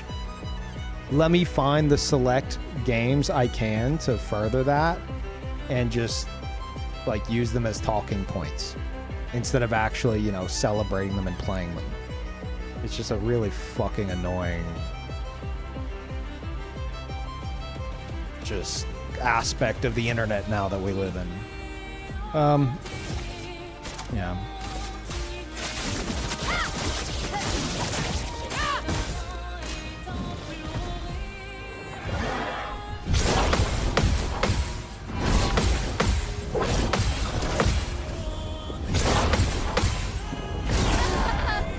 What's wrong with them?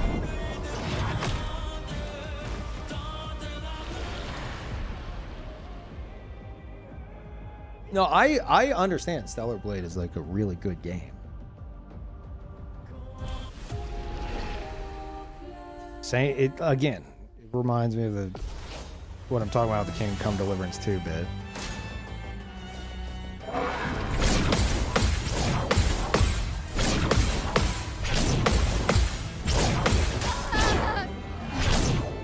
It's like sometimes the biggest losers are the loudest, and that kind of puts a bad taste in the mouth, you know?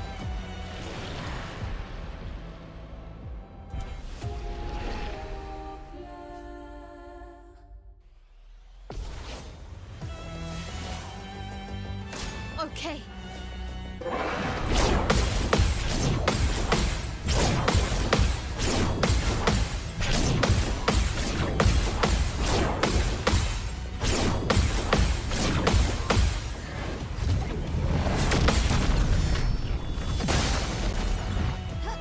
Let's dance.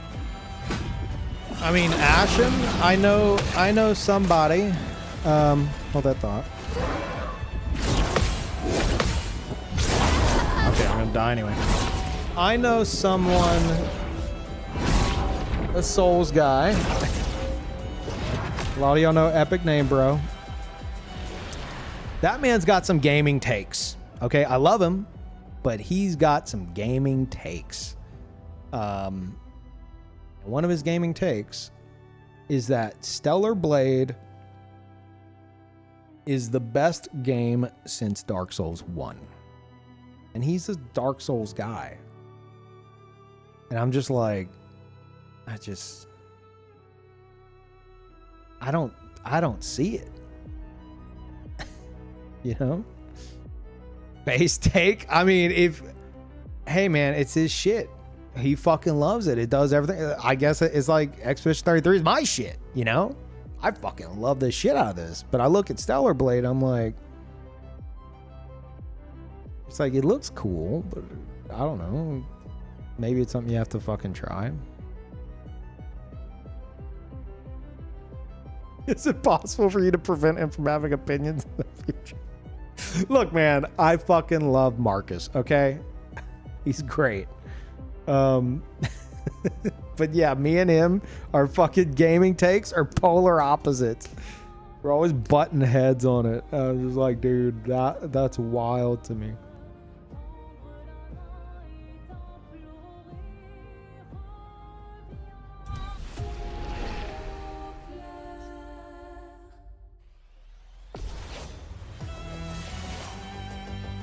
On me. But my point is, like, as wild as some of his gaming takes are,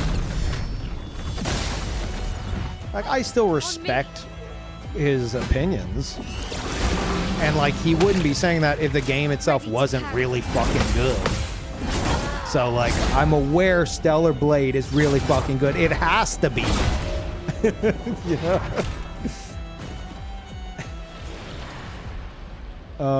It's gotta be good. Because I don't think he would say that otherwise. Let's dance.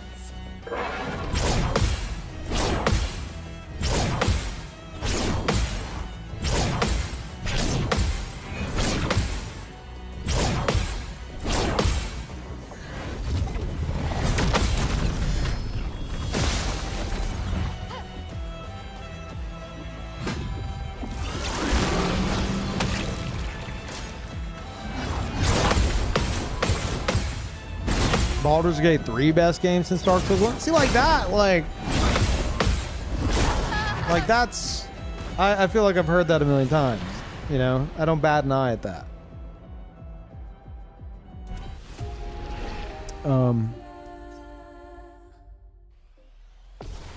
Stellar Blade, though, it's just crazy, man.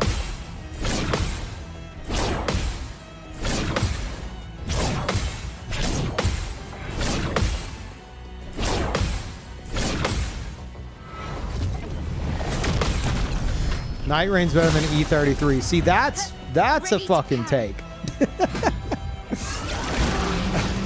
That's a wild one.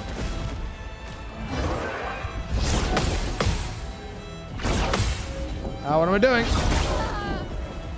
Rain, please.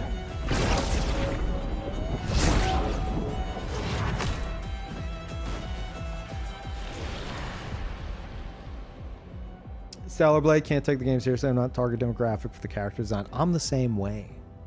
It could be a fucking amazing game, but like whenever a game, I've had this discussion before. Like, I'm all for like sexy women in games. You know, like if it fits the character, whatever. Like Quiet is fucking amazing. She's a really cool character. But like the scene where you're in the helicopter and Kojima has Quiet get up in your face and start doing stretches and shit. I'm like, okay, I get it. Kojima, I get it. She's sexy. Congratulations. You made some pixels hot. Can you stop breaking my fucking immersion here? Like, it takes me out of the game because I don't see it as like, ooh, I'm really in this situation and holy shit, look at what she's doing over there. I see it as like, okay, this game dev who fucking did this is horny as fuck while they're setting this up. You know, it's an immersion break for me, unless it's like part of the fucking story, you know. Okay, fair enough. That shit ain't part of the story. And Kojima just that man loves doing shit like that. In Stellar Blade, I feel like every camera angle is essentially that. You know? So for me, I'm like, I feel like I wouldn't be able to get past it. I'm just like, I wouldn't be able to get immersed in the game. Because it's very, very obviously like fucking gooner bait. You know, it just, I don't know. Teach their own though, you know. Metal Gear Solid 3 was done right with Eva. Yeah, I didn't mind Eva. She was cool. The scene in the cave and stuff, like that had me laughing because she's like coming on to him and Snake's like, what is he's like starts freaking out about his gun. She asks him about his gun and he's like, oh well, the gun has this is a special edition. Well, and it's like he's a fucking nerd about it. Like she's trying to hook up with him, but he's oblivious. Like that shit was hilarious. I love that. But it's like whenever they take it the step further and they're like, look at her boobs. Look at her boobs. Look, they're in your face. Player, they're in your face. I'm like, okay, all right, fucking calm down, dude. Jesus.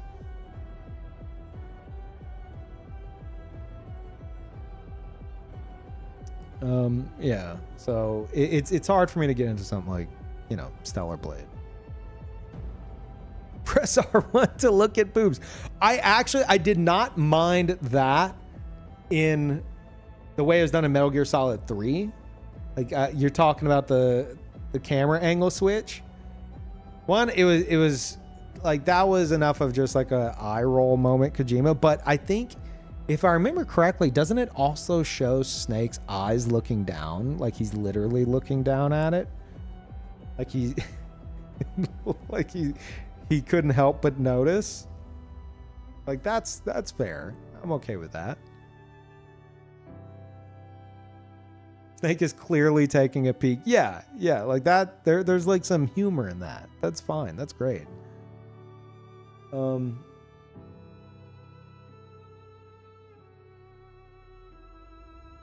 But like every other outfit being like that you unlock is like you might as well not have anything on. There's, you know, that's not doing much for me.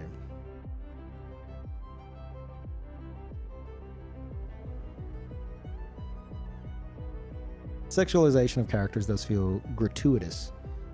That's the one gripe I have about it, since I'm not a fan of it.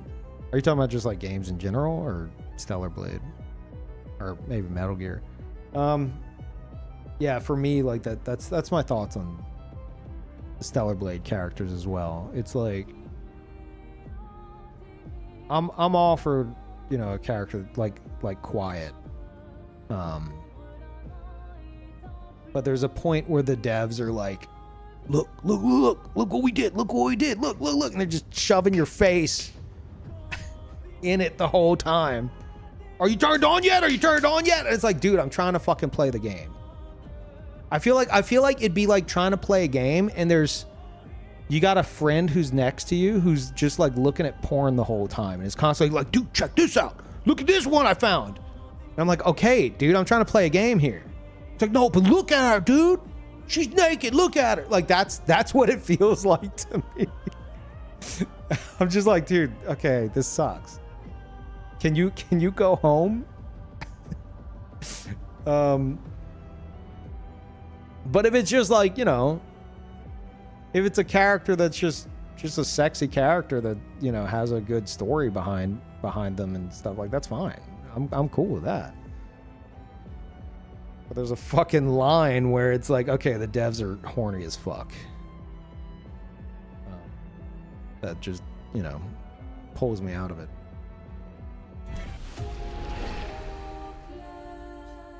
Game's hardly even like that, though. What, Stellar Blade? Dude, every time you go to climb a ladder, you have to pull the camera out of her ass. Are you kidding me? It gets lodged in her crevices.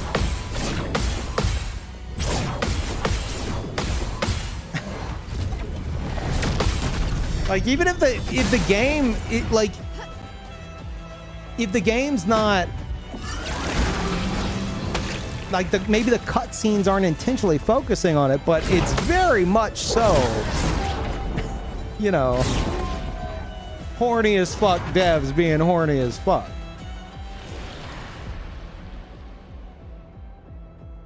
The outfit is a choice, at least. Yeah, I feel like I could maybe be cool with it if I found like a, you know, an outfit that just looks cool. You know, that isn't just like everything hanging out. And I know there are some outfits like that, and that's fine. But just like immediately front and center, it just feels like the game is like, it feels like the devs are saying, hey, do you want a game that's gonna really fucking do it for you, if you know what I mean? And I'm like, no thanks. Like that, I feel like that's part of like the promotion for the game, you know? Like, look how fucking hot our character is. She's so fucking hot. Everything's hanging out all over the place. I'm like, okay, cool, man. I'm gonna go play a different game. It feels like it's like the front and center focus, even though it's not. I can understand that it's not. But sometimes whenever they go overboard, it kind of takes center stage, you know? At least from someone who hasn't played it. And I'm saying that kind of keeps me from getting into it.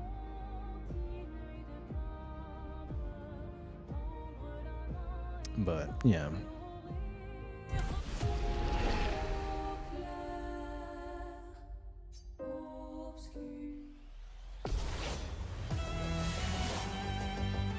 On me.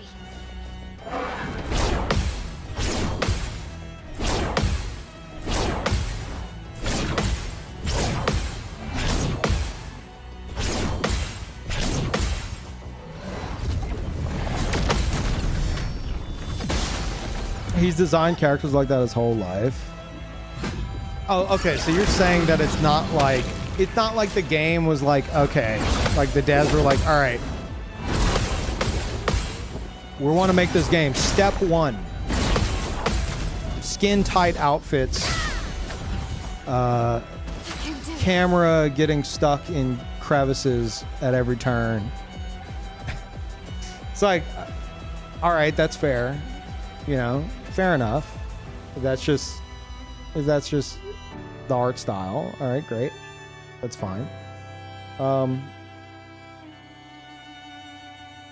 But it's definitely leaned into. You know?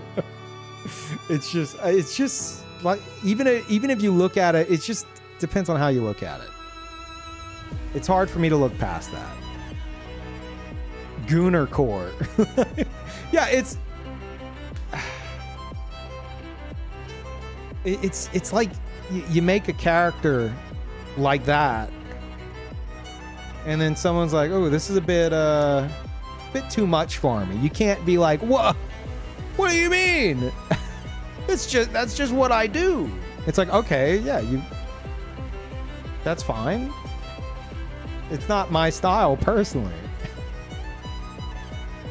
Like, well, why are you staring at her boobs and her ass in the first place? It's like, because you're putting them in my fucking face and they're hanging out all over the place. What do you mean?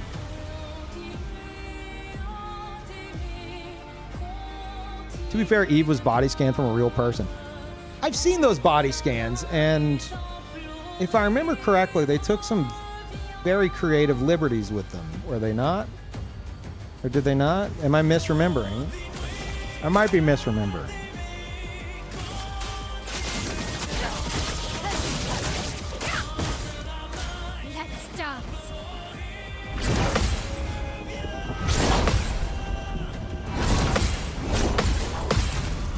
Peeve has studied the body scans. Peeve has studied Twitter.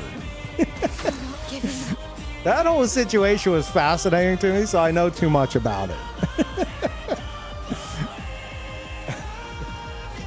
I remember that was back before the bots fully took over Twitter, and I was doing my thing, digging through the fucking threads, like I said. So yeah, I've seen a lot.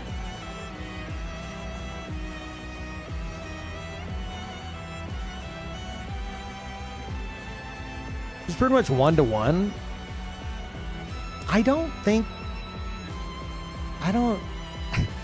have to go back and check, but I'm inclined to disagree from what I remember, but I don't know, maybe I'm misremembering.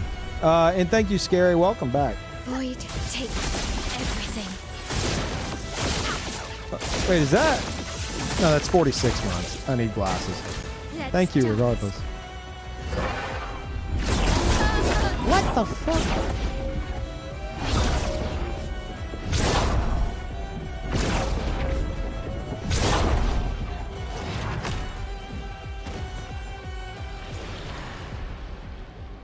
You're looking at pictures of her socials right now? There's a joke in there that I won't take, but I'll take your word for it then.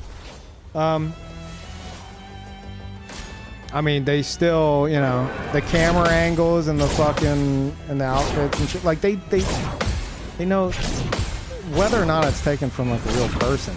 Like it's still, there was a very specific goal in mind. On me.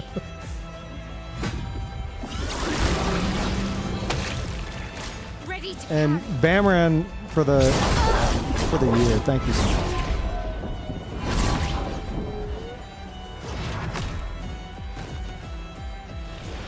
Sexiness of characters is basically just extra fan service on top of those who do enjoy it, and that's fine. I agree.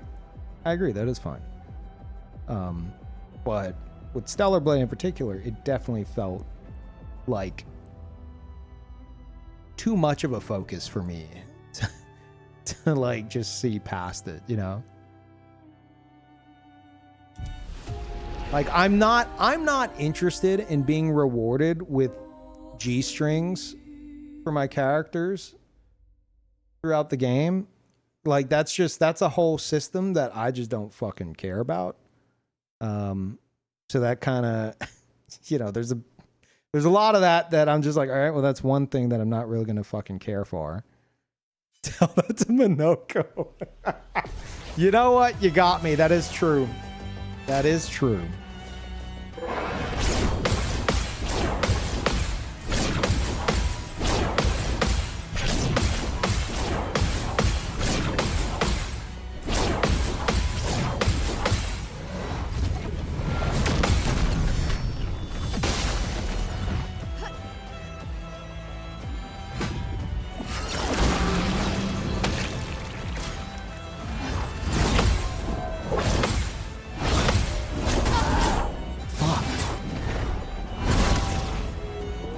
No, I didn't beat Lampmaster, Death Cat.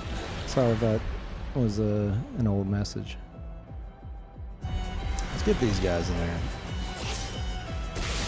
Ready to evade.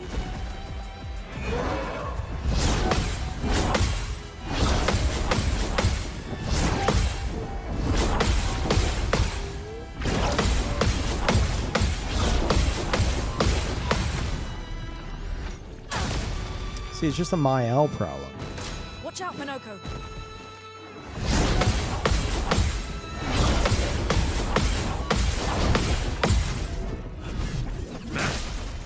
Some cutscenes do get a bit in Brace your yourself. face. That I do agree. Yeah, I don't doubt it.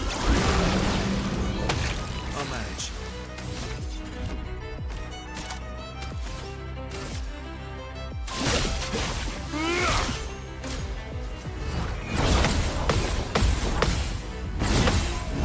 I feel about the fan service in this game. Are we talking about Minoko's feet obsession?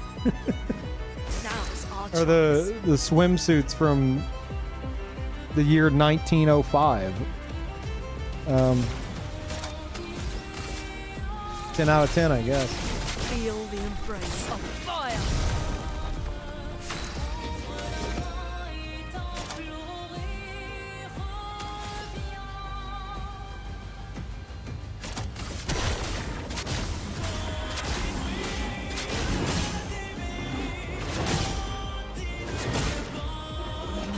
Oh, Lune's feet. I don't. I feel like in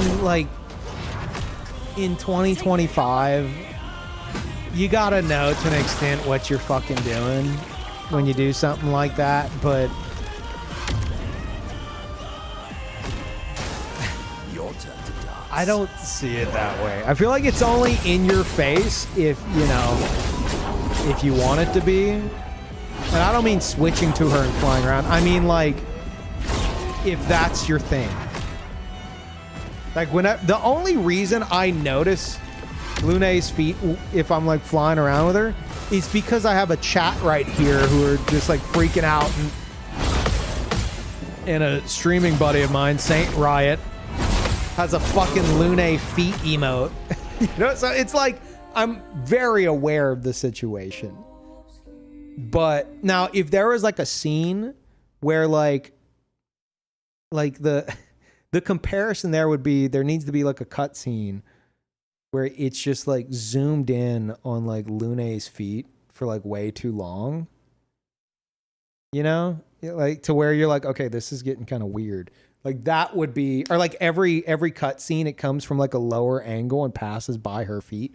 That's whenever I'd be like, all right, this is a bit fucking much. But she's just barefoot, whatever. Keep cooking with that option, yeah. Oh shit, I didn't mean to quit out. I don't get it. I don't either. But you know, there are some people who are really into that, and then there's also like a lot of memeing about it. So you have this combination of things. Like there's people who are genuinely into that shit, which, you know, each their own, man. But then there's also people who are, you know, fucking memeing about it. So it's all you hear people talk about is like Lune's feet. But I see this and I'm like, oh, she looks cool while she's flying. You know, I'm not like, oh, look at that. Like Minoko is. Minoko definitely is. Minoko's like, my, what glorious feet. Like, all right, Minoko. If anything, I'm more concerned about Minoko's dialogue than I am about Lune's actual feet. And the combination of the two, I feel like I need to like sit the dev team down and ask some questions. You know? Like that is a wild coincidence of, you know, of scenarios in a single game for it to just be happenstance. Oh no, wait, what? Oh no, that's just, you know, she can float around, so, you know, she's barefoot. Oh, Minoko? Yeah, he collects feet. He collects feet. It's how he gets his powers. And he talks about feet constantly, every battle. It's like, okay. We need to have a chat.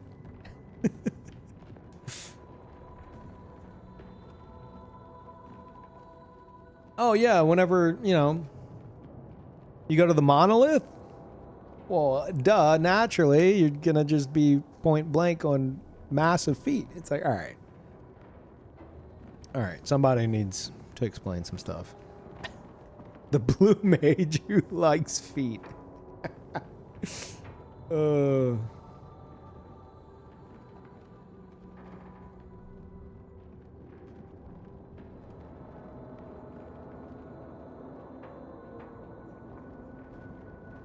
Gustav couldn't dodge Renoir because his massive dong was too heavy to lug around. Are you talking about the swimsuit? Hey, I can appreciate that. I've been saying for years, we need more dick physics in games. Just, you know, even the tables. I'm all for it. It's about time, I say.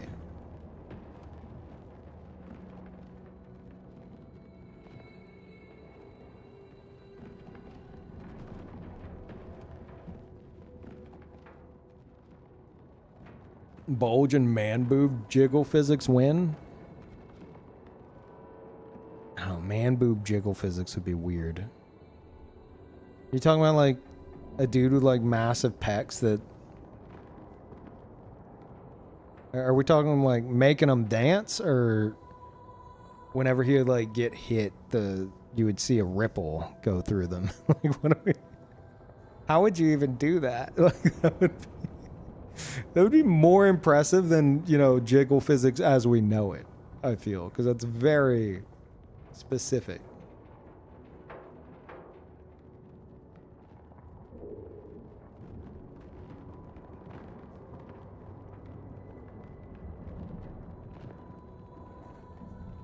Oh, Conan Exiles? Yeah, there's just dicks everywhere, huh?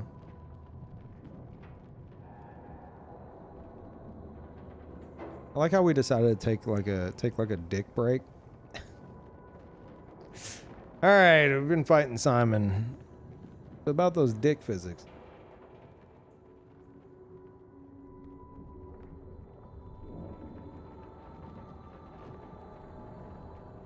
If you see camera switches and cutscenes, there's clearly physics at work. Wait, what? Wait.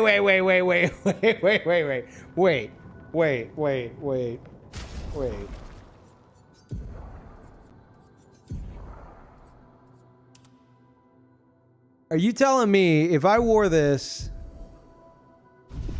and got into a cutscene, I would see something? Is that what you're talking about?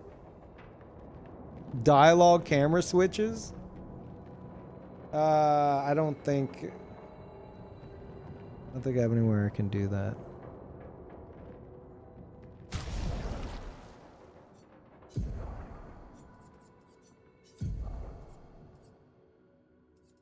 He's so hairless. He is.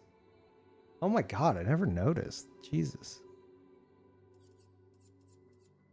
The lore behind that.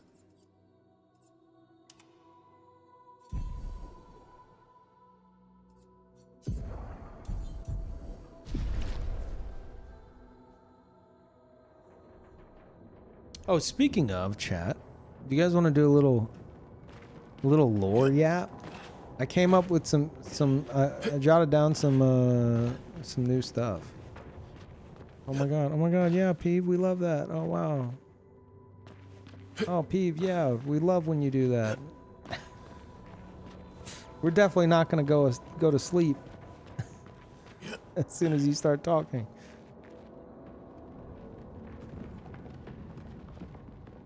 Oh yeah, Peeve, we love when you do that. Oh great.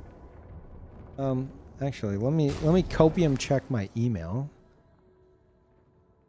See if I got an email I've been looking for on a Saturday. Totally gonna happen.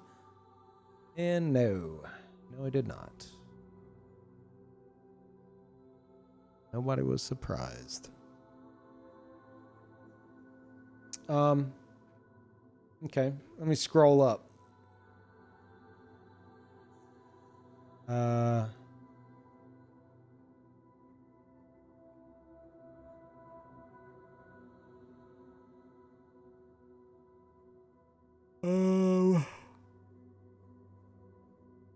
Okay, here we go.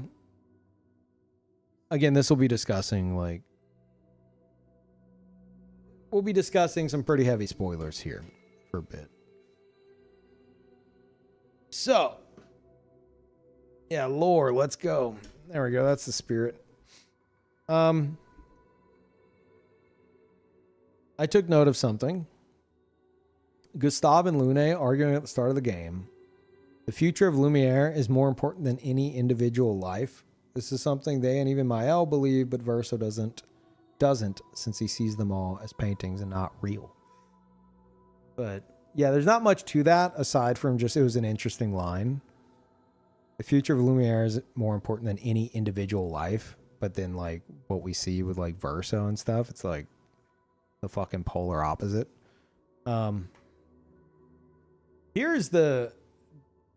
Here's what I really wanted to discuss. We touched upon it earlier. I think I figured out Verso's actual age. So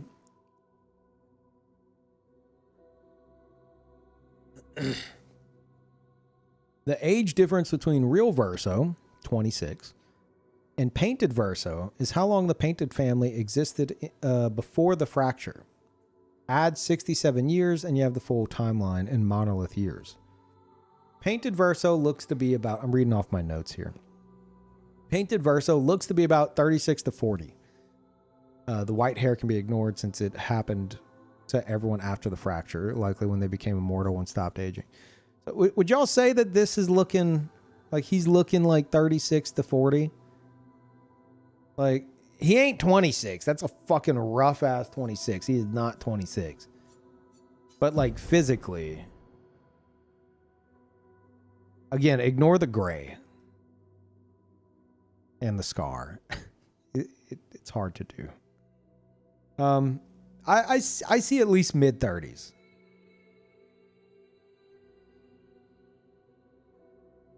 He could be 26. I don't agree. That's a rough fucking 26. Even without the scars and stuff. And two, he said some of us stopped aging after the fracture, which implies that he was still aging, even though you could be like, oh, well, he lies about everything. Look at Painted Alicia. Painted Alicia, I'm pretty sure, is taller than Mael. I'm pretty sure you'd have to like. There's some scenes where they're like up close, and she looks a little bit taller. And then Painted Renoir looks way more haggard than actual Renoir. But anyway. So, assuming that he got painted in, you'd say 40?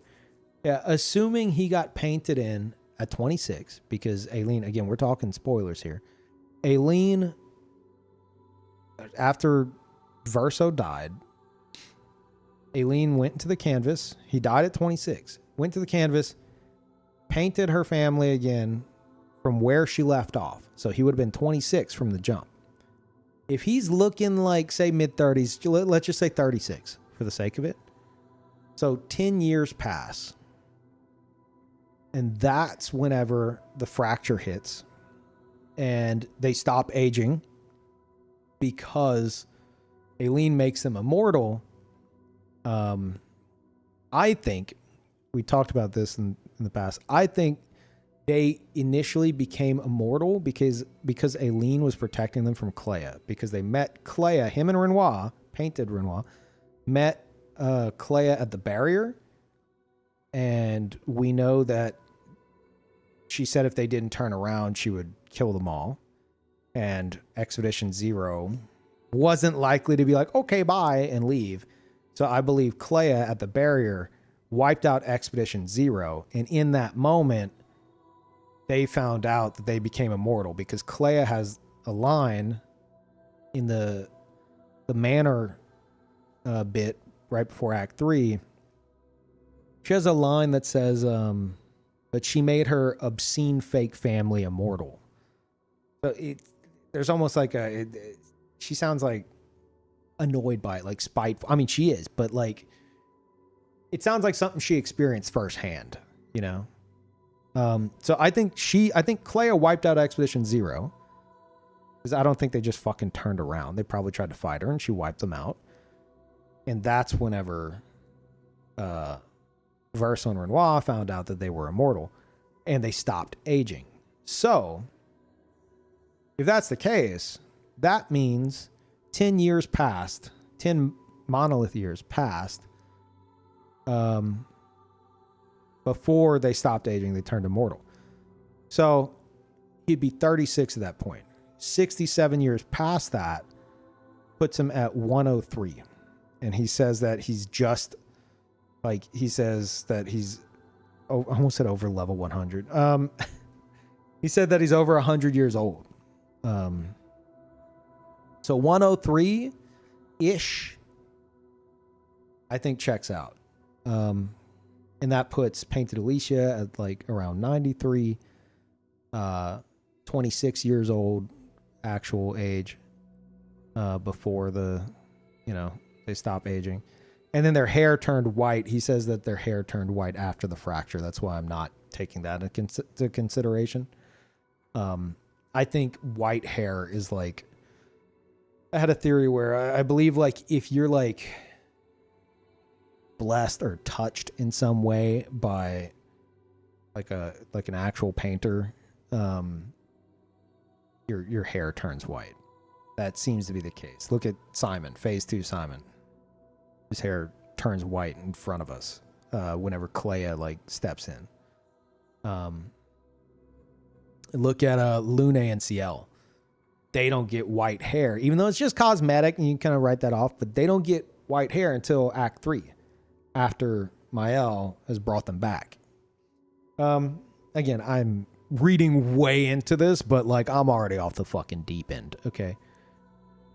Anyway, let me see.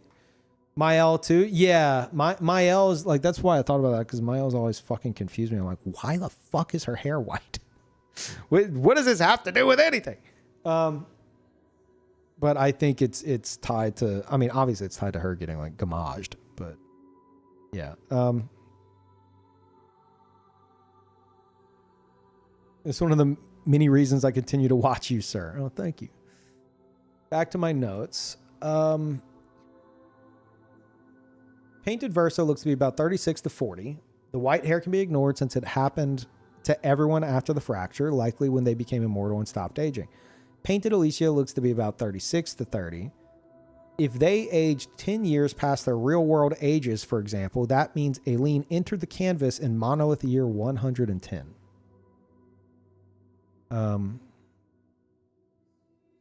Verso was 26. If we assume Painted Verso aged, this might be recapping what I just said, but I'm going to read it anyway. If we assume Painted Verso aged to 36, take into account the 67 years after the fracture, that puts Painted Verso's age as 103, which lines up with him claiming to be over 100 years old. If he were still supposed to be 26, like real Verso was when he died, this would mean Painted Verso is 93, which wouldn't add up. When he speaks about how old he is, we can assume he's talking about his overall age and not from the point of being painted, especially considering he has all of real Verso's memories from the perspective of Aileen, I suppose. I think that's it for the age. Some other notes here, though. And thank you, Rosie. I appreciate that. Welcome back. Thank you. Oh, yeah. Okay. The Mask Keeper, which you fight, one of the Axons you fight on the Visages Island, Visages, whatever. The Mask Keeper is a reference to either Verso's soul and his current emotions of being trapped painting forever, or sadness. The sadness mask refers to Verso's trapped soul. Anger refers to Painted Verso, and joy refers to real Verso as a child, seemingly. I'm more inclined to think it's all the emotions of his soul. Yeah, I went and I rewatched that bit, and there's a line from the sadness mask that talks about like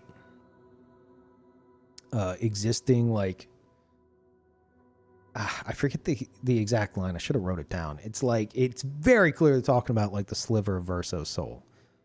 It talks about like existing like in between the painting or something like that. It's very fucking clear about it and how he's like sad that he has to paint forever. And I saw that line. I was like, oh fuck.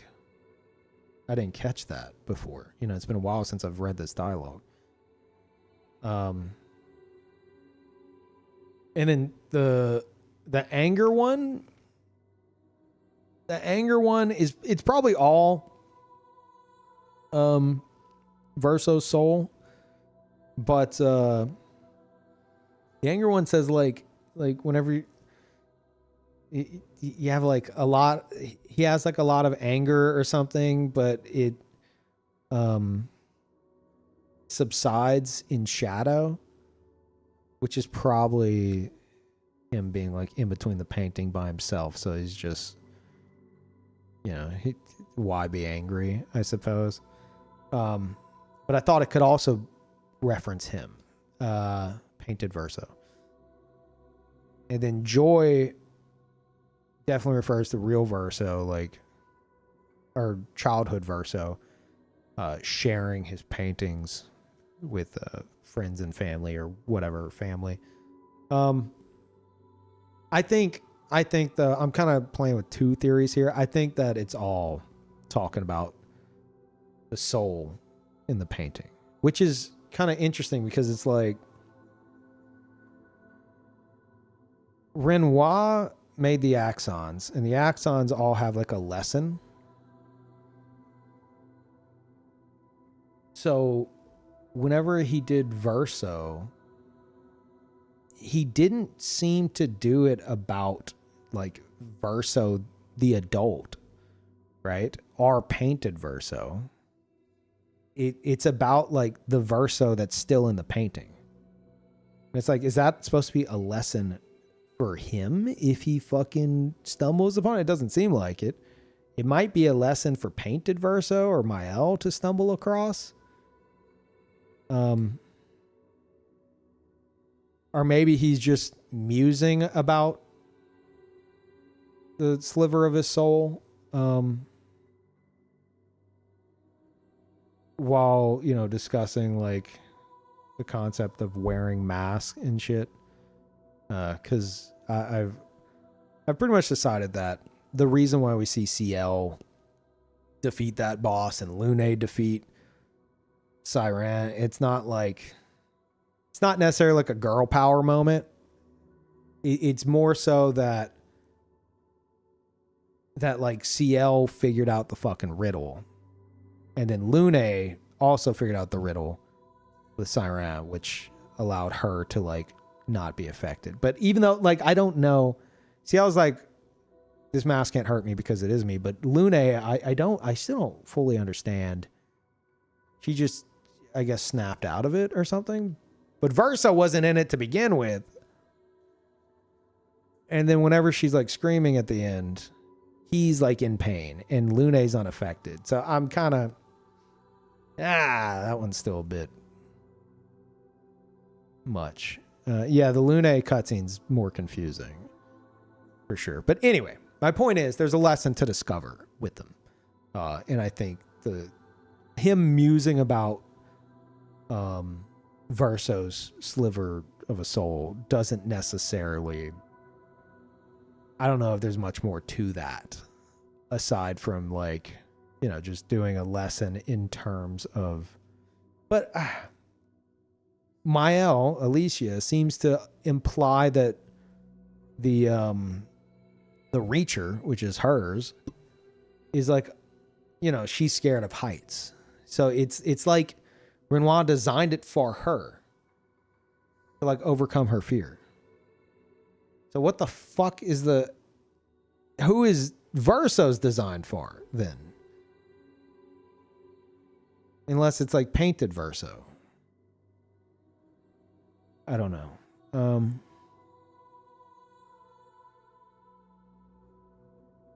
They don't really go deep into Siren's backstory now that I think about it.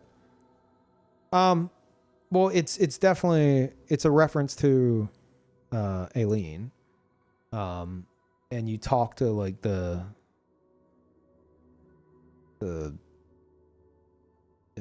ghost of Renoir, whatever the fuck you want to call it. And it's like a younger Renoir who's talking about them like having hard times, I guess, like right after all the shit went down with Verso and the fire. Which is kind of interesting because he looks, even though we're just seeing like a silhouette of him, I always saw him as like younger. But that wouldn't make sense if you know, if my theory about time being different in the canvas as opposed to the real world is true. But it's mostly just like his hair under the hat that makes me think that. So maybe not the case.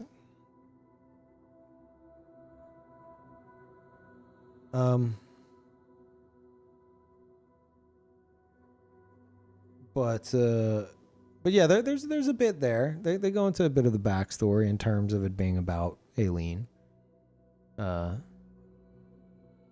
Also, hold on, let me get back to this because I think I actually mentioned that here. Oh, back to the Mask Keeper thing. Being tied to Verso's soul. He's sad that he has to paint forever, angry that he's caught in the middle of this clash. Oh yeah, it talks about him being angry that he's like bound by fate. Wait, angry that he's caught in the middle of the clash, but has joy that he got to share his creations with everyone. Yeah. So, but like, I'm still questioning like who the fucking lesson's intended for. I guess anyone to figure it out, you know. Like my L's might be for her specifically, but I guess the others are for anyone to figure out because, you know, CL figures out that one and Lune figures out the other one. So it's not necessarily designed with one person in mind. The Reacher might be. Oh yeah, the dancers with Siren, who is Aileen's Axon, seem to represent Alicia. They have one eye and red hair. Also, Mael says, I swear I've seen this dance before. Maybe Aileen and Alicia used to dance together. Nice little thing that I came across. Seems pretty obvious in retrospect, but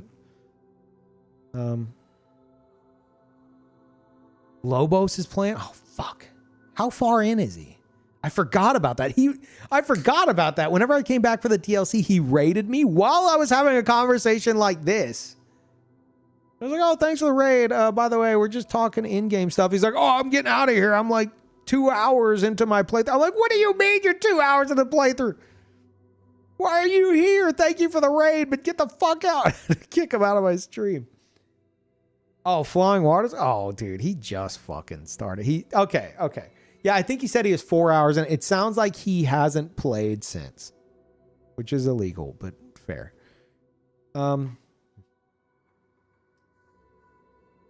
Let's see. Oh yeah. This was an interesting take here. I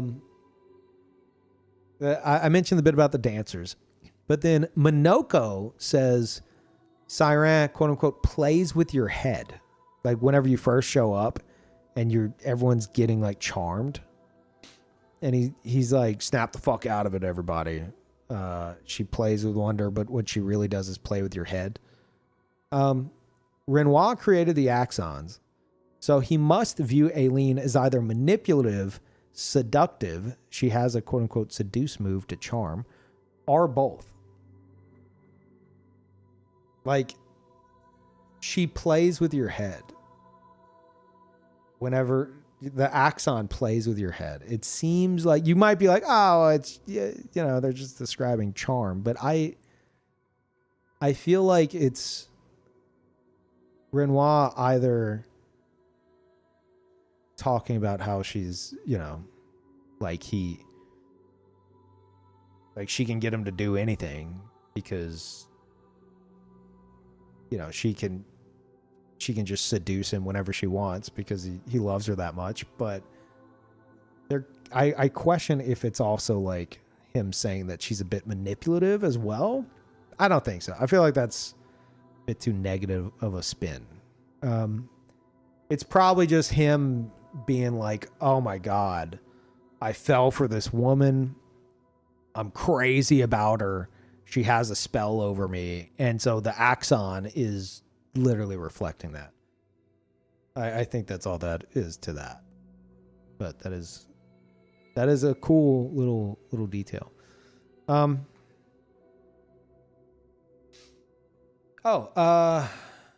Again, going through my notes, we're at the end here. Are Lumiere and other areas not painted by Verso the only spots in the game without a piano? There is technically a piano in Lumiere on the rooftop, but it's like a shitty wooden one. I'm talking like the grand piano, which I thought back in like Act 2, like that's one of the things that made me realize that it's a painted world by Verso, even though I don't think I pieced together that there's two different Versos, but is because the piano was everywhere. Every area had a fucking piano because Verso loves his piano. So I think every zone that has a piano is confirmation that it was like that Verso made it. Even though I feel like Verso made pretty much all zones except like Lumiere, Old Lumiere, the Axon zones, Renoir's drafts.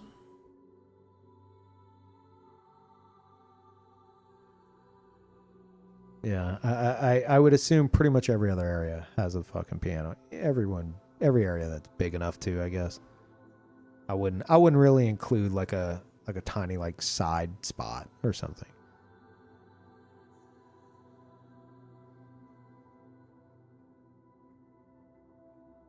Unless that tiny side spot houses Nevrons, like specifically a type of Nevron, like the flying guy with the hats. What is it? Crow's something? Crow's Nest or whatever the fuck it's called. I mean, maybe Clea just made that whole spot. You could argue that's why it doesn't have a piano. I don't know.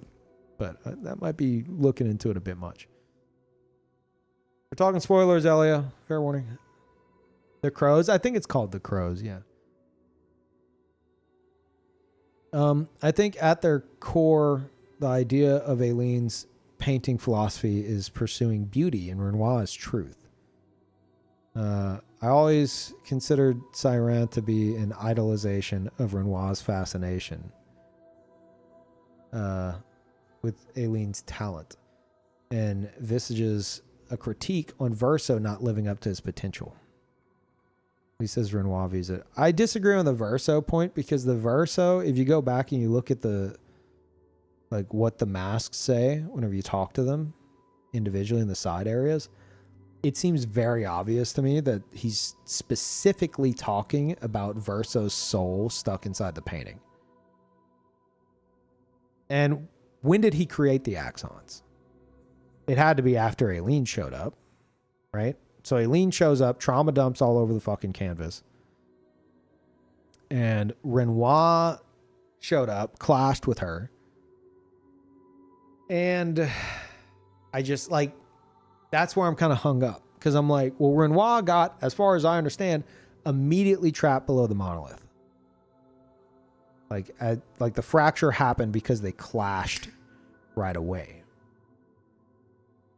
So how the fuck did he make those?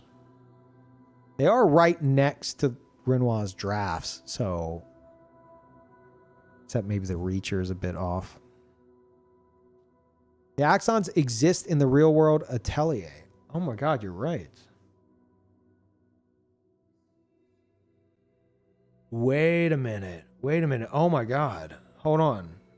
I've been trying to figure out forever what the fucking purpose of the active canvas in the Painted Manors atelier is for. And now I'm wondering if Renoir trapped beneath the monolith, but somehow being able to access the manor, which I think is like a weird hub area, and maybe everybody has their own version of the manor. If he had a painting within a painting that, like, there's the canvas, and then he's got another one that opens up to that he painted to open up to his real world atelier so that he could access all of his paintings and creations there and bring them in. I think that's what it is, because we see creation, the fucking enemy, hanging from the fucking ceiling. And, you know, you could be like, oh, well, they're his creation. He could paint them whenever he wants. True. But there might also be something there of like, he used that as like a back door, you know? And that painting, the swirling painting in his atelier, in the, like, you know, in the manner, the painted manner, it's the painting, I've looked at it, it's the painting of Mael facing down Alicia. Which, interestingly enough, is in the real world manner. It's in the real world manner before we enter the canvas. And that's one of the things that fucked me up, because I'm trying to look for like environmental clues. And I'm like, why the fuck is there a painting with Mael in it before she even enters the canvas? It's like grown Mael too. It doesn't make sense. It's like Mael doesn't even exist yet. Why the fuck is there a painting of her right here on display? And now I'm like it, you could say like, oh, well, that's the back door, you know, like he got one there. He put one there maybe before he entered as his back door to access his creations, and maybe Clea's assistance as well. Maybe that's part of how Clea's able to like help without getting affected herself, like getting like trapped in any way.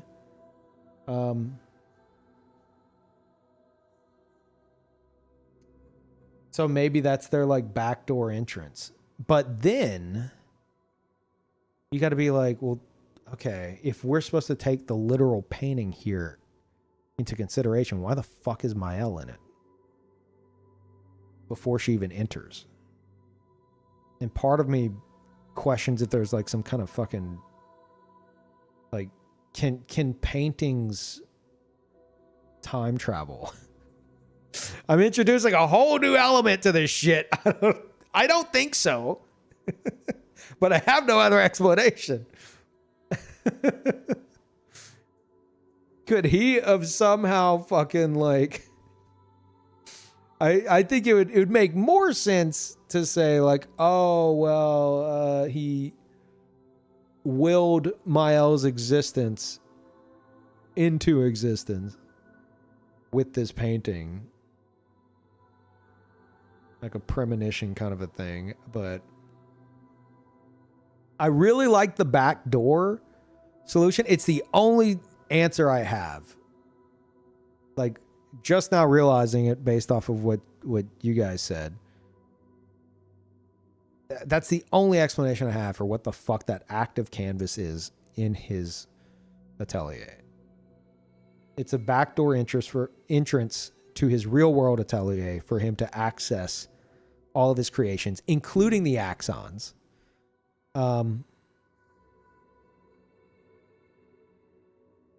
And maybe also Clea. But why the fuck is Mael in that painting? But it is interesting that there's the swirling painting in the atelier, the painted one, is a painting that is also on display in his real world atelier. Very prominently on display too. It's like leaning up against his desk, and it seems very obvious they want you to look at it, you know?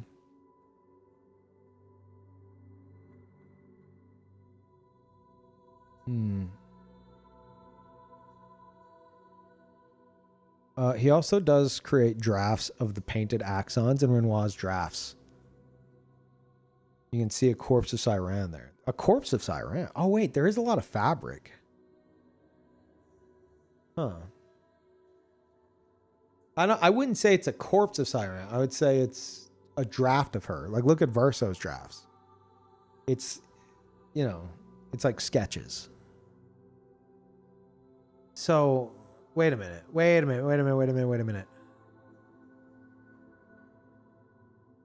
What if... Because if his sketches are in there,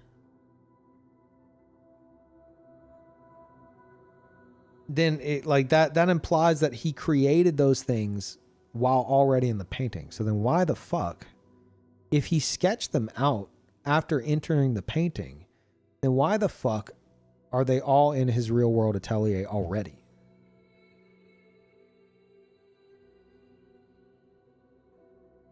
Which again feels like some kind of time travel shenanigans. Like he made the fucking backdoor entrance. He sketched everything out in Renoir's drafts. And then he stored the final versions of everything in his real world atelier, which is why it's so fucking cluttered.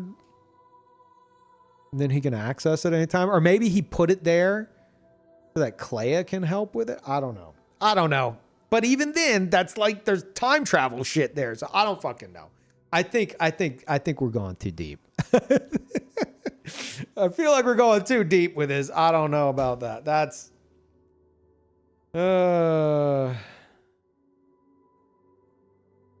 he already designed the axons before Verso's death. The axons are just easy thing to recreate when in the painting. So you're suggesting that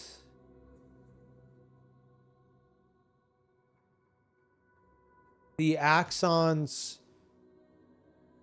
existed. Okay, you're saying the axons existed before entering the painting. Like he painted it and was like, hey, here's a lesson for you to figure out. To each of his kids and his wife. They're like, yeah, okay, Dad. Whatever. I don't care. And then he brought them into the painting as like something actually physical. That makes more sense. I like that. Now answer why the fuck Mael is in a painting before she enters the canvas. Because I like that answer, but why the fuck is Mael in a painting before she even touches the canvas in the first place?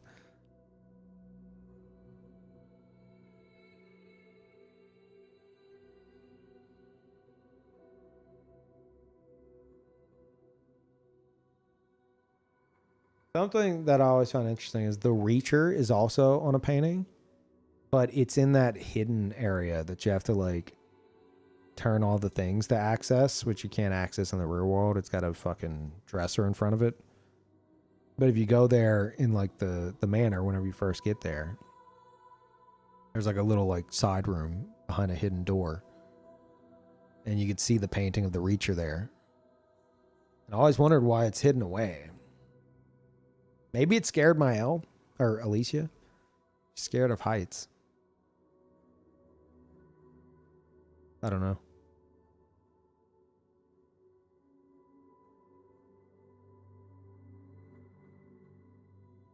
Just be younger Alicia? No, she's wearing a fucking expedition uniform. She's got a rapier. She's wearing an expedition uniform. And you see what appears to be the silhouette of Alicia also with a rapier. Like they're facing each other down. Like it's like what happens at the Reacher, you know?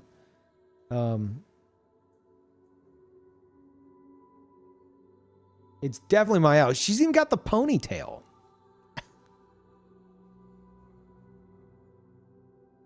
I know you have commented on Renoir's painting of the fire on the family wall, but I do think he made that one after Verso's death as a method of coping with his grief. I mean, yeah, but unless he like took down whatever painting he had amongst all the family paintings and replaced it with that one. Maybe.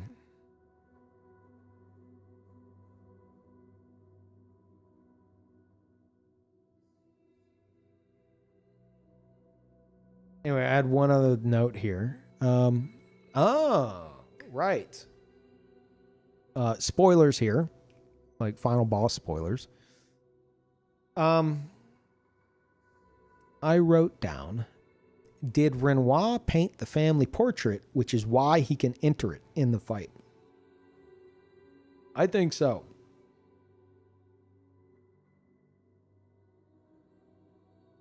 Like he enters it to get a buff.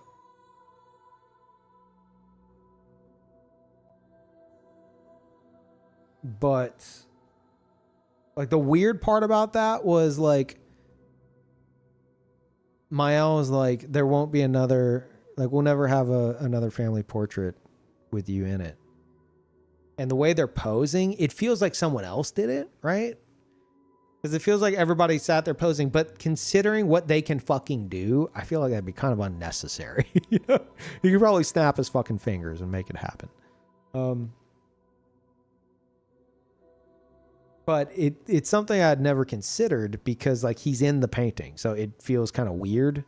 You know, it feels like a third party painted it. But he pulls it in the fight, and he uses it as a canvas he can enter and exit.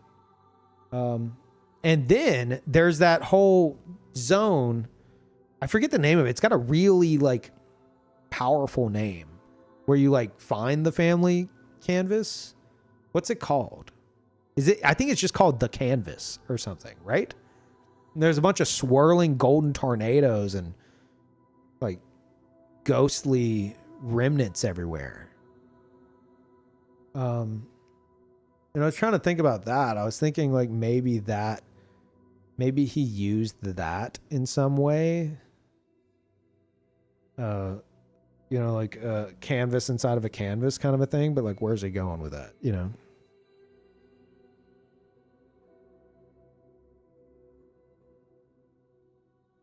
Flying canvas? No, I don't think it's not called flying canvas. I think it's literally just called the canvas. Yeah, it's called the canvas. Okay.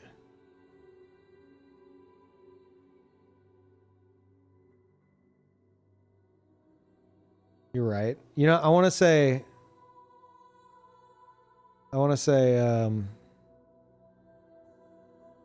thanks.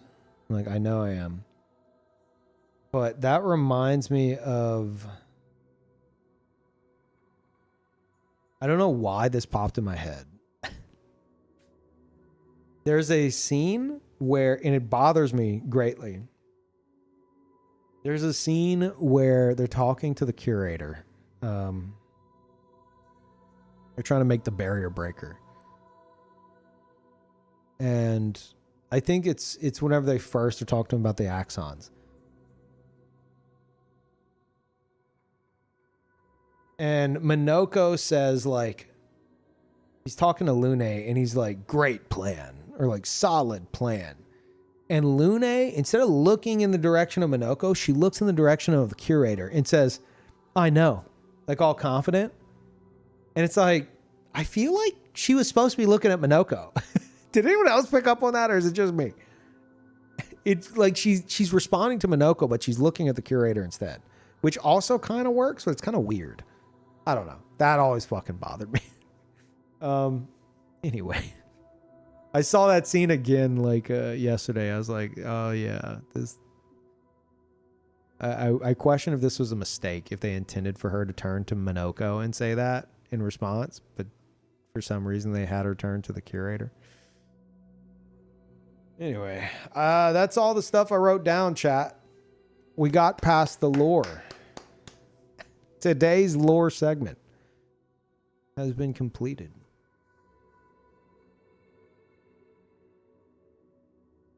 Let me see what you guys are saying.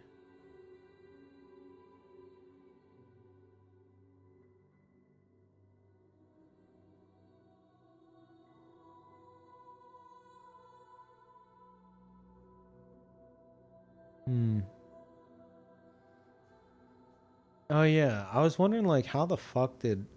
Another question I had is, how the fuck did Renoir escape from beneath the monolith? How is he in the camp? How's he in the manor? I feel like the manor... Either everyone has access at any time to the manor.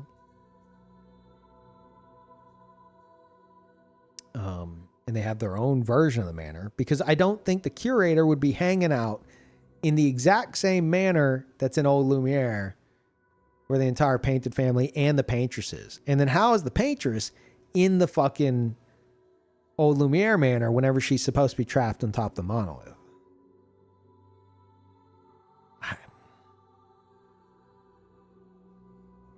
And then another part of me is like, well, maybe he can use the paintings, because we see all these different, like, there's a painting there's a scene of the camp. Maybe he can go into those canvases to teleport around from his manor. But those are also in the real world, so and what the fuck is up? I'm just thinking of like questions I still have. It's like, what the fuck's up with Alicia's power where she can like freeze time? I've always chalked that up as like she does writing, so maybe that's like part of what she can do. She freezes time for everyone because she's like rewriting stuff. But hey, there are some time shenanigans there. I don't know, maybe there's something.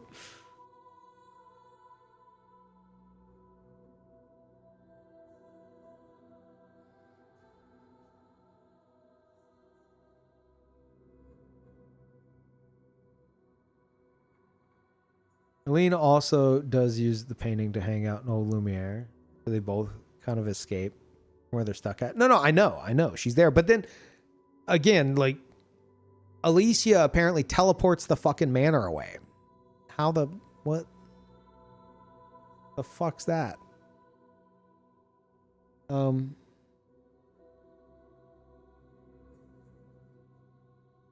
Unless it's all tied to Alicia.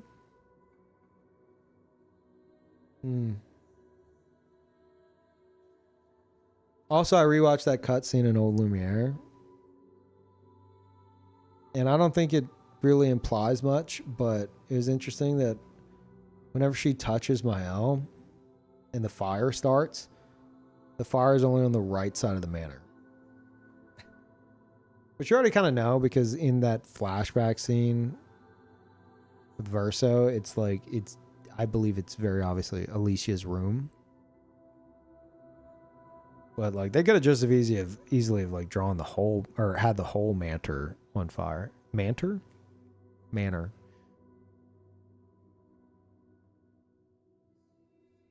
I like to think of it as Alicia causing Aileen to become quote unquote frozen in time due to her grief. That power was imparted upon her. Oh,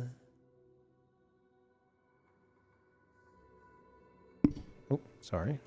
Let me see.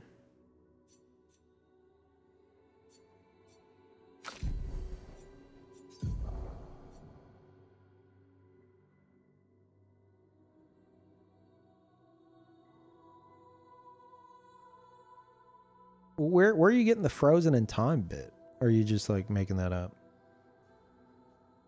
Also, this bit, his little grin, so proud of his latest creation, but at least those memories remain. What hurts more are the memories unmade, the conversations we'll never have, the time we'll never spend. Little grin, so proud of his latest creation, but at least those memories are... Okay, she must be reflecting back on childhood Verso here. I want rage to consume me. Anything to fill the hollow, but rage won't come. I just float in an endless nothingness. The person I cannot be around is Alicia. I definitely know this. Read this a million times.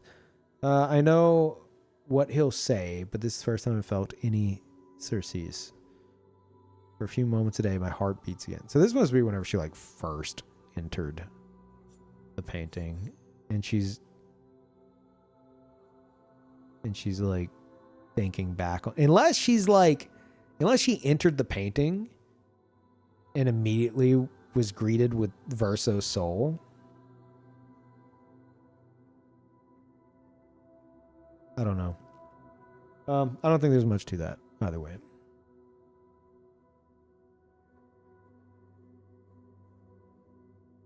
I think that's her saying she can't recreate Verso's memories that he never shared with the family and kept to himself, so she knows it can never truly be him. I mean, that's a good point. It's a really good point, and that's something I'd mentioned in my notes that, like, how did I word it? Let's see.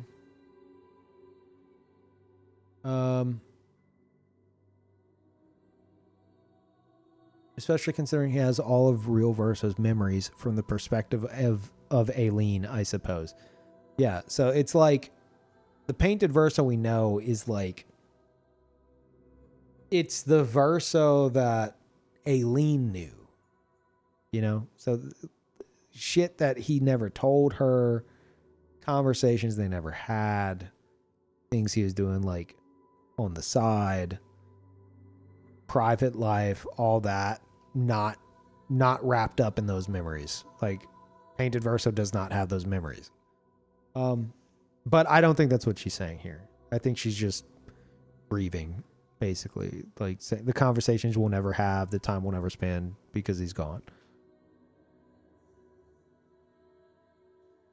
Isn't Clay the one that painted everything whilst Renoir was in the painting? If Renoir or his wife left the painting, they would lose the power they had over the painting, which is why neither could leave. I mean, that is why neither would leave. But Clea, we know, had Nevrons in the painting before all this.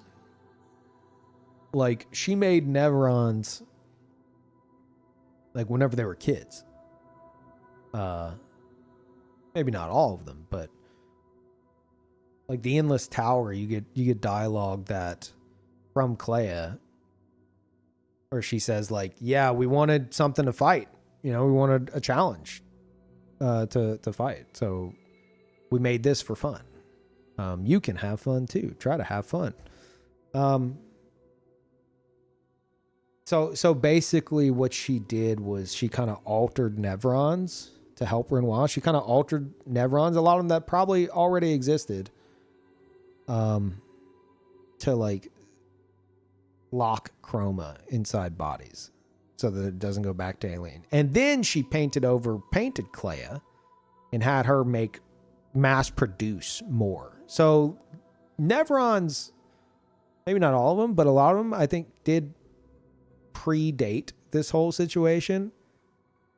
And then she just, you know, mass produced them and had them trap chroma.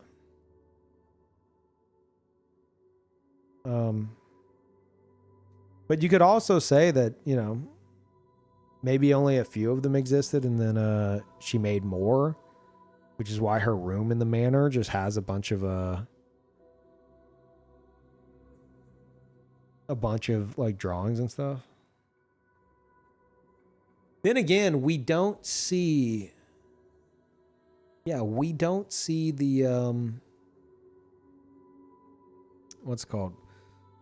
I don't think we get to see her real world room, right? The door's locked. We only see the painted manor's room, which, if anything, would be a reflection of like, or could be a reflection of whenever they were kids, all of them, because we know that Verso's room at the least is whenever he's a kid. Unless, do you think the manor isn't a reflection of like Aileen or Renoir's memories or Alicia or anyone, and instead it's just a reflection of Verso's soul? Because I thought Verso's room was like his room from when he was a kid, was because they're grieving and they're remembering him as a kid. But I think it might make more sense that Verso is like the Verso sliver of his soul is the one who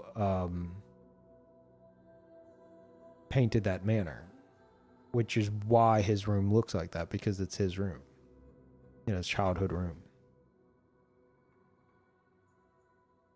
And if that's the case, then that would mean that he painted the atelier with the fucking painting, the swirling canvas.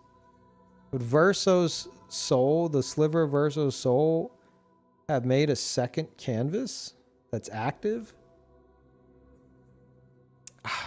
Motherfucker. To be fair, maybe... Hold on, let me cook here. Let me cook. Verso's soul trapped in the painting, like trapped in between, right? Can't get out. Just painting forever. But painted the manor and used it as like a way to project himself outside of like the in-between, you know, using that canvas within the manor, the active one. Maybe that was his exit from in between the painting into the open world where we talk to him all over the place. Maybe. Still doesn't explain why there's a fucking canvas with my L on it in the real world flashback. Unless that real world is also a painting. Which I think there's arguments to be made, but I thought about it in the past because I'm like, okay, is this family just absolutely fucking filthy rich?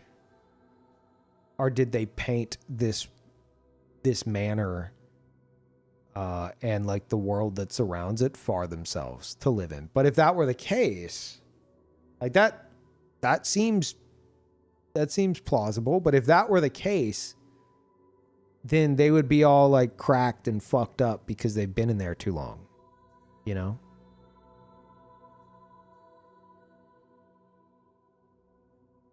But what if it's like, what if their manor is a painting of some sort? I don't know how that would work, but what if their manor somehow is a painting and they're able to persist in it for a while, and the writers, like, it's not that the manor caught on fire, it's that the canvas that the manor is within caught on fire.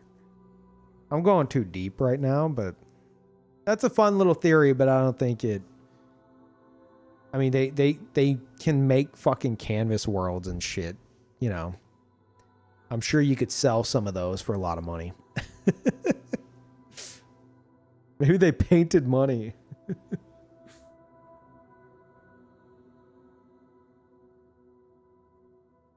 Hey, Scott, you can give me shit about these bosses whenever you beat them. How's that? How's that? What do you think about that one? Unless you already went and nuked them, in which case, fuck you. Wouldn't matter. So I'll use a good build and you'll get mad. At what point is it just cookie clicker? Okay? You know, at what point is it just, you know, you're just looking at big number go up for no fucking reason. All right? I don't know. RPG stuff, I guess. That could be applied to anything. It's an RPG for you, yeah.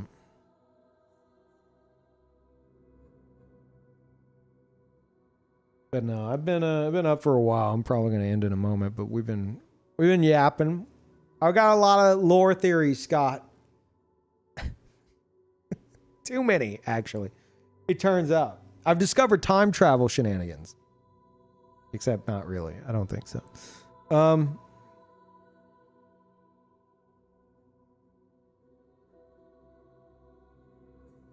I'm reading up above Scott's dumb shit. He slipped out through where Expedition 60 broke into the monolith while Expedition 60 was being distracted by Simon. I can't believe there's a fucking expedition that tanked the barrier naked. They went into the monolith butt-ass naked. Encountered the paintress, somehow got to the bottom of it, and we're like, wait, no, she's not the enemy. We need to go below. And went down to try to face Renoir, and one of them is like, I'm swimming back to Lumiere to let them know the truth. And then got gamaged like 5 feet for making it.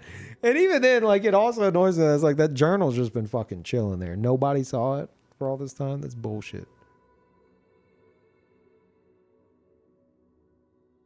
What do you mean? We know the story? He doesn't know. Okay, Scott. All right, we know the story. Solve this mystery for me. Why can Alicia pause time? Painted Alicia at that.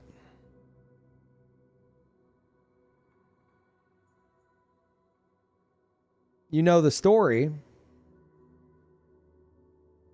But what's going on there? Help me out. Painted Alicia? Yeah. Everything turns gray. And everyone freezes except for her and Mael. Because Aileen created her and gave her admin access. So Aileen, who can't stand to be around Alicia because she's responsible for Verso's death, whenever she painted her, was like, oh, by the way, here's the password to the canvas. Don't tell anyone.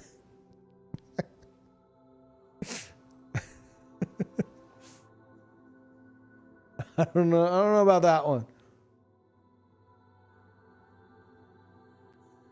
So her family, she made them all admins. Okay, then why is it that Painted Verso also freezes in time whenever she does this?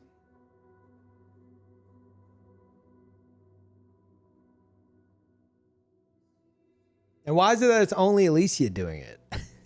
Why isn't anyone else freezing time? Seems like Painted Renoir would have had a lot easier of a time with us if he would have just have frozen us all in place and fucking nuked us. Though he can seem to maneuver within it, but it is definitely tied to Alicia.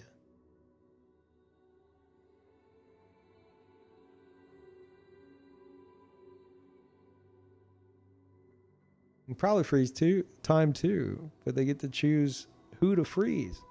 Well, that's handy. How'd they lose?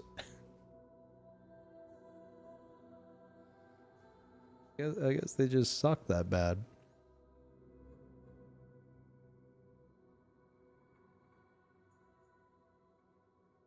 There's a lot of shit below the surface that you'll just never know, Scott. He kind of just wants to die. Who? Painted? Are you talking? You must be talking about Verso. Not Renoir. Renoir doesn't want to fucking go. And thank you, Rag, for the tier 2. Welcome back.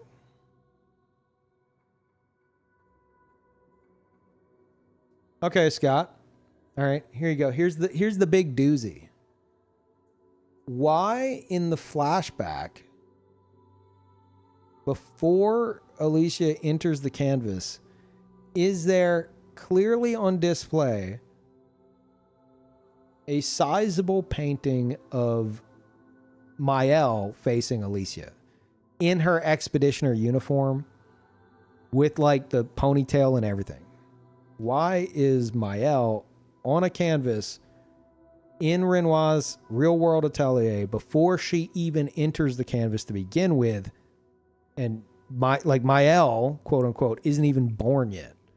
So how is there a picture of her in the real world atelier? I think it's legit just lazy dev work. I have questioned the same.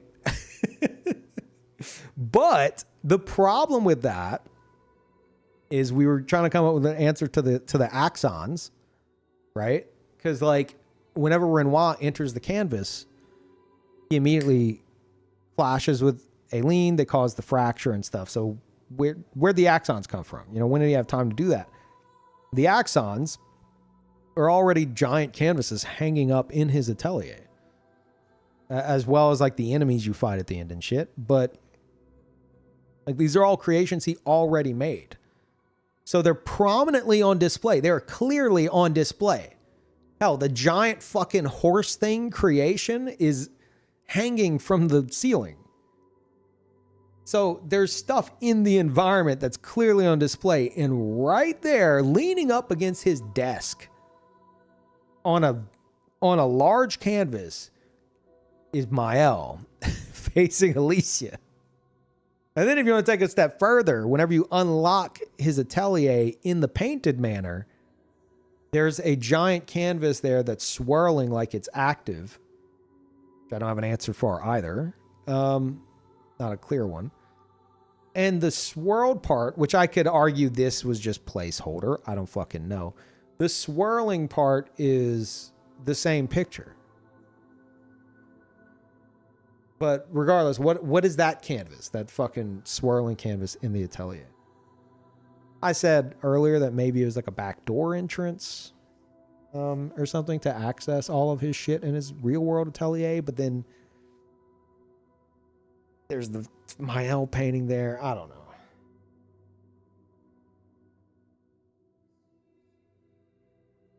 Oh, rabbit hole, not fucking with it.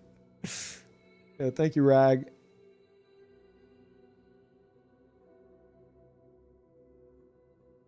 Where do you think real world Alicia put the canvas she went in? Oh, I had a solution to that pretty quickly. She hides it, and Clea's like, what a clever spot. The most clever spot I can think of her putting it, assuming it can even be accessed like a canvas world. I don't fucking know exactly how that works, but if she could access her shitty painting that she has hiding or hanging, like next to the fireplace, they have there's dialogue from Alicia. If you click on the wall there, she's like, this is a painting from everyone in the family. Mine's the small one on the side. It's the only one that Mama deemed worthy of hanging on the wall. And it's this shitty little fucking drawing of like, it looks like it could be the manor or a cave. It's really bad. She's really bad at painting. I'm thinking because that's there in the first place, if I was Alicia and I could access that, I would hide it in there, you know, especially since that room's like just dark and candles and stuff, you know, it doesn't seem like there's a lot going on in there. So I think it's hidden in the canvas of her shitty little painting that's hanging on the wall.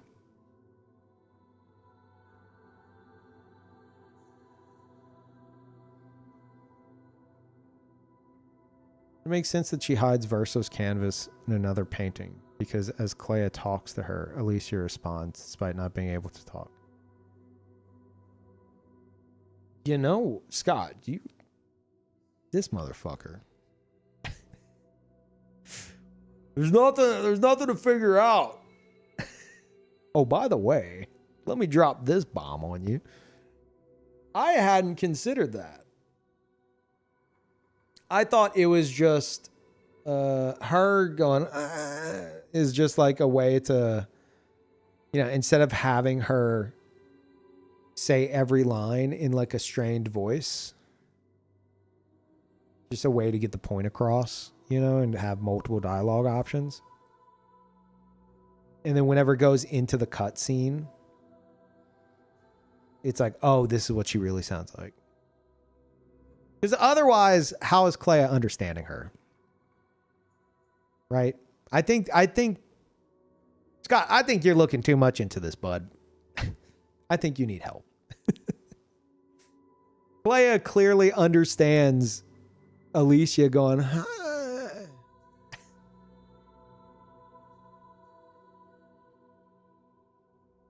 You didn't mean that. You meant the black room right before she goes in.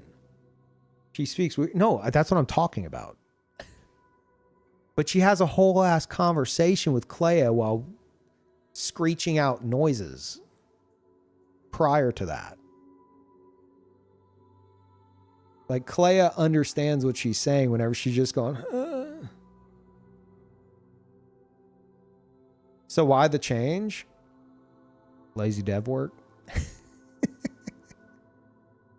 Why not just more grunting? I don't know. I feel like maybe they're like, okay, if we try to have this voice acted, you know, it might. I don't know. Maybe they wanted to go with like a symbolic way of showing that like her voice is really fucked up. Because even in that scene, she's not talking normal. Even whenever she does talk, she's like, we have to hide the canvas. So she's still doing like the pained talking. I think we're just hearing what she's actually sounding like in that conversation. Why they didn't just do it for that bit as well, I don't know.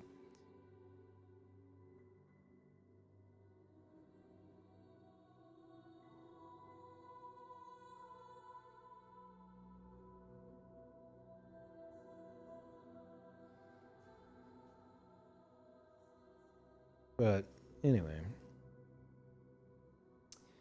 Scott, what's your biggest lore theory?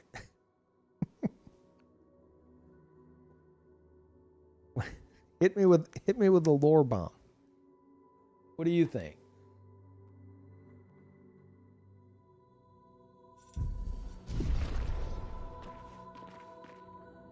The Riders are a huge Alan Wake crossover. Jesus Christ. No, but I came up with the idea that the devs should take, and they should send me some pretty sweet exclusive swag. I'm just saying, for this idea. Have a story about the Riders, like a story that ties into this game, through the eyes of the Riders, and it's a book. I'm just saying, genius. I'm a genius. It probably wouldn't, I mean, I'm sure it'd sell like fucking crazy, but not as much as a game. But it might just fucking print money. Honestly, they should do it. What a Riders game even be like? No, I'm saying a literal book.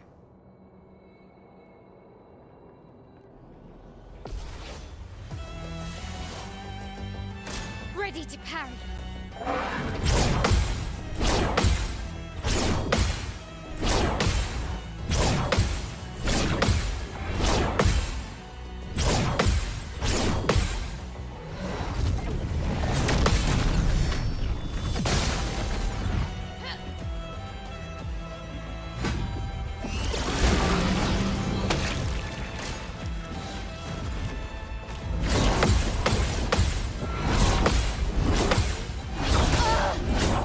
Yeah.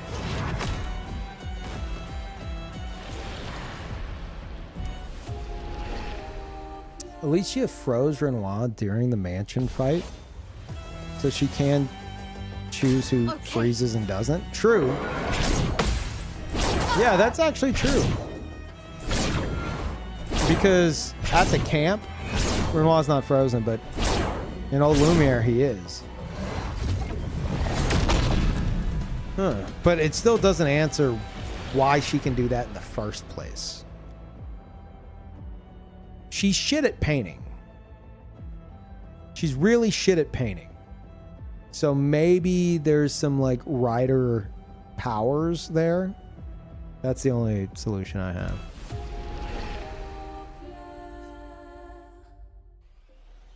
Like she's rewriting shit that's happening right now.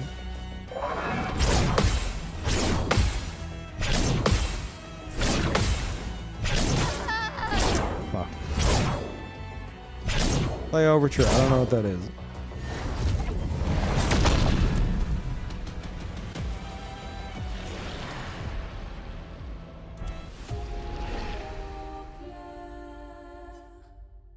Oh, Lies of P DLC. Yeah, I tried it, but I just...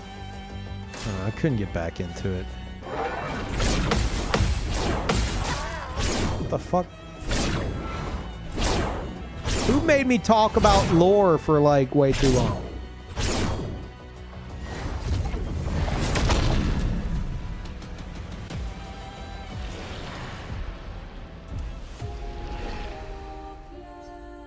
Me.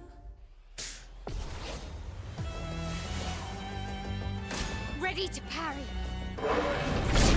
She might be our link to the ride. Oh, she would definitely be a link to the riders, unless they do like a Final Fantasy style thing where it's like Claire Obscure other game, and it has no fucking connection to this game, and the riders are just forever a mystery.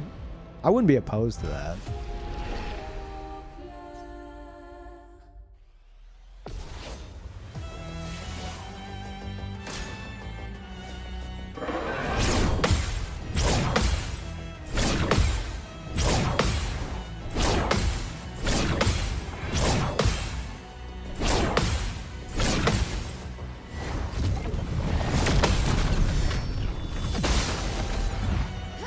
On me. Cool of an idea to ignore. I mean, yeah, but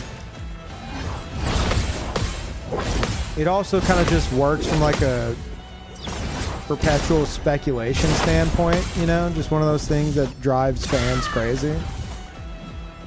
Look at that damage. Scott, what do you think about that damage? 12 million. Look at it. Pull out your magnifying glass.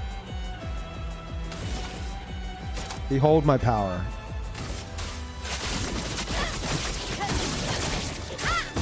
No, Scott played this shit off stream.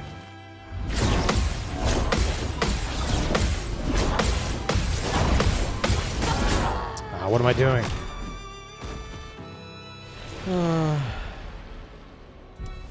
Solo my own nuke build. How original, Peeve. I don't meta Peevers. Yeah. Yeah. You saw that nuke damage? It's crazy.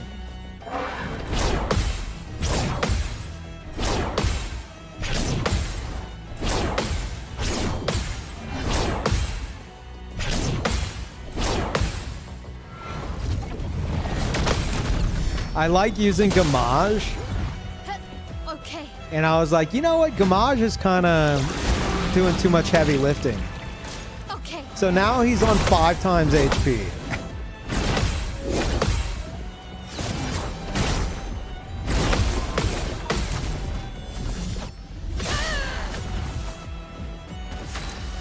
I like the idea of Lamp Master already killed Duelist.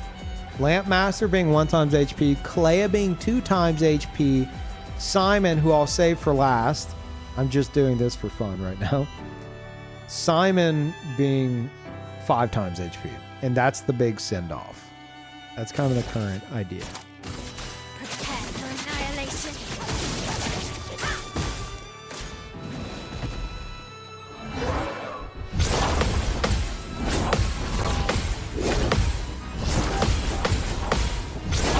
No, my elf. Stupid.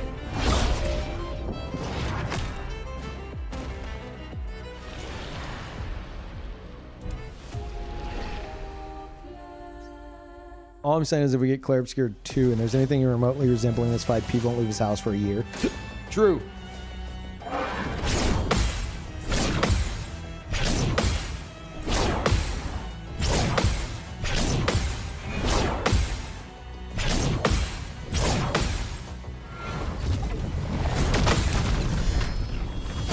Scott, here's an idea. Let's become only Expedition 33 streamers in preparation for their next game, right? So you'll have to stop playing, you know, all the other games you're playing right now and go back to Expedition 33, and I'll keep playing it. And then like Dustbloods will come out and we'll ignore it. We'll just keep playing Expedition 33, and then whenever Expedition 34 comes out, we'll be like the top streamers for it. Prepare for annihilation. Huh? Pretty good idea, right?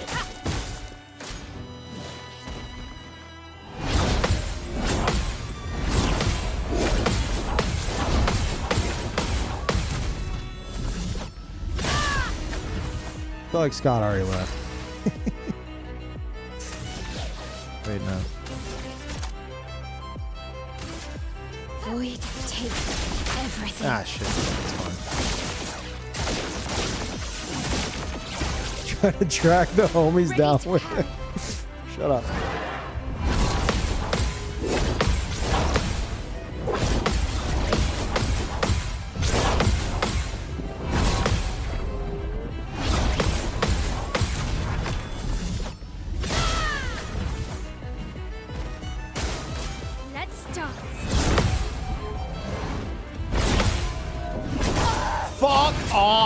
Simon. Oh, you piece of shit. Sure. Why not? I'm waiting.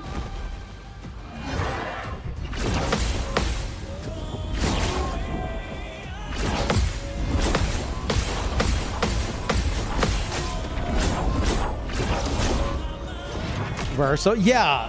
Minoko keeps showing up. I don't know why.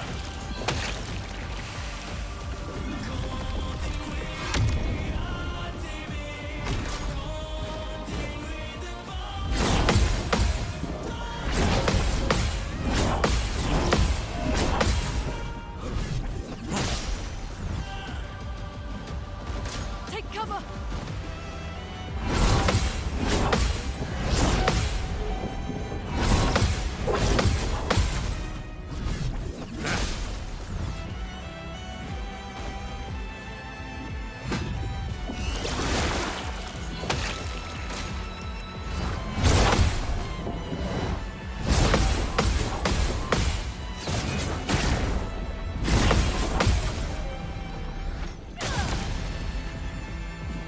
No margin for error.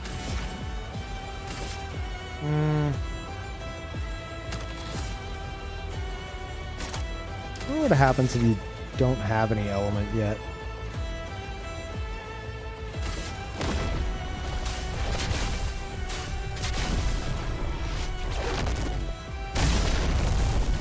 Let's push forward. Eh.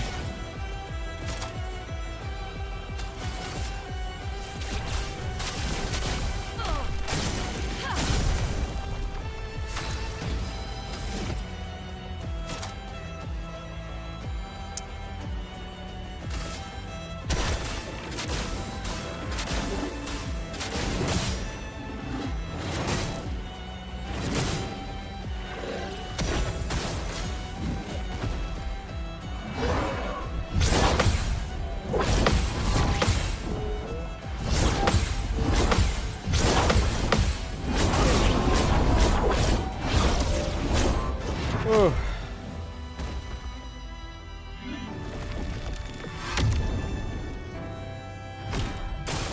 I'm ready.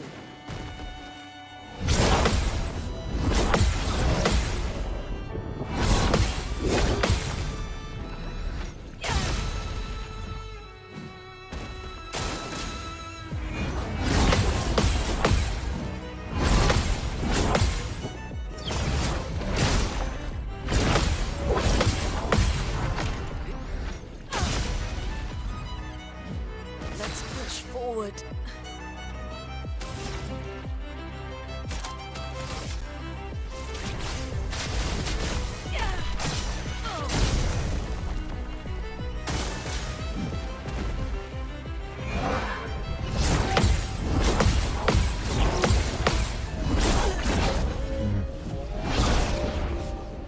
The swirling canvas in the atelier is the door to and from the real world.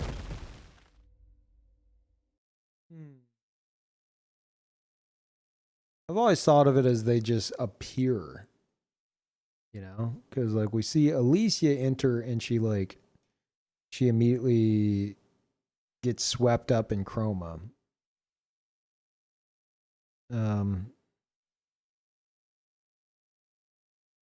I mean, maybe. I mean, it's in the same exact spot, so it seems like it would make sense.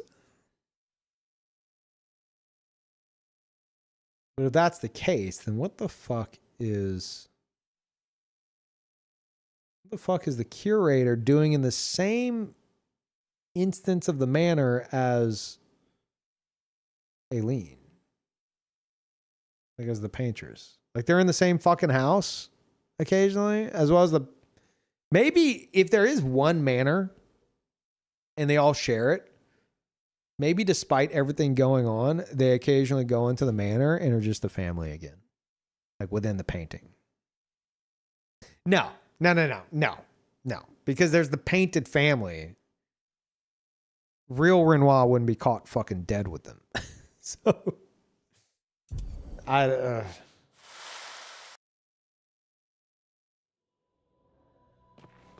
didn't mean to do that. It would be a weird entrance. Like, it makes sense location-wise.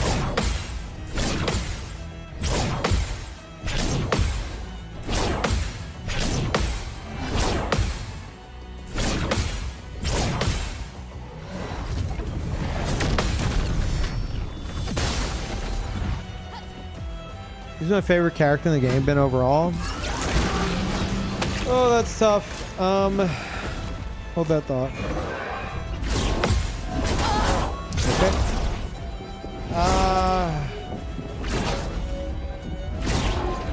Honestly, I think Gustav. Like, Gustav's personality is... I love him. I love that man. Probably him. Followed by Verso.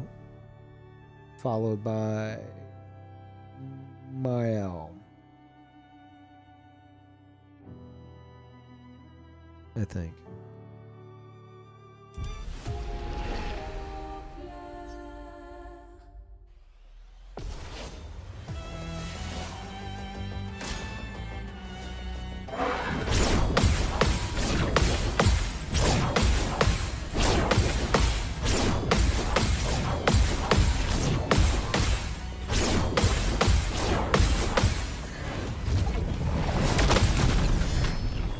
Dessandra's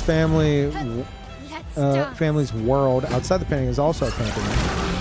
It's what gives them the insane power to create worlds. And also had December had 33 days in it. So it isn't the actual real world.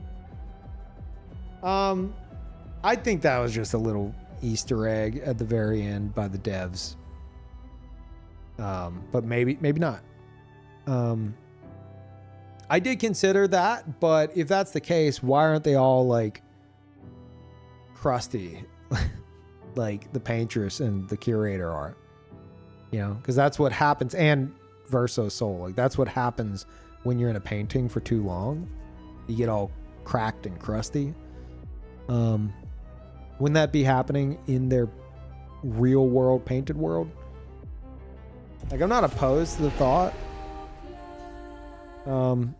It would help explain some questions I have. Ready to parry. And it could be an easy answer to like why they seem to be absolutely fucking loaded. You know? Well.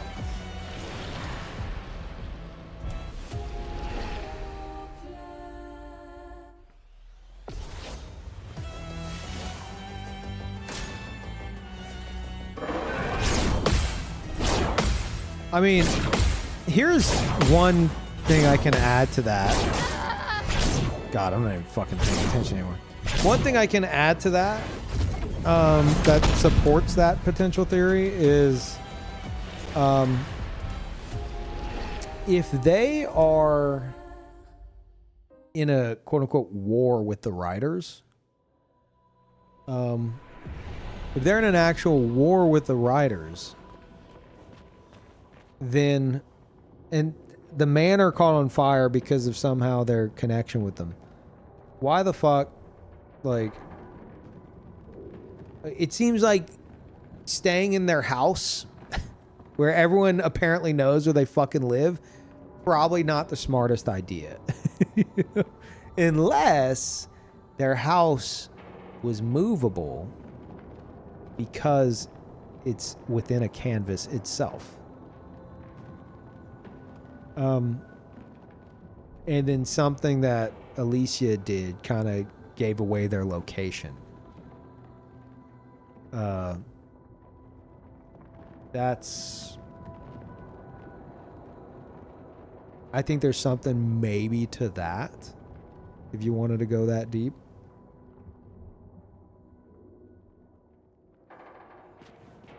Now, what if they're all creations themselves and they're within a book? And that's the writers. That's actually just a new take on my the writers of the devs and like it being a video game is like it's like a fourth wall break. Not that it's literally a video game, but like the devs are the writers. I don't like that theory, but it's there. It's not out of the realm of possibility. I was gonna say, what if they're like what if they themselves are characters and they're trying to escape the writers in like a book or something? But I guess that kind of defeats the whole purpose of the whole, you know, like the impact of staying in the canvas too long is like death and all. Like if you're and like the painted family and the painted world versus like the real world, that whole conversation gets thrown in the fucking trash if they're not even real people in a real world. So I'm not willing to go that far with it.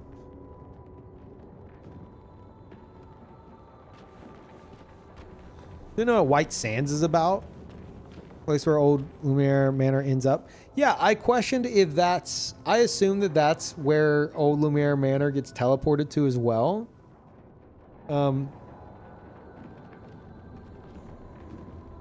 Which also to me is a sign that there's multiple manors.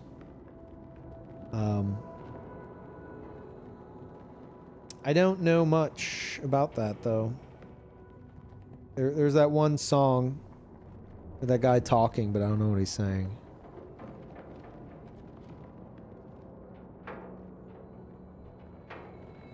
Yeah, I was just bored the game down to learn to accept loss. No, that's you're not wrong. It's very much so about like getting over, like literally escaping like cycles of grief. That's kind of the whole fucking rundown. You're not wrong. But the game has like the way the story is told and the environments and stuff, like there's so much depth to it that you can dig into if you so choose to. Like there's stuff you'll still have questions about if you just do like one playthrough. Like, for example, how the fuck did Mael end up in the manor in the first place? Well, if you go and you do another playthrough, or you watch someone do another playthrough, whenever they land on the shore, they get off the boat. Renoir shows up to stop them, chops that dude's head off, explosions go off. You see Gustav squinting at where Mael got thrown, and it's Verso that picks her up. And then another explosion happens and they're gone. Yeah, Verso saves her. So it's like, you don't really need that info, but it's one of those things where it's like, whenever you realize it, you're like, whoa, what the fuck? Like, I didn't notice that the first time because you didn't know Verso. So you didn't know what you're looking at. There's stuff that's kind of on the obvious side like that, now that you have context. And then there's shit that's like, there's like dialogue, there's environmental storytelling, there's just a ton of shit that you now have a fuck ton of questions for now that you have the full context, that you can dig as deep into as you want or just fucking ignore. But you're not wrong about the, like, what you boiled it down to. I would agree. Yeah. You saw people mad that Verso let Gustav die. I was mad about what he did right before admitting that. He had a conversation with Mael after she gamaged. Obviously, we're talking spoilers here. Mael gamages painted Alicia at her request, and Verso's like, how dare you do that? You painters are all the same. You only care about yourselves. You should have let me say goodbye. You had 2 brothers die without being able to say goodbye. You should know how it feels. And she's like, I'm sorry. The very next scene,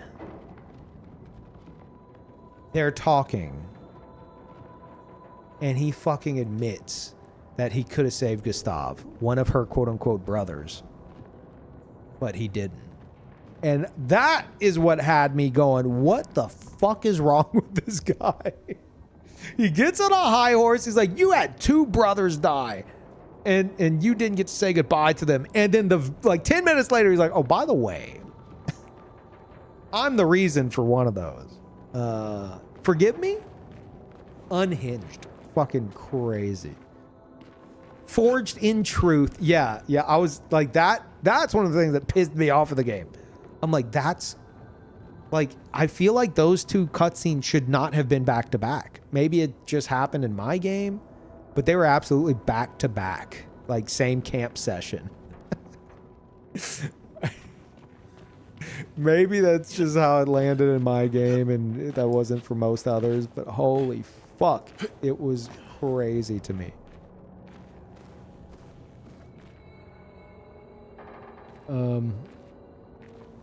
Yeah. And thank you, Fred. Welcome back.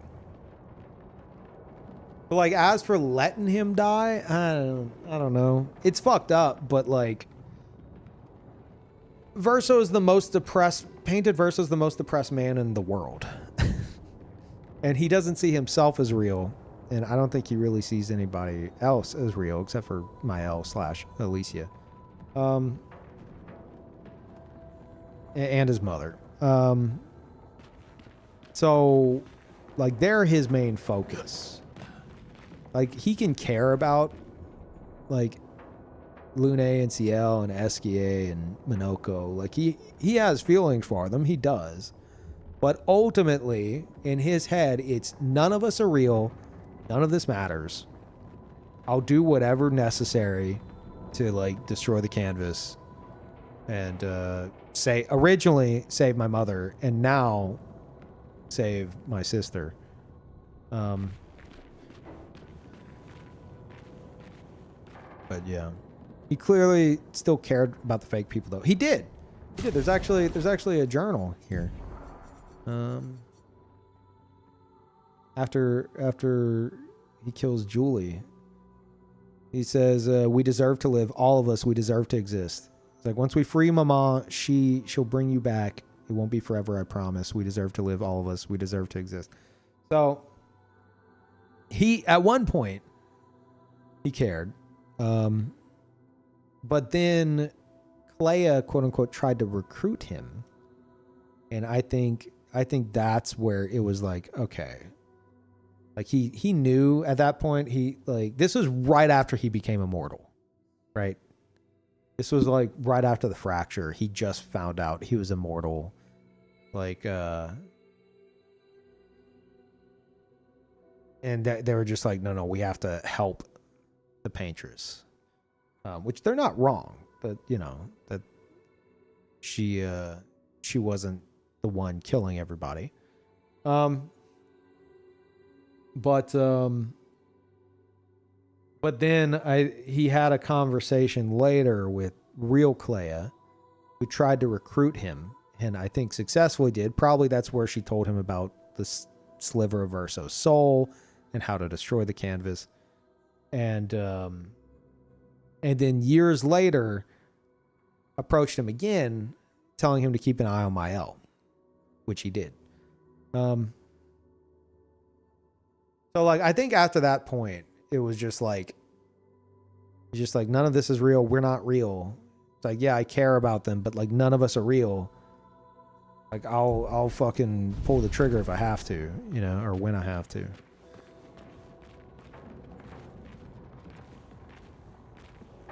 Is the game over? I am doing end game stuff and also discussing a lot of lore. Lot of lore. I think the manor and the painted family manor are different. As it transported away, we find what looks to be the same manor in White Sands and is unreachable. I'm rambling now. Gotta stop. Dude, my throat hurts from all the rambling. You're just typing. Imagine how I feel. But I agree with that. Yeah, that's my thoughts too.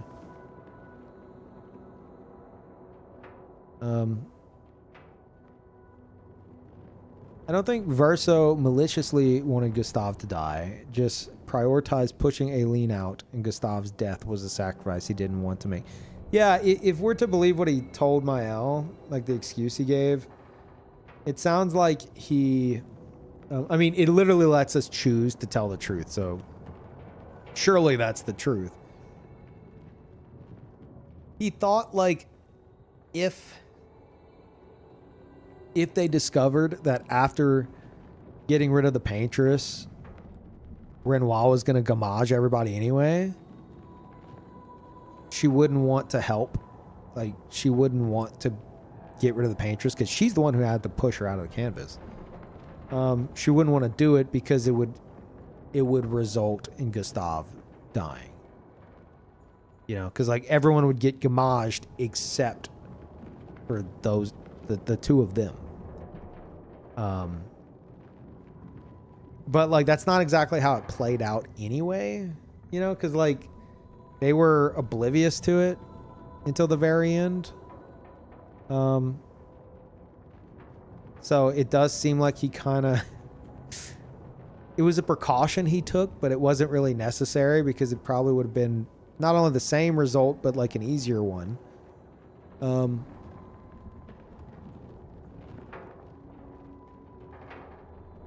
Yeah. I do like to think, though, that we're perpetually missing a sixth party member because, like, that's... Like, we had one. It's Gustav. He's not here anymore.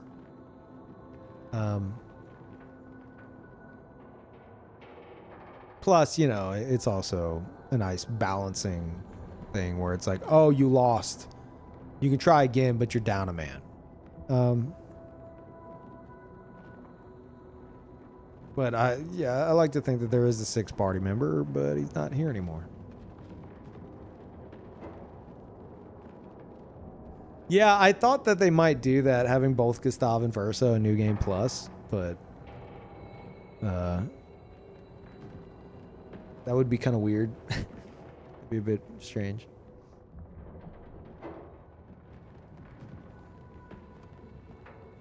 When Verso is burning in Mael's nightmare, he doesn't look scared or panicked as you would be if you're burning alive. He actually looks content and happy. What's that about? I think it's just like that's Alicia's like that's how she remembers it. That's not how it actually happened. For example, the first time you see that scene in her nightmare at camp, I believe that's real Verso we see in that moment. But right before Act 3, she has the nightmare again. And this time, you see him wearing... He's wearing Renoir's suit. You could see like the gold and stuff as he turns around. So he's wearing literally this outfit. I don't know how much impact that has, but he turns around, he holds out his hand, and he says, "You're okay." And that "you're okay" line is pulled directly from Verso's ending. So the second time she dreams about it, it's actually painted Verso in the fire, saving her from the fire, which is kind of foreshadowing that once again, it's another cycle of like Verso died saving Alicia. And then once again, Verso's going to have to die saving Alicia. Ultimately from herself.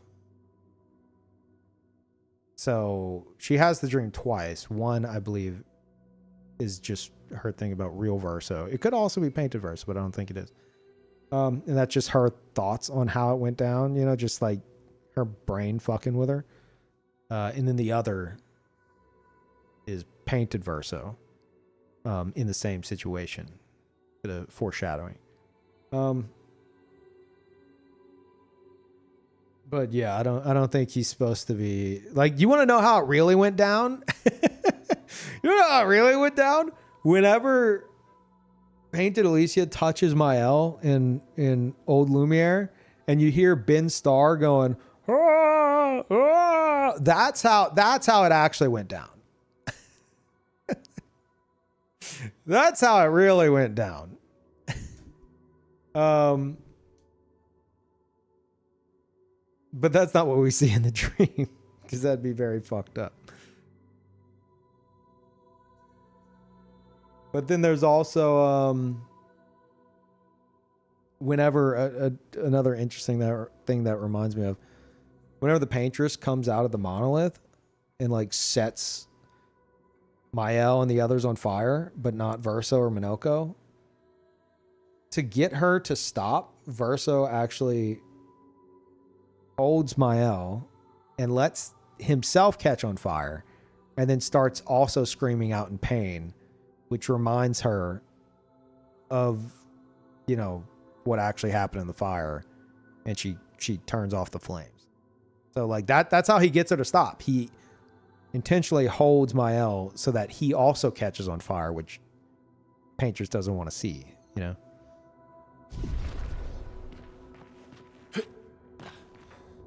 You guys heard the third ending theory? No, but I might be open to hear it. I haven't looked at any YouTube videos and stuff. Just have my own notes on it all. It's after you unlock Goku, true. Those cutscenes were back to back in yours also. Psychotic. You painters are all alike. You had 2 brothers die. Oh, by the way, about that, funny story.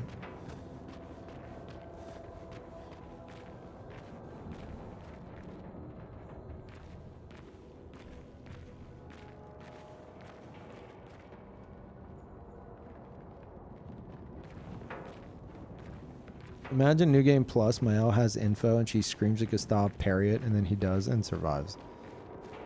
Jesus Christ.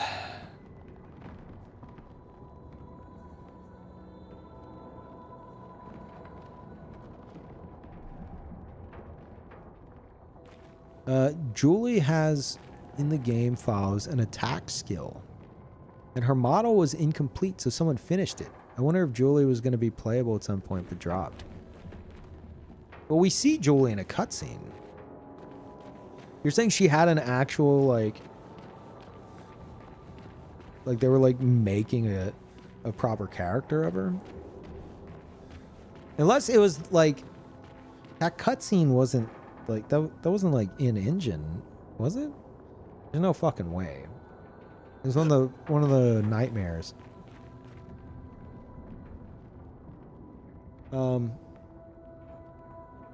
Yeah, we see Julie there, like, staring down Verso.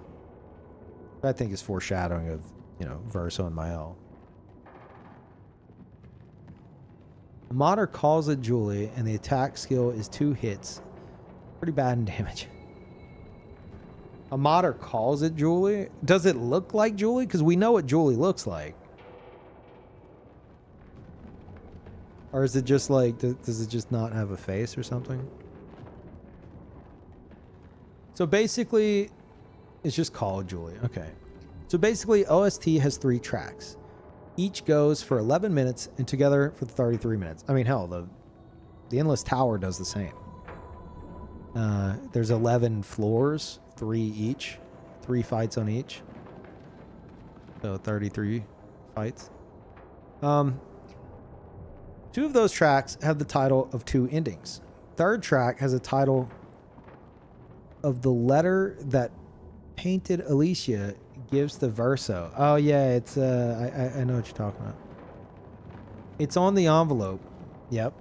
In the letter, she asked Mael to find a way. Yeah, that stuck with me. Yeah, find a way where both families survive. And since she lived both worlds, you could probably save both too.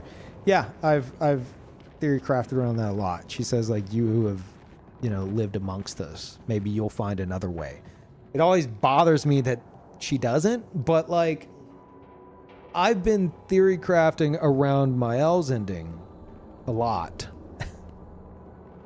And I don't think it's as fucked up and dark. It's fucked up, but I don't think it's as dark as people. I don't think she just turns fucking evil. Just a quick rundown because we've discussed it so many times already. Spoilers. I believe and we see this in the cutscene, this does happen. She lets Verso fade away. We see Aileen's gift, the petals, get sucked out back into the canvas. And then that's whenever she says, if you could grow old, would you find a reason to smile? And I think at that moment, whenever she exits that spot, she brings him back, but like in her own paint, I guess you could say, similar to what she did with Luna and CL, where whenever she did it, you saw the gold leaves as opposed to the red she was initially trying with and failing. So in doing that, he's no longer immortal, right? Because Mama's gift has faded away, but she was able to use his essence to bring him back in her own manner. And so in that scene, if that kid is supposed to be Verso's and Lune's, which could also be Gustav and Sophie's, that would also make sense. But if it's Verso and Lune's, then that implies that he is living a life that he enjoys. You know, he's got like a kid and stuff like that. He does seem to be older. They all seem to be older. He's nervous on stage because he says his heart breaks while he plays piano. Plus, might be a case of like he's just old as fuck now. I don't know. I'm trying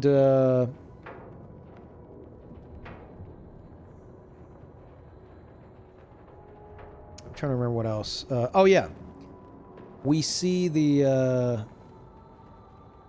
I worded it really well here. I have notes for all this shit. How did I word it?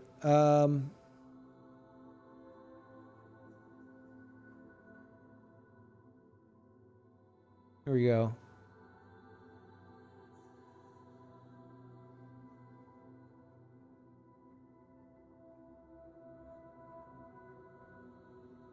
We first see the piano on the stage at the end of the game where the fading boy is playing it. He does go from fading boy to young boy at some point. Did childhood Verso actually play on the stage in Paris? I'm inclined to think that we're not seeing a memory of him playing on that stage, but instead his dreams and ambitions to become a musician as opposed to a painter. And playing on that stage is something he always wanted to do. Maybe in Mael's ending, Verso's soul gets to live out his dream, which may be the ding we hear with the particle drifting away from Verso's eye, which could imply that Verso's soul, though forced to paint forever, can be happy in this ending and painted Verso by extension.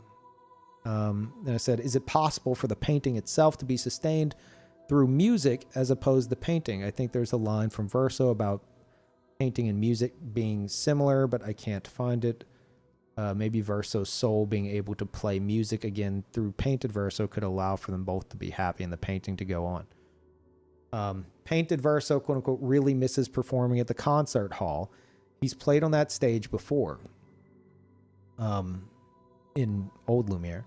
And real Verso likely played on the stage it's modeled after from real world Paris. But the fading boy is Verso's childhood left behind in the painting. He never got to experience it. He only dreamt of it. Yeah. So I think there's something to that, you know, that you could argue for Mael's ending. That it's not the only gloomy side of it is that Mael is, you know, gonna likely die unless the family steps in to stop her, in which case you have another fracture and another cycle in your hands. So it's not a fucking perfect ending. I definitely prefer Verso's, but because that one actually has some proper closure. But I think there's some like happiness there. Now, CL's face in that moment, right before the jump scare, she looks very gloomy. And that is the one thing that I'm really hung up on. Because even if all that's true, then, you know, what the fuck's that about?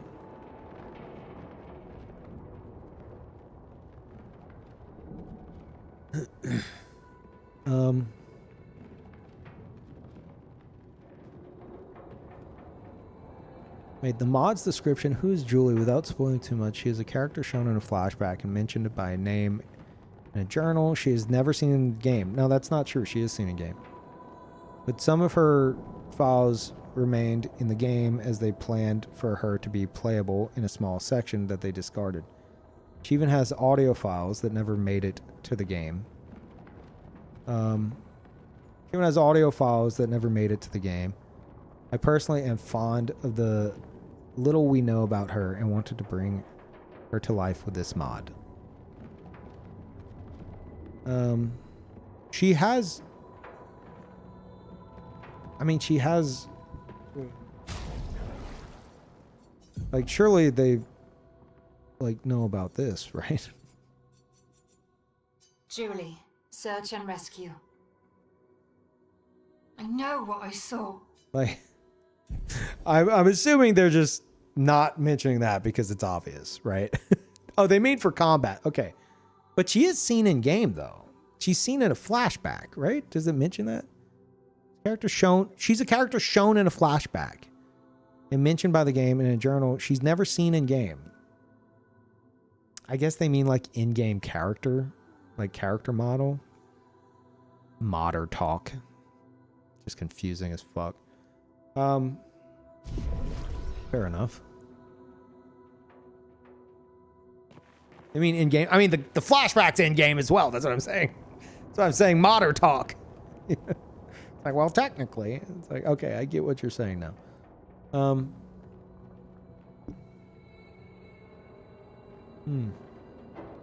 Yeah, I don't think she was ever supposed to be an extra character.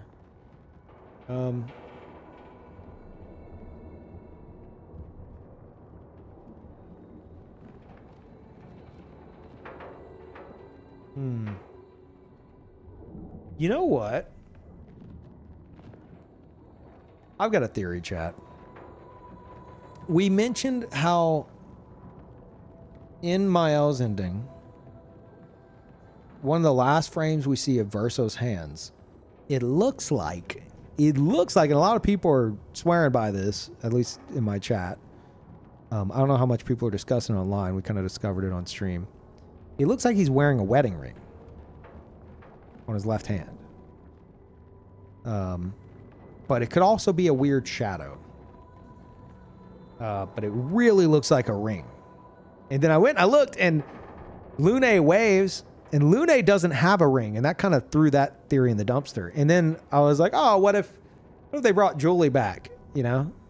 Maybe they brought Julie back, and she's here somewhere. And so I was looking in the crowd for Julie, half joking, by the way. I was like, that's her in the hat. But, like, you would think Julie would be old Chroma. That can't happen because she can't be brought back because her Chroma isn't quote-unquote pure. It's old Chroma. Like Mael mentions whenever she's bringing back the Expeditioners to help. But how the fuck does CL's husband come back? He wasn't gamaged. He didn't die from a Nevron. I think he died at sea in an accident. Probably years before.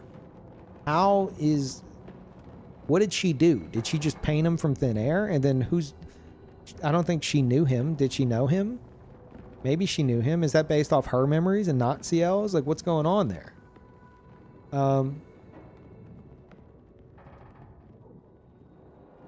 Wasn't the old Chroma only because Renoir controlled the rest of the chrome on the canvas until we beat him?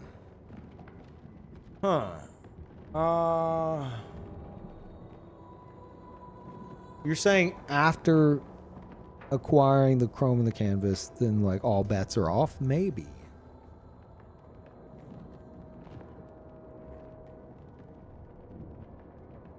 If that's the case, then what if that is a wedding ring on his finger at the end? And what if we're supposed to assume that, not we're supposed to assume, but, you know, maybe under the table, it's the idea that Mael brought back Julie?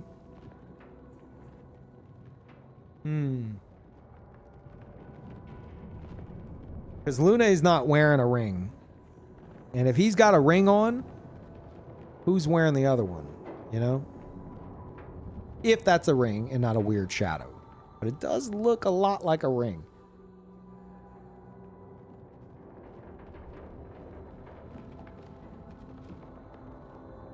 I don't think Mael brought back the people of Lumiere. I think a lot of them are just original creations of hers. I mean, that's a bit of a fucking stretch. It's not out of the realm of possibility, but again, I'm not really like subscribed to this whole Mael suddenly is like pure fucking evil, fucked up sociopath, you know? I think what she saw with Verso whenever he was like, please kill me. Like, I think that she saw that and she's like, okay, no one's being immortal. Like, it fucks people up too much. I'm going to let everybody grow old. And you could see their hair's graying. She's letting them grow old. So if she's letting them grow old, why would she still be like, okay, well, I'm going to let the ones I love most grow old and die, but I'm going to go crazy with everything else? Like, I don't know. I don't see it. I think she would try her best to, you know, do what's right for the canvas.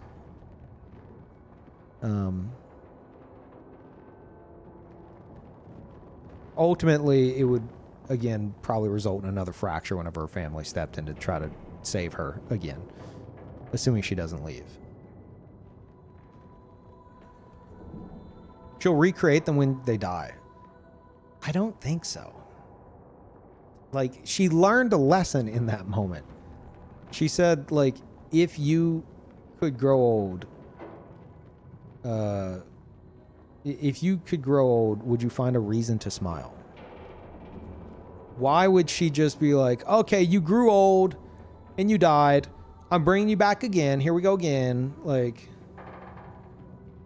hell, you could argue that, like, in that moment, in her realizing that immortality is not the answer.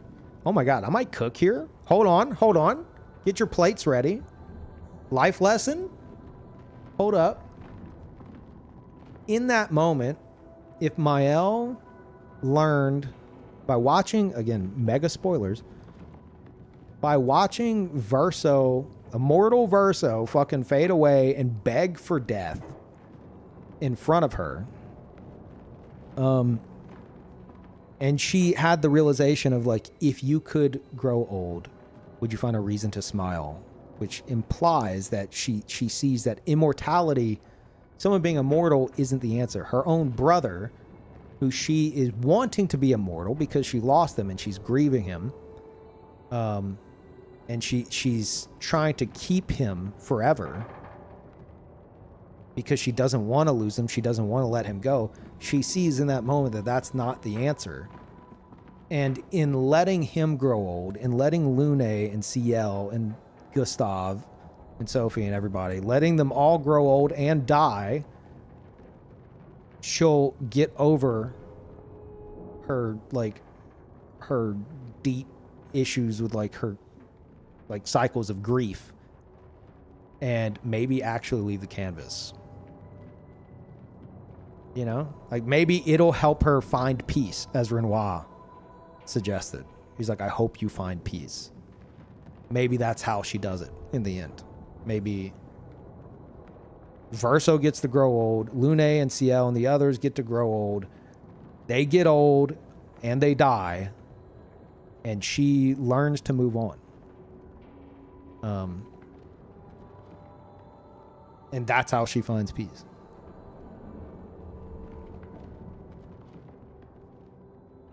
If she truly understood this, why would she bring back Gustav and Pierre? Because she's wanting to undo everything that her family caused. That's the way I see it. Like, her entire family fucking wrecked the canvas. Destroyed everything.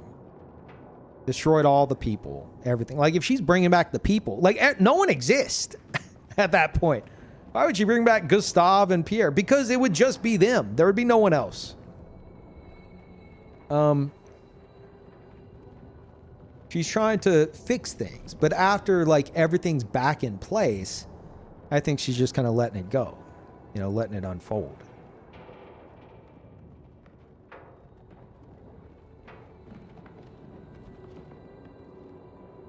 She didn't, though. It's clearly been years. She didn't fix anything Lumiere. Place looks like a bomb hit. Yeah, because that's the Lumiere she grew up in. Like, I mean, hell, that furthers that theory. Because if she was just making people appear for funsies, there wasn't anything else to it, she would have repaired Lumiere as well.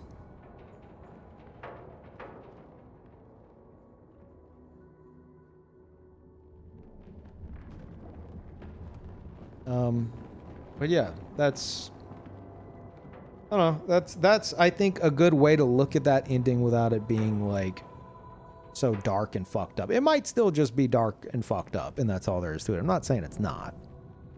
But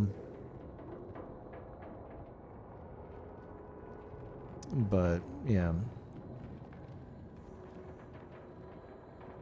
I can understand bringing back the general population or creating it or whatever because of the gamage. It's like the go mage. The gamage, which she brought back other people who had no involvement in that moment also.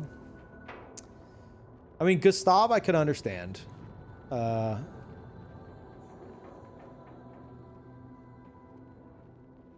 She promised CL she'd bring Pierre back. I'm more inclined to understand how she brought him back, but I guess I mean, that's kind of how we got here. If she has control of the chroma and it's not about the canvas and it's not about old chroma anymore. Yeah, I guess so.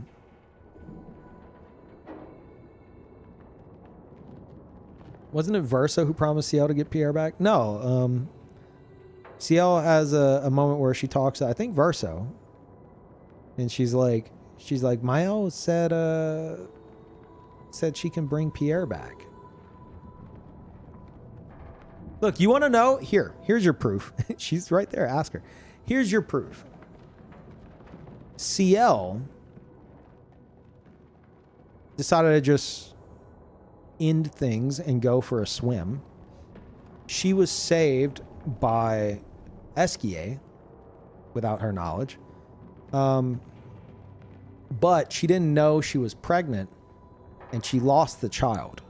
And she even, like, whenever Siren is like casting a spell on them, she sees Pierre holding their baby, which I think is supposed to be a baby girl. Now that child was just like, she lost it during the pregnancy. So if Mael was really just fully playing God, why would she not bring back that kid? Unless you think that the kid in that scene is CL's, I don't think so. Like if she was just granting everyone's wishes on a fucking whim, then CL would have her kid back as well. But like CL's realized, like, I lost the baby. How do I, she even says, like, how do I tell my husband that I lost our child?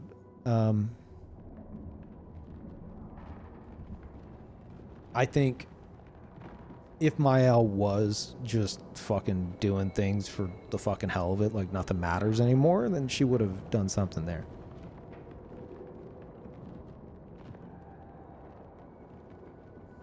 That note, with what did Visage try to charm the expedition? You mean Siren? Why do they feel the urge to put... Oh, you're talking about Visage. The urge to put on the mask. Never understood that. I'm the only one who does is CL, right? And until like the very end where they all get like the mask thrown on them, except Minoko, who's getting smacked in the face. Oh my god, such a good moment. I guess she's just drawn to it. That mask that she picks up, for the record, and wait, the one that she picks up I don't know if it has a title. It's like the main mask, I think, that they bring to the curator at the end. But the one that lands on her at the end, that she pulls off, is the other half of the anxiety mask, which the boss uses to attack. Like, attacks with the anxiety mask. It's like one half of it. The one that hits CL is like the other half of it. Why am I like this? What is... Why do I know all this? Oh my god. No one should know all this. Like that, there's probably not even anything to that. At all. Except maybe CL has anxiety. Oh, so does everybody. And CL's like, no, I know I have anxiety. Why are you putting this mask on me? Like, yes, I have anxiety. And then the mask keeper's like, oh, my riddle. She's like, yeah, no, I really have some pretty bad social anxiety. What's this lesson? I already know this.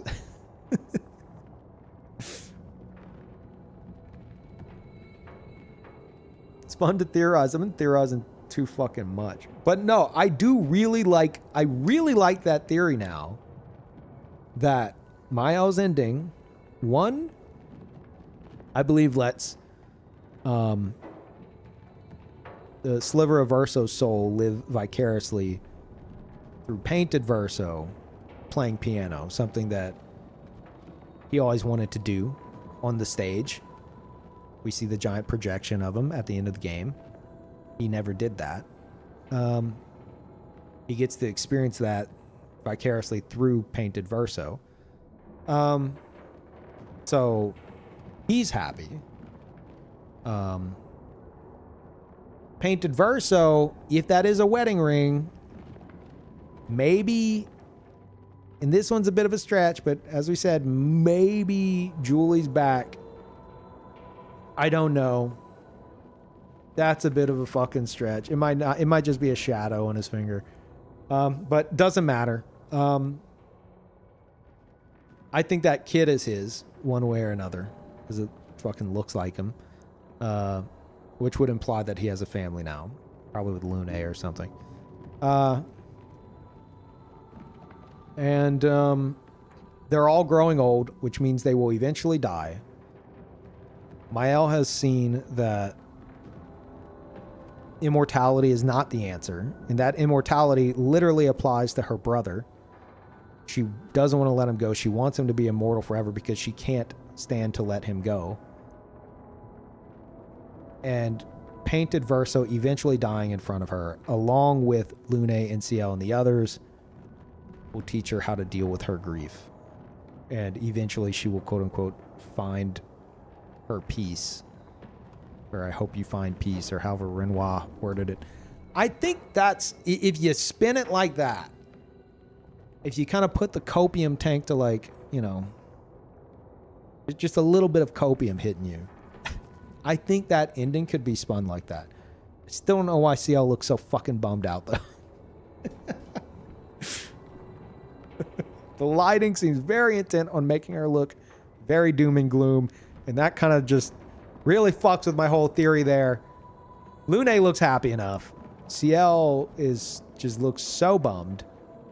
That's my one hang up. But otherwise, I think it's fairly fucking solid if you're digging below the surface.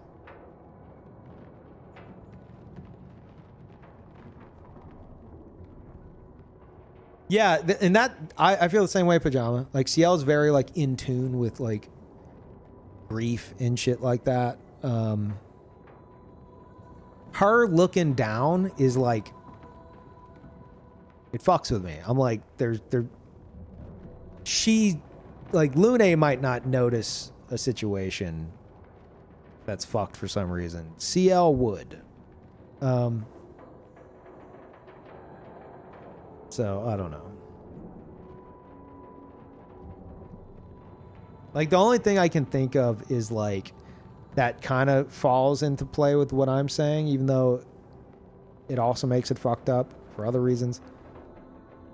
If Mael brought back Pierre, is it in her own, like, memory of, like, it might not be the Pierre that Ciel knows. Because only she knew him like that, and she can't paint him. So how's that work, you know? So maybe, like, the Pierre that, like, Ciel is, like, convincing herself, oh, I have my husband back, but knows that it's not actually him. Like, that's... There's something fucked there, potentially. Kind of fucks with my whole, like, it's actually not that bad of an ending. Like, Mael will leave the canvas on her own after she gets over everyone eventually passing on. Which I still believe to be the case, because they look like they're getting older, and I think she would just let it happen.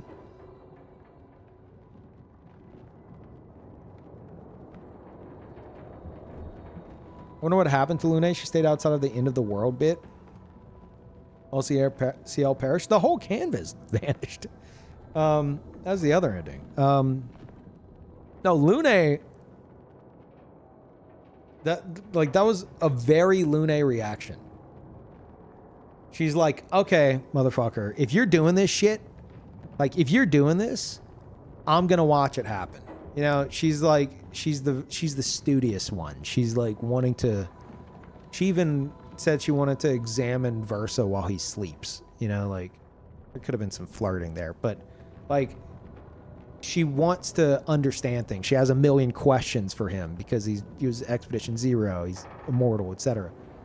So in very Lune fashion, it's okay, this fucking sucks, fuck you for this, but I'm gonna sit right here in between worlds and watch it all go down. So technically Lune is probably the last one to be there. Like, they vanished and then she vanished. Or at least I imagine that's how it'd go. But yeah, no, I think that she was just like pissed about it, rightfully so. And it was like, all right, fuck it. I mean, if the world's gonna end, I'm gonna watch it happen. You know, I'm gonna die with the knowledge of how this went down.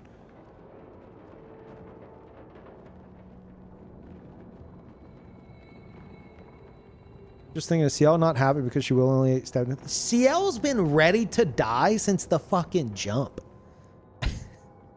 Ciel is like the most chill character of them all. She's just like, yeah, look, I've dealt with a lot of grief in my life. Whatever happens, happens. If I'm going, I'm ready. The first time she gets gamaged, she like closes her eyes and accepts it. While Lune's looking around all confused, panicking. And then Ciel gets brought back and then gamaged again. It's fucked up. It's fucked. Like, even if you just see them as paintings, it's still fucked up. Lune's the logical one. Ciel is the emotionally intelligent one.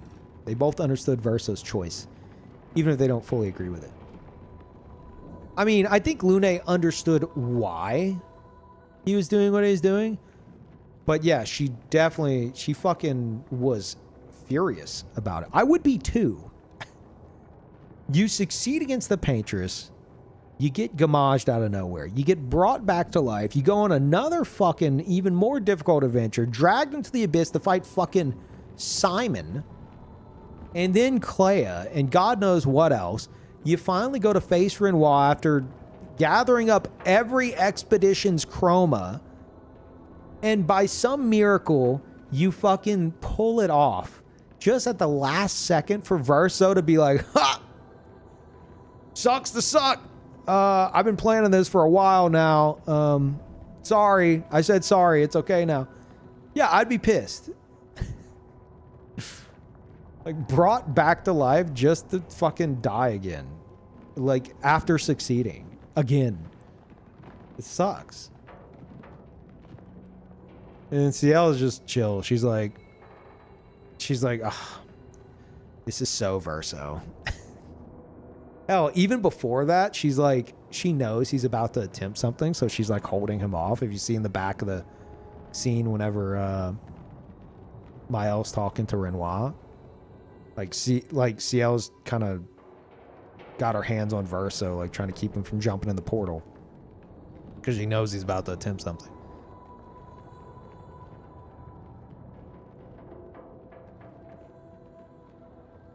What bothered me about CL and Mael's ending makes me wonder if she's even the CL I've heard this before. I fucking disagree. If she's even the CL we knew, because if one were to go with interpretation that Verso's unhappy in that ending, she explicitly says she would never wish that torment on others. Why the heck would she be okay with what's happening in Mael's ending? Wait, what torment?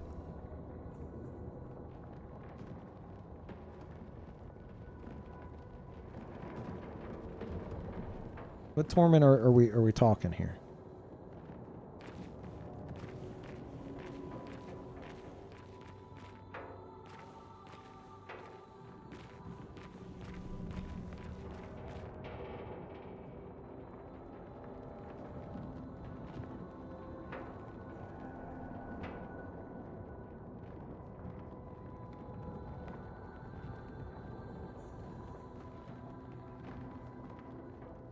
I mentioned before that CL says the Verso. Wait, this isn't. I was waiting for Ashen to respond. CL says the Verso in her link that knowing what she does now, in her line, what?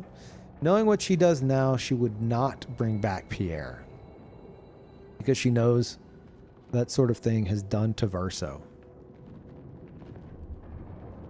Oh, yeah, there is a line about that.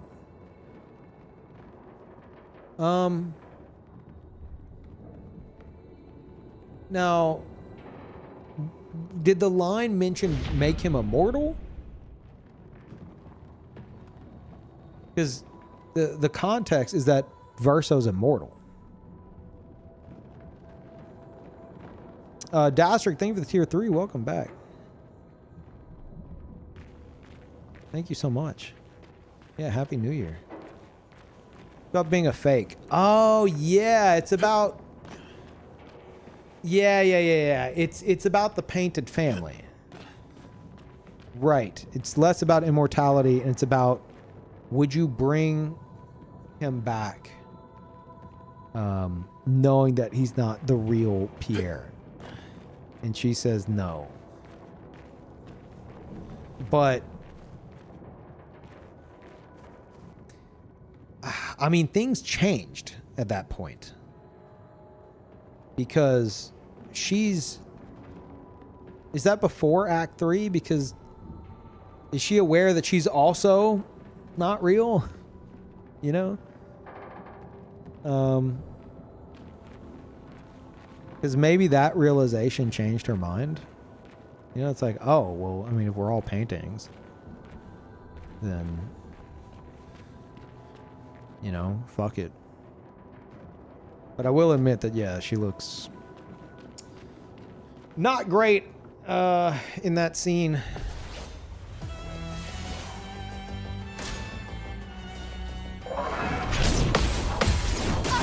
You know, maybe Verso has just aged enough to where, like, he's getting older and she recognizes that.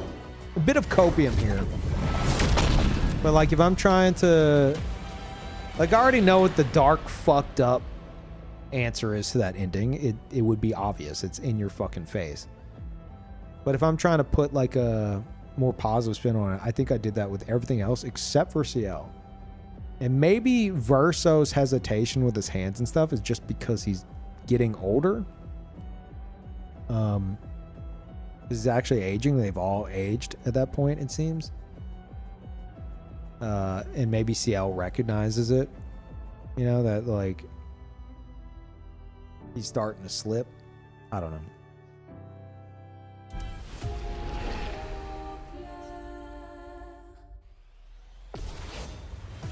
People say this story sucks. There's so much to talk about. There's as much or as little to the story as you want to see in it. You could just be like, oh, okay. Got it. Painting. Yeah, doppelgangers. Real sad. Okay, done. And move on. But, like, there's so many fucking, like, beneath the surface details that you can really go fucking crazy with. Is there any real reason to it? No, but it's just fucking fun. You know? Like, it's like the same people who play through a Souls game and they're like, I beat all the bosses and I'm the hero. Like, okay. Is that really what happened? Yes.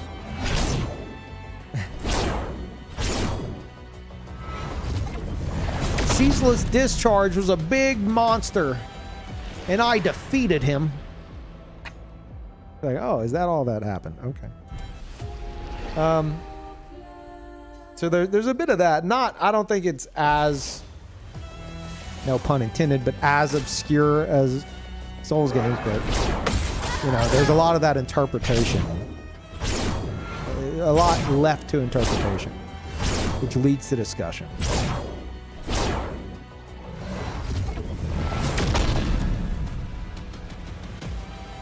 He's hesitating because he's just Mael's creation, doesn't know how to play piano. What? That's fucking stupid. I hope you're not serious. So Mael painted him back and was like, okay, we're going to get everyone in the city to pack the house like I promised. Okay, go to play piano. And he's like, oh, fuck. I don't know how to play. And then at the end, he starts playing the title track. Well, different lyrics, but he literally goes to play it, but we'll ignore that.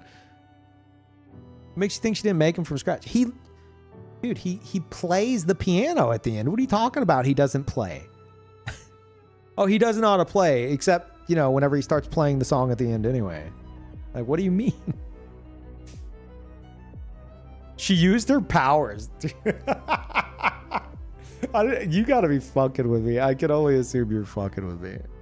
I swear, like, this is why I try to, even joking or not, this is why I try to, like, dig deeper with that ending and try to see, like something below the surface, because I feel like so many people are so hell-bent on being like, Mael is super evil now. There's no way she could be doing anything that isn't purely selfish and God complex. She has deemed them all her toys, and that's all that matters now. And it's like, I just feel like that's such like a bad faith way of fucking looking at a character that you've seen the entire game. She's not evil, she's just not coping well. I mean, I can definitely see that, but like, think of it from like the standpoint of like the people writing this story, right? I find it hard to believe that at the tail end, they're going to be like, okay, she's about to do the most fucked up shit you've ever seen in your goddamn life. And she's going to learn no lessons from it. Nothing will come of it. This is purely bad. It's just, is it the worst ending in terms of like, you know, like a proper closure? Yes. I do believe so, unless what I mentioned earlier is actually true and she eventually will find peace. But in terms of like what we're immediately seeing, yeah, absolutely. The other ending, Verso's ending, is the proper closure. You could consider quote unquote good ending, sure. But I don't like the narrative that like, okay, well, Mael is like so fucked now that she's beyond repair. Verso is having to dance and sing for her. She also made him and Lune have sex and have a baby. Like it's too much. It's too much. You know, like there's a point where it's like, okay, like whoever wrote this might have some issues. You know? Maybe that's the case. I don't fucking know. But I feel like it's too fucking much, you know? There might be a layer of that. I'm okay with that. But I swear some people are like, no, she actually pulled out her paint gun and pointed it to Verso's head and said, you better remember how to play right the fuck now. And that's why CL looked sad. And Lune smiled, but it was just so she wouldn't get shot as well. Like, it's crazy.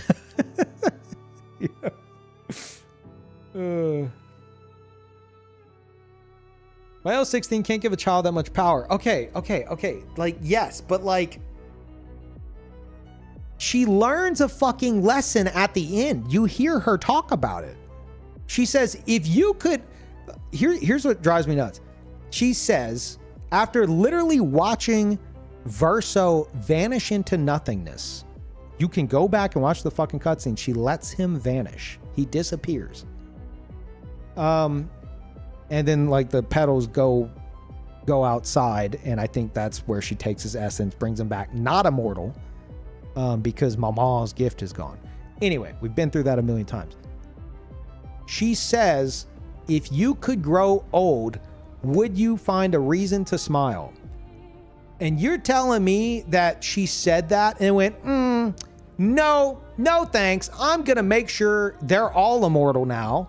No one's dying on my watch. I thought of a lesson and then I decided to completely fucking ignore it. Play piano for me. Like, she doesn't learn shit. She's still trying to find ways to keep her delusions alive. She's selfishly motivated all the way. I don't think it's all the way. She's look at Aileen showing back up. Like, they have their side is like this painting, like this is helping us deal with our grief. It's ultimately going to kill them. Absolutely. But like, okay. The best way I could explain it is to ask you a question. What did she mean by, if you could grow old, would you find a reason to smile, if she just kept him immortal anyway? Why even include that line in the fucking game? I feel like nobody's answering this when I ask the question. They're just saying, no, Mael is a supervillain now. Everyone's her hostage. She's Omega God. And she's also torturing everyone inside. And then I'm like, what did she mean by that line? And everyone's like, she made Verso play piano. I'm like, that's not what I asked. I mean, she can have good intentions while also being selfish. Okay, but is Verso immortal in that ending or not? Because if he's immortal, that line makes no fucking sense.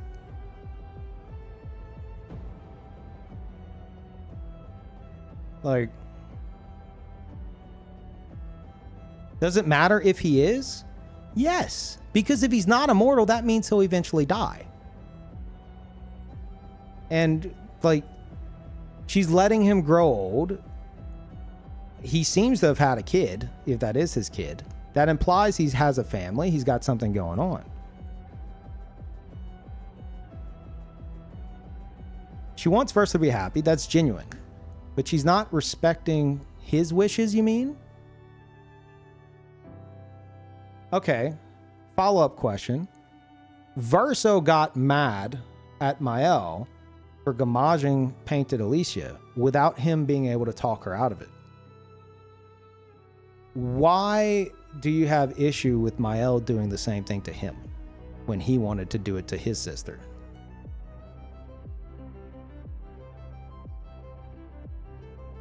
And then immediately after that,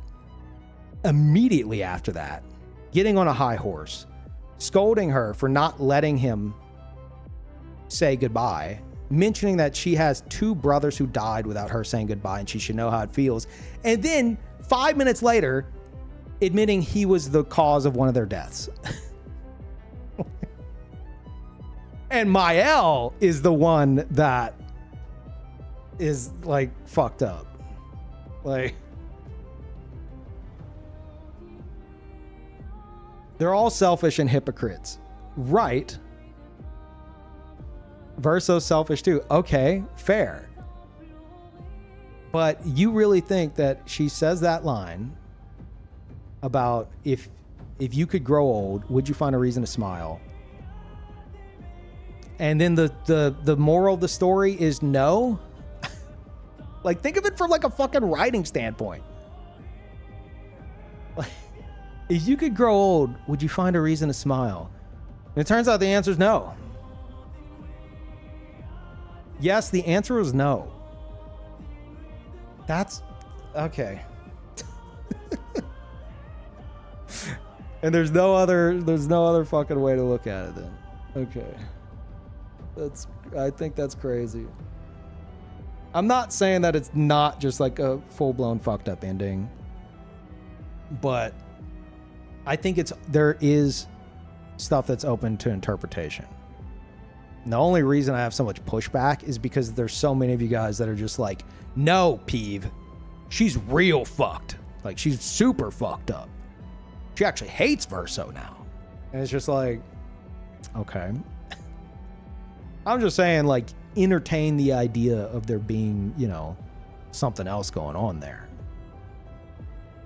If that's what you believe, that's what you believe. But I think that's a fucking wild thing. It's like, just as heartfelt, like, if you could grow old, would you find a reason to smile? And then the writer in that moment, the one who wrote that dialogue and wrote the ending, was like, and the answer was no. Verso's still depressed, it turns out.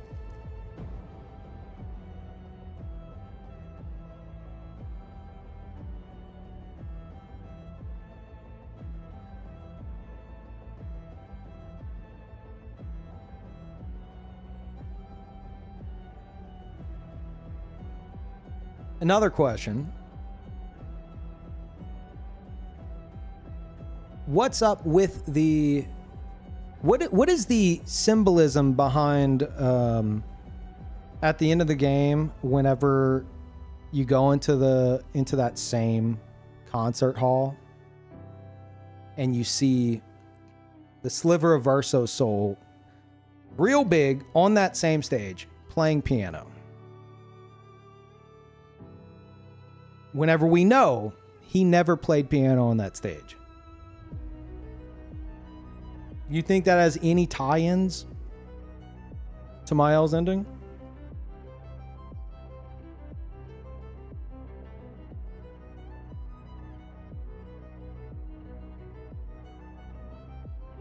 Or do you think it's just for funsies?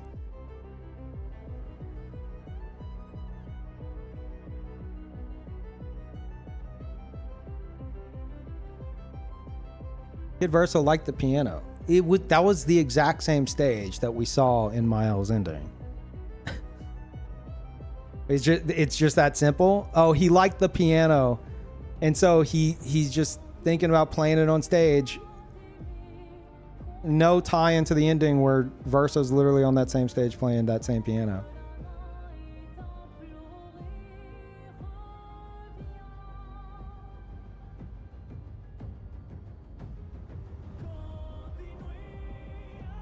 Verso's real love was piano, his family forced him to paint. Right.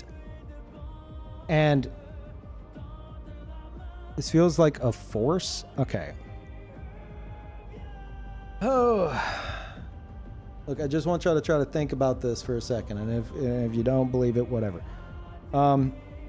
It's just a fucking theory. Verso's soul, sliver of Verso's soul, wanted to play piano. We know that. He wanted to play piano. Hell, in the DLC, there's like self-doubt involved, and with him getting over it to become like a musician and all that. In that moment, we see a giant ghost of literally the sliver of Verso's soul playing piano on that very same stage. Painted Verso, we know, played on that stage in Old Lumiere. Real Verso likely played on that stage in Paris, real world Paris. The sliver of Verso's soul never got to do that. He only dreamt of doing that. And that's the point I'm getting at. He only dreamt of doing that one day. He never got to experience it. Similar to in the DLC spoilers, in the DLC, after fighting Oskio, Painted Verso says, I'm glad I got to do that. Because like he has memories of doing that, but it wasn't actually him as real Verso. He's like, I'm glad I got to do that for once. I think there's something there with the sliver of Verso's soul wanting to do that, but he can't. He will never get the chance to do that. Unless, in Mael's ending, he's able to live vicariously through Painted Verso, now being able to do the thing he's always dreamt of doing in his very painting.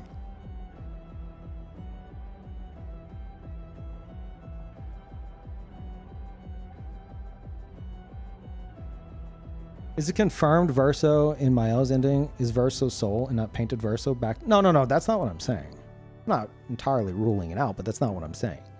Because I'm open to discussion on these things. I believe that there's a moment where Verso looks up. Yes, he's looking real sad, but we know he mentions his heart breaks while he's on stage and stuff, and he gets nervous. Which I think a lot of people are seeing as like him being like controlled. But there's a moment where he's looking down at the piano and then he looks straight forward and you hear like a ding and you see like a little like particle come from his eye. I don't know what that fucking means, but it seems like it means something. I don't think it's just a random ding sound for funsies. I don't think he accidentally hit a key and then like was like, oh, I fucked up. Like, I don't think it's like that. I think there's something, it symbolizes something. And I like to think maybe it symbolizes the sliver of Verso's soul, like, being there with him, like experiencing it through him. Because just the ding and then him looking forward and then like that very obvious like little particle coming off his eye. It seems too obvious to not be something. There's some kind of symbolism to that. Like a hopeful symbolism, not like a fucking terrifying dread symbolism. That's what I'm getting at. It just doesn't seem like that's like a dreadful moment, you know?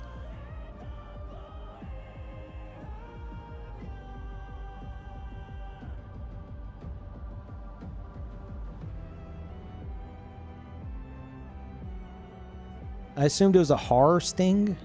Wait, what? Wait. That that moment of like ding and he looks up almost inspired. That was like a horror moment? Did he poop his pants? I don't see. To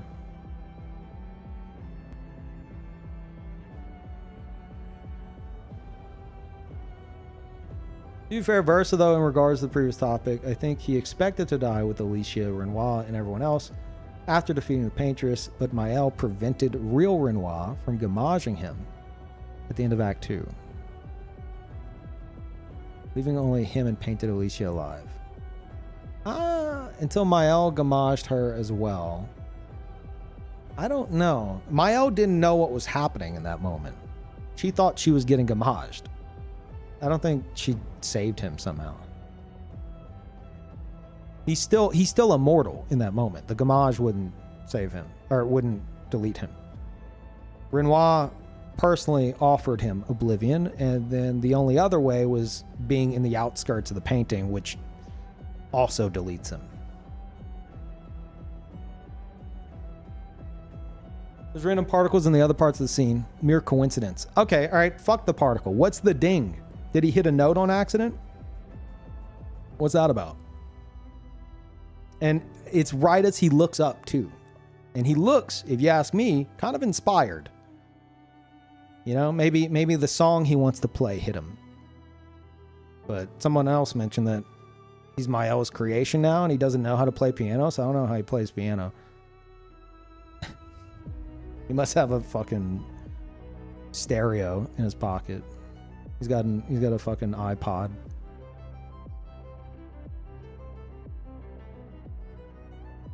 Oh, I'm talking about the pin drop sound. I'm not talking about the big fucking crash on the piano, the obvious horror moment. No. I'm not saying that's a happy moment. No, that's reality hitting you in the face of what's happening to Mael. I'm talking about the pin drop sound.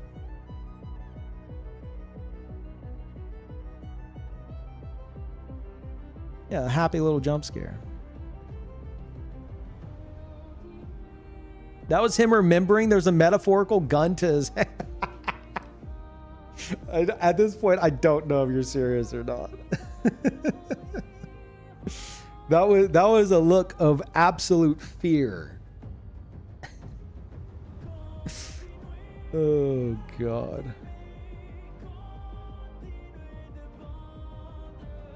Rewatch the cutscene. That's definitely a clarity jingle. Verso seeing Mael for what she really is. Wait, what do you mean? Do you think he's looking at her? He's not looking at her. She's to his right. He looks forward and to the left a bit. He's not even looking at her.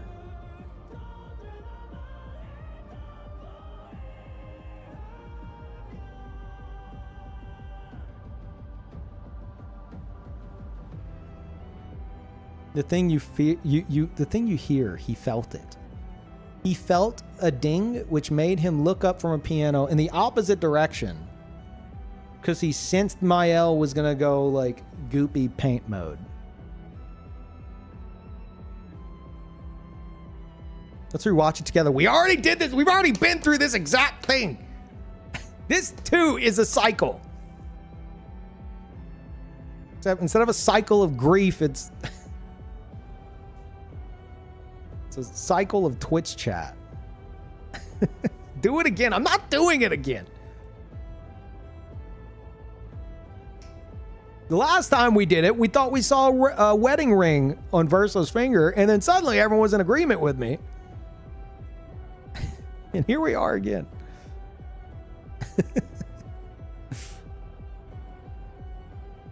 I'm not sure the pin drop is just to put emphasis on the awkward silence, or if it means something more. It's right as he looks up, almost with like, he looks inspired in that moment. Again, it's all open to interpretation. I'm just saying, just to sum up, I'm just saying, maybe think on it a bit instead of just immediately jump into, no, Miles definitely like super villain now. You know, try to think of it from a different perspective. And if you land on that anyway, fucking so be it. It seems like the devs definitely wanted it to be, at the very least, something that on the surface looks that way. You know? Because that was my first impression too. I was like, what the fuck, dude? This is fucked. But I feel like if you dig deeper and you question things, there might be something on the surface. But maybe not. Maybe not. I don't know. Only the fucking devs know, really.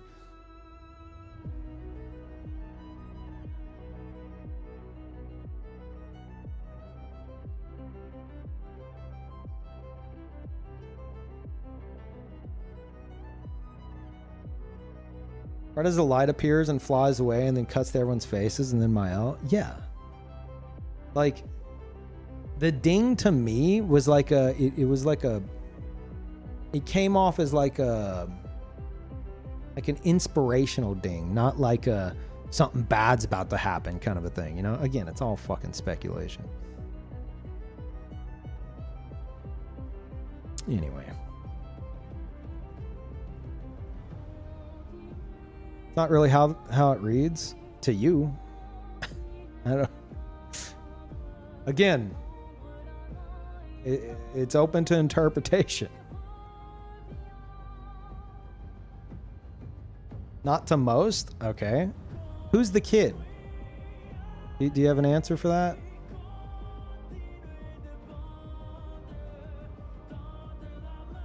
If there's not much to have open to interpretation here, who's the kid? Is it Verso's? Is it Gustav and Sophie's? I could buy that, but that kid looking real like Verso, if you ask me.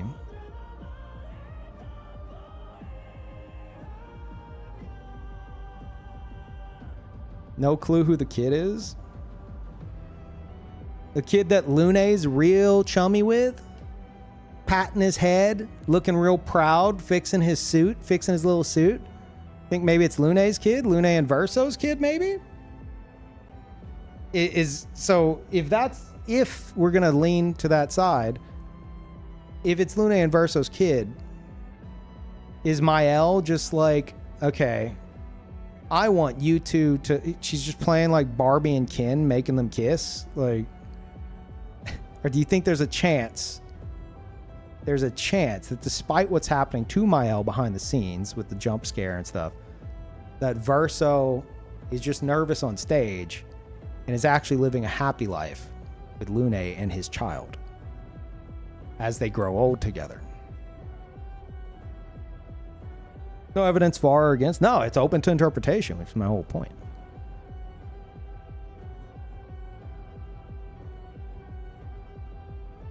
This looks like Verso the same thing as Gustave looks like Renoir that I've heard everyone say. The kid's got like jet black hair. Like who? Okay, Totalist, who do you think the kid is? And I have heard a lot of people, myself included, mention that whenever you first see Paint and Renoir, you're like, is that older Gustave? They have very similar hairstyles. And his face is all fucking wrinkly. You can't really tell otherwise. Why do you want them to have a kid so bad? Why won't anyone tell me who the fucking kid is? What's going on here? It's like, Peeve, why are you questioning this kid? It's just a random kid they found on the street. They brought him off the street and they sat him down next to them. They pat him on the head and fixed up his little suit for funsies. It's Gustave's disciple. No, it's not. Did he dye his hair jet black?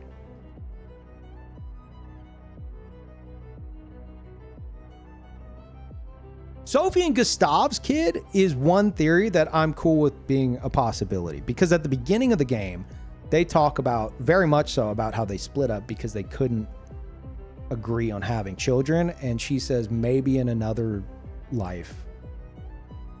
It's very possible it's theirs. But Lune is extra chummy with that kid. It's clearly him. We see him like 4 times through the whole game. It's clearly him. So he dyed his hair black. It was brown. He dyed it black because he's going through a phase.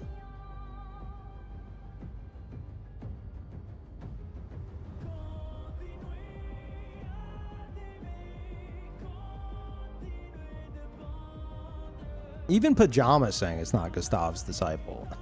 Pajama's on y'all's side. Oh no, Rip? What?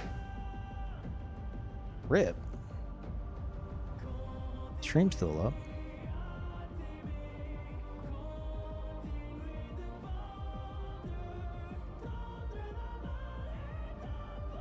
It could be Lune and Verso's kid. You pretty much romance her when she's Mac's relationship. Shuts the L down. Yeah. And then also, like, if you want to lean into the lyric side of it, the translation for the song Alicia, which he plays at the end. Well, a version of it with different lyrics, so might not apply to that exactly. It says Lune at his side, I believe is the translation. So some people theorize that maybe it's canon they get together.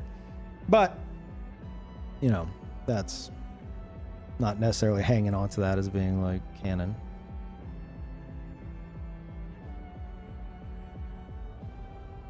I didn't hear your retort. I said, why does the kid have black hair now instead of brown hair? Some people are saying it's dark in there. But if it's dark in there, why do Lune and Ciel's hair look like it's grayed? And if it's grayed, does that mean they're getting older? Why are they getting older if Mael wants to keep them alive forever and hasn't learned any lessons? Just a lot of questions.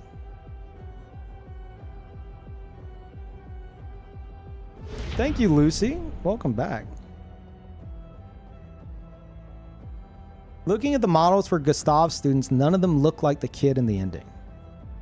I think it's the way the kid smiles. He's got like a little like smug, like kind of smile that you do see on like the main apprentice,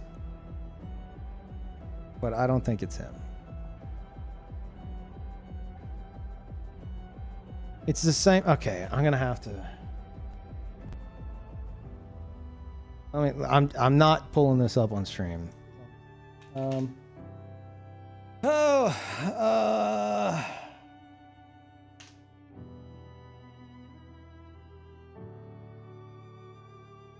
me go here.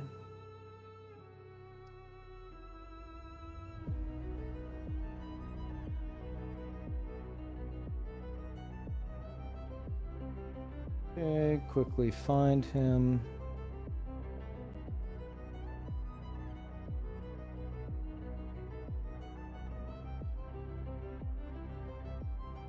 Look at my own VODs for this.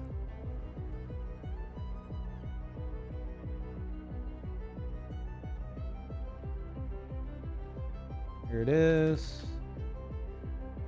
Oh, we made you your suit. Guys.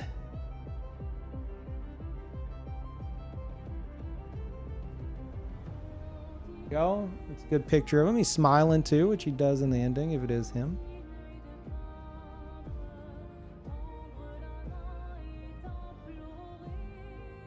Okay.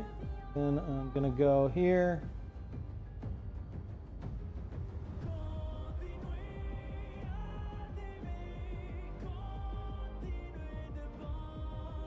Okay.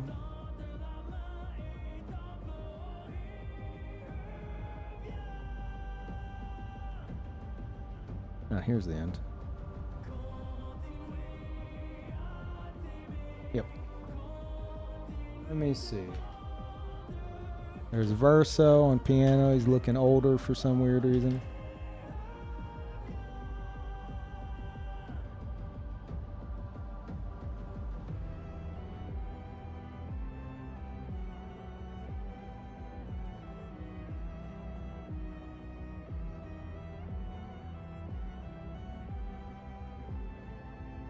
Let's see. Looking at both of them. Hold.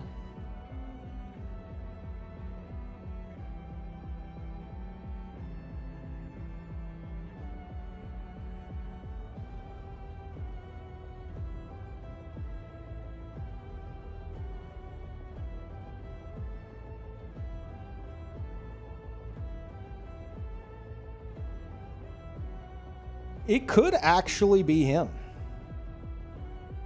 It could. And if so, if it is him, then that could imply that Gustav and Sophie adopt him. Which I'm not opposed to. I kind of want to see. Like, has like a fucking modder not pulled this?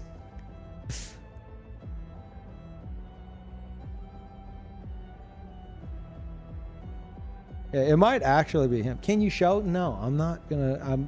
It's on my streaming computer, and I'm not. I have to go through so many hoops to fucking show it. But like, if I'm fucking admitting it could be him.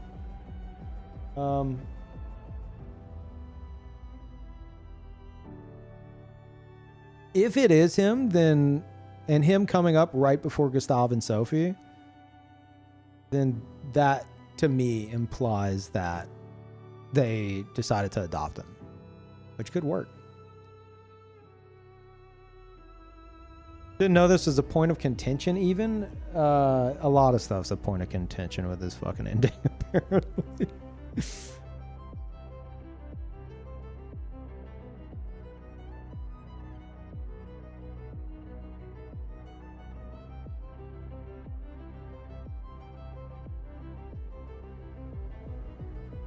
Yeah, if it's him, he hasn't aged.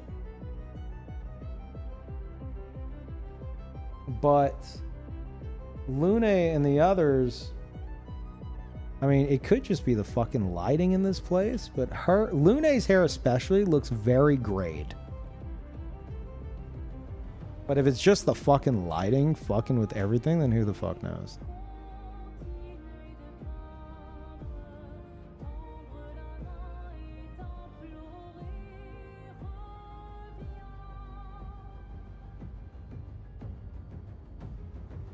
Yeah, Mael made them adopt the kid.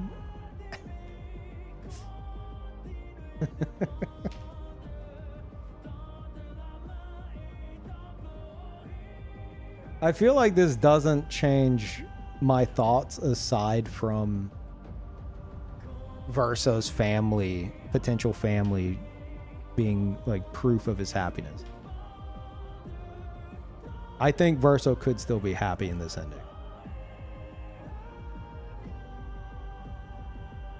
But I'm willing to admit that that definitely looks like the kid.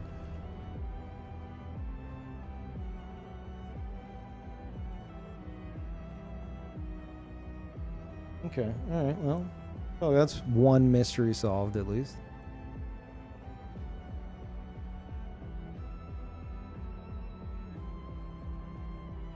On this, okay.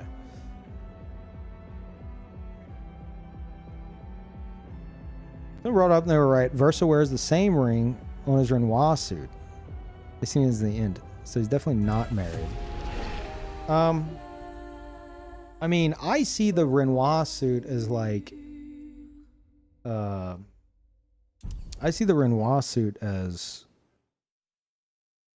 it's supposed to be Renoir, you know, like this, you know, even though it's like he's got the jacket on. It's Renoir's suit. It's not Verso's. So I would imagine that's Renoir's wedding ring. But he's not wearing... We did confirm that it's not Renoir's suit in the scene. So it's possible that they used the model of Renoir's suit and then like just did like, you know, lazier dev stuff with that, and they just, okay, well, let's use his tuxedo he already has and clean it up a bit, and then they left the ring on. That's a possibility.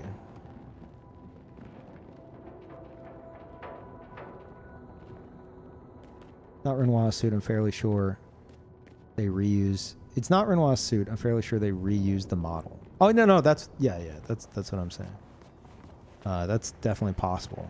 But man, that. Oh, let's have him wearing a wedding ring because we're gonna have a suit where he's wearing a wedding ring in the cutscene.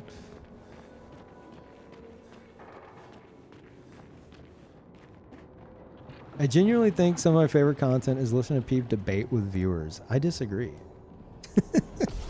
I disagree. I hate this.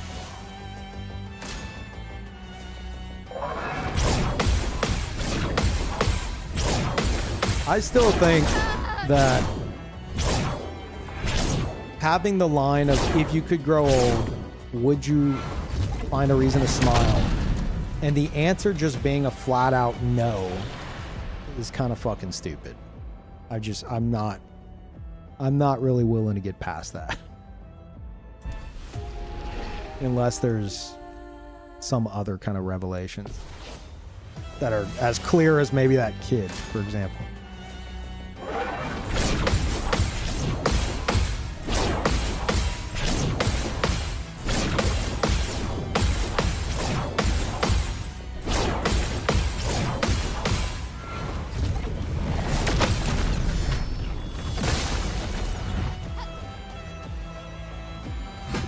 Oh, it's so good. It's a hard gut punch. I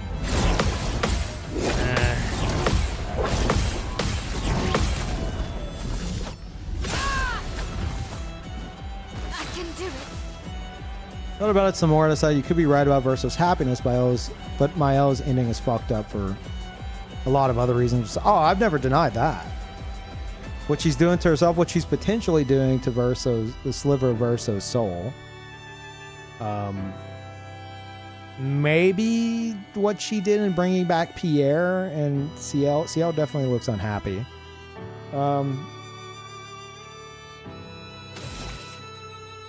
Yeah. Void take. I'm just happy I have a fucking answer to the kid bit now, because yeah, that is definitely, the more I think about it, Sophie and Gustav adopted him. That makes perfect sense.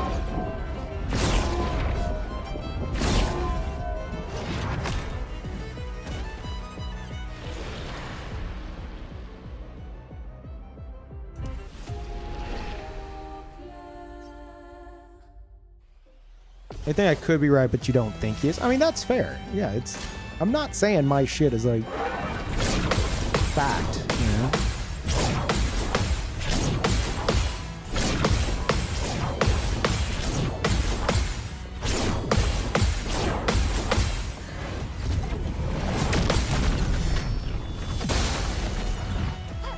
Okay.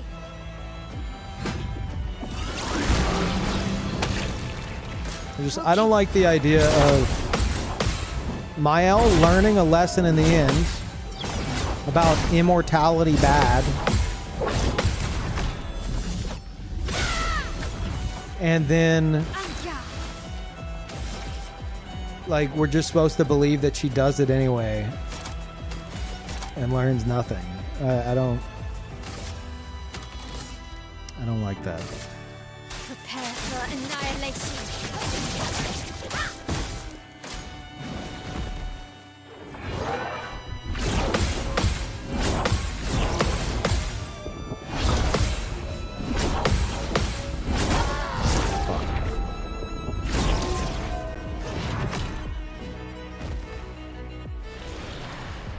I'd verse be begging to be unpainted if he's getting erased permanently in the Maya ending, because she's keeping him similarly to whenever she shows up and she touches him on the shoulder and heals him and prevents it from happening.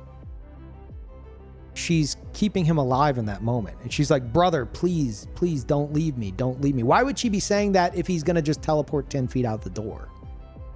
You know? Like, she to her, he's dying in that moment. That's what makes that scene so powerful. And he's like, "Let me die. Please let me die. Please let me die. I beg of you, let me die." And then she lets him die. Gets the idea of if you could grow old, would you be able to find a reason to be happy? Brings him back with his essence, not immortal. And he plays piano, and I think the sliver of Verso's soul lives vicariously through him. But, it could just be, oh no, it's just big spooky horror ending. Mael dumb and bad. I'm not rolling that out as a possibility.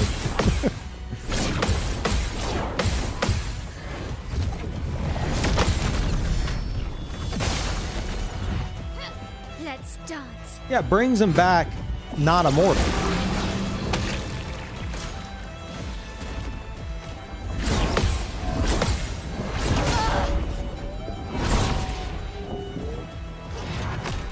Characters don't necessarily have to learn a lesson by the end. Some don't learn, especially in tragedies. The writer side of me had to say it. No, that's fair. But I think in a game where you're choosing an ending, and on one side you're fighting for everything you've known up until this point, all your party, your characters, everything. Now the other side is actual closure, like the actual solution, the hard fucking solution to this. I don't like the idea that the other ending is like in a game about, the getting over the grief and celebrating the art and everything like that.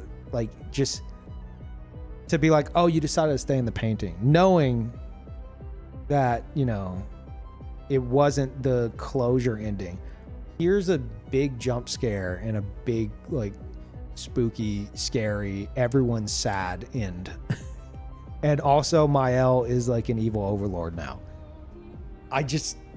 There could be layers of that for sure. There definitely are, but I don't think that she's ruling over everybody with an iron fist. I think that's the part that I'm hung up on. I think that part's fucking stupid. I don't believe that's the case.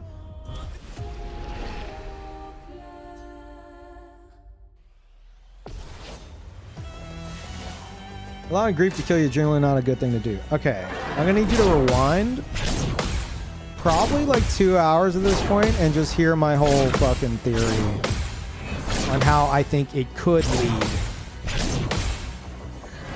to Mael getting over her grief and leaving the painting. Okay.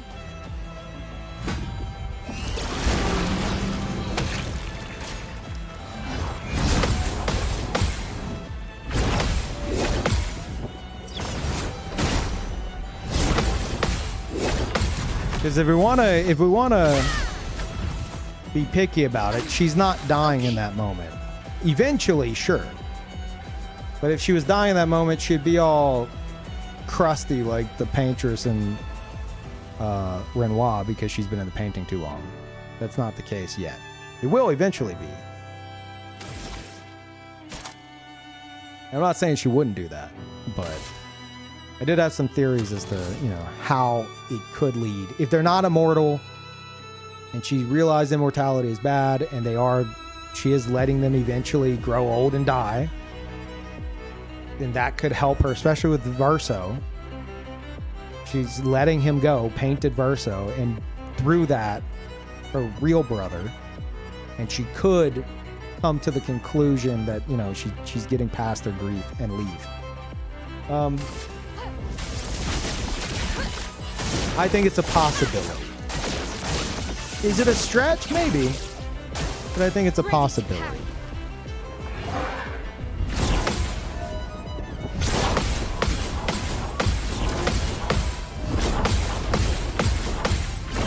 I fucked up.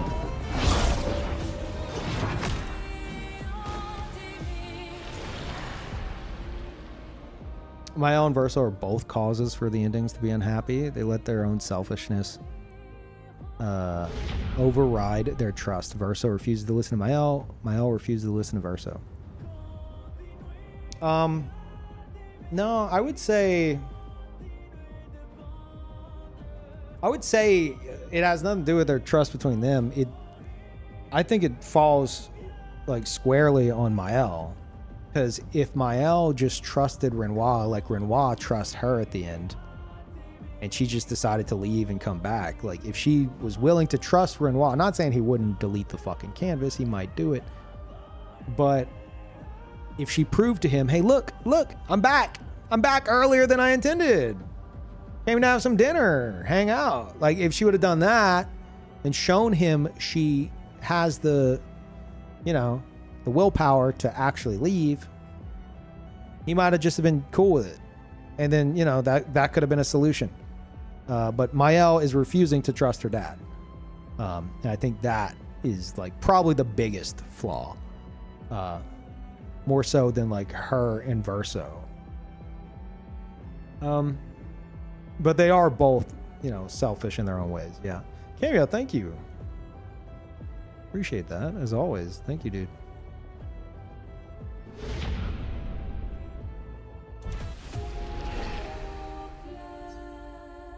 And Rafa, thank you. Welcome back. Verso doesn't give Alicia's letter.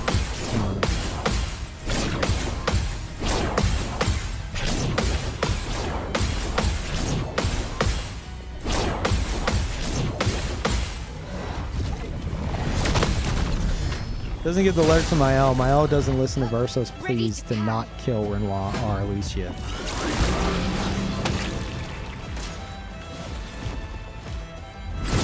True, but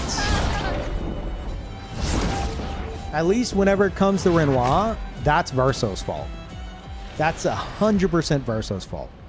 Verso let Gustave die in front of her as a precaution, and that pissed Mael off, rightfully so. And so in that moment where he's talking to Painted Renoir and he looks back and he's like, we just need to incapacitate him. And she's like, we'll find a way to fucking kill him. her anger there is entirely tied, or mostly tied, to Gustav and what he did to Gustav. Something that Verso could have prevented, but he didn't. And now he's in this situation where she's not gonna fucking let him live because she wants revenge. That's on Verso, mostly. If you ask me.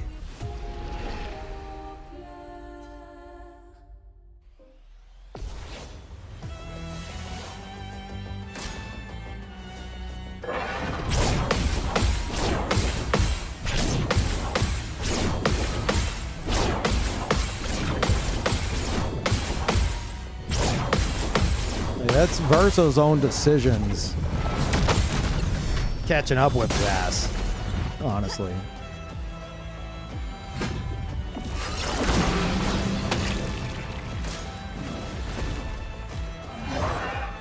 Verso didn't trust he'd still have Mael's trust if he let Gustav live. That's crazy.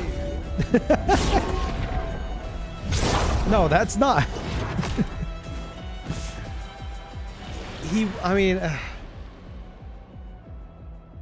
His fear was if they found out that removing the paintress would get everybody deleted, and found out that maybe, you know, Mael would be like, oh, by the way, Mael, you'll be fine. Gustav and the others are going to go. She wouldn't want to do it. It was a precautionary measure for that. But I would argue she would probably trust him more if he jumped in and saved Gustav's life at the right moment. You know?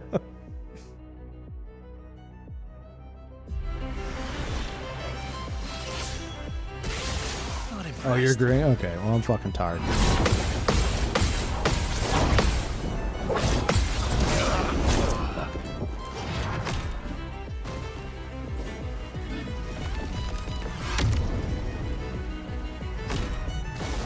Take your shot.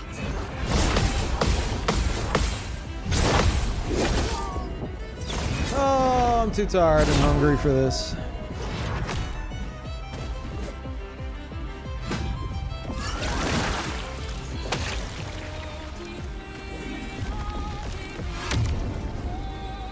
My biggest question, oh, this is from earlier.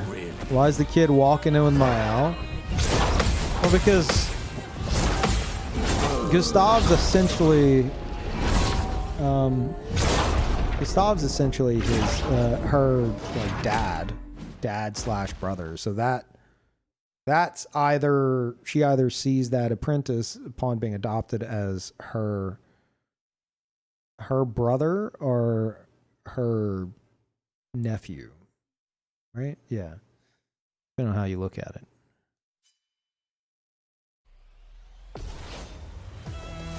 Oh, here, you want another Mael evil theory? She has a new brother now. She doesn't need Verso, so he's just a plaything to entertain them on stage with piano against his will. Sure. Sure, let's just fucking lean into it at this point. She got over him real quick whenever she found out she had another brother. And she's like, oh, okay. This one's going to grow up and be happy. Watch. I'm going to spoil him. He's going to grow up. He's going to be happy. Hey, old brother, who's not even real, by the way, play us a little ditty on your little piano there, or I'm going to shoot you with my paint gun. Like, sure, that's classic Mael. Is that a genuine theory you've seen online? Wait, what? No. I'm making fun of chat.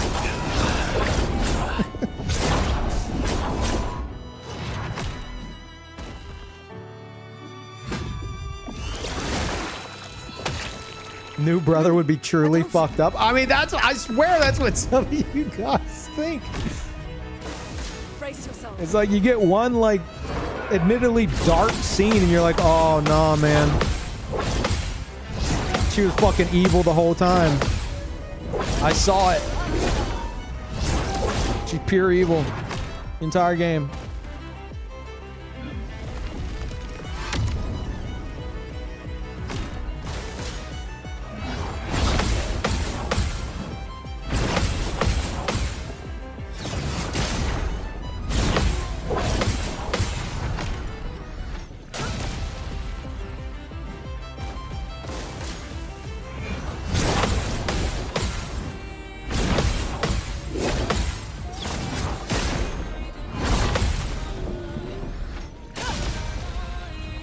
She's got this. She's gonna solo this.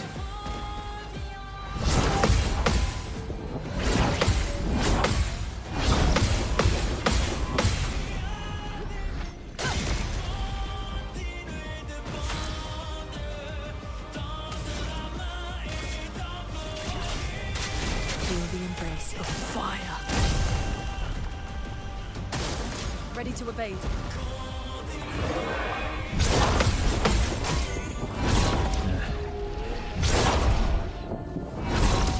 I think Leveler is evil takes away any kind of nuance. I mean, I would argue that most of the stuff you said doesn't have much nuance to it. You know, it's like, oh no, she's forcing everyone to do everything because it's her play world now. I'm like, well, okay, what's the symbolism of like of the sliver of Verso's soul playing piano on the stage? Something he's never done. He obviously only dreams about. And then, you know, this in the ending that where Verso's playing on that very stage. He's like, no. It's like, okay, what about her saying if you could grow old, would you find a reason to smile? No, the answer to that was just no. Now you want to talk nuance? Like,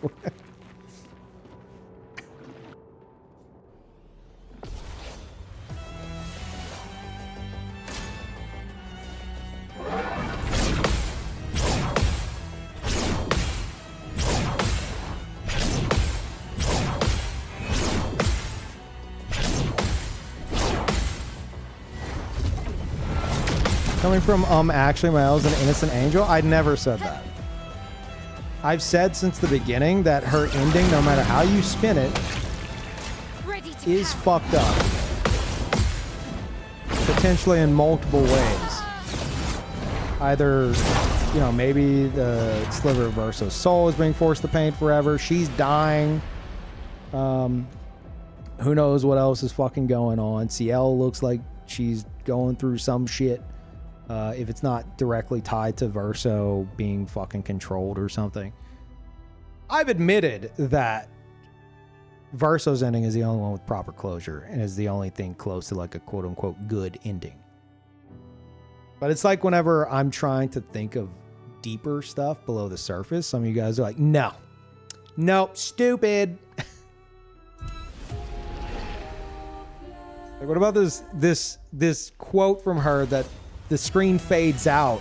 Very impactful quote. No, you find out 5 seconds later the answer was no. She was wrong. I'm like, okay. I mean, maybe, but like, it's not a bit immediately dismissive. Motherfucker.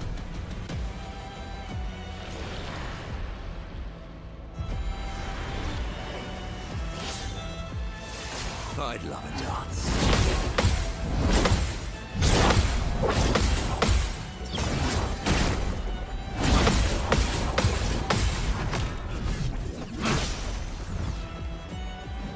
Eyes up, Minoka.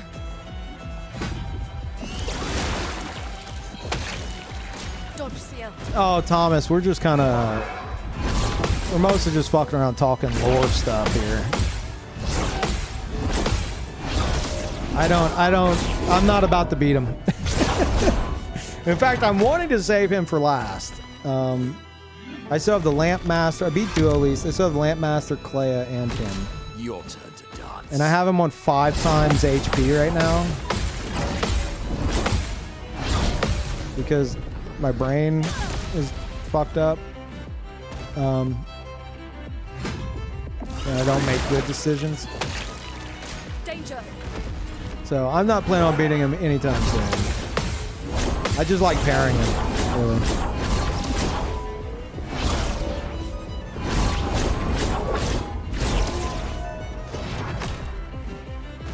But thank you for the good luck. 500-hour hand warmer, maybe. Fuck.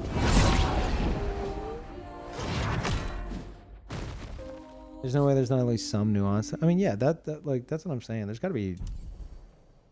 I refuse to believe it's just all purely like doom and gloom, you know.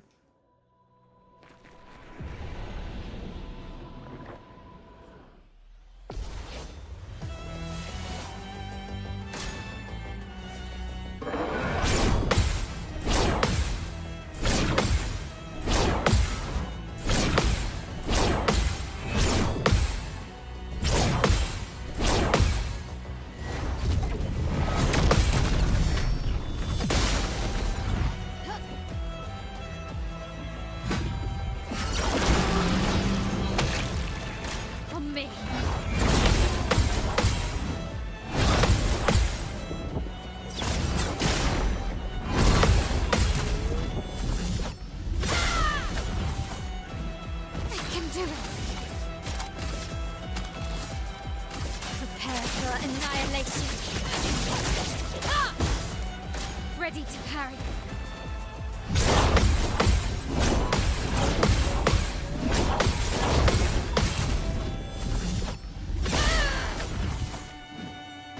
Not giving up.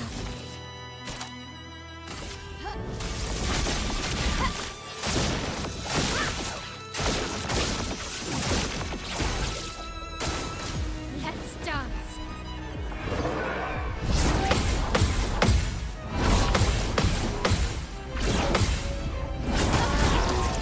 Oh my god. Ah, fuck. How long have I been live, chat?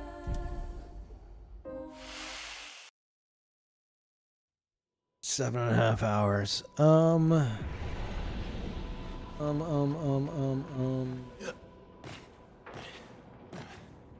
at these sweet jumps. What do you think about that?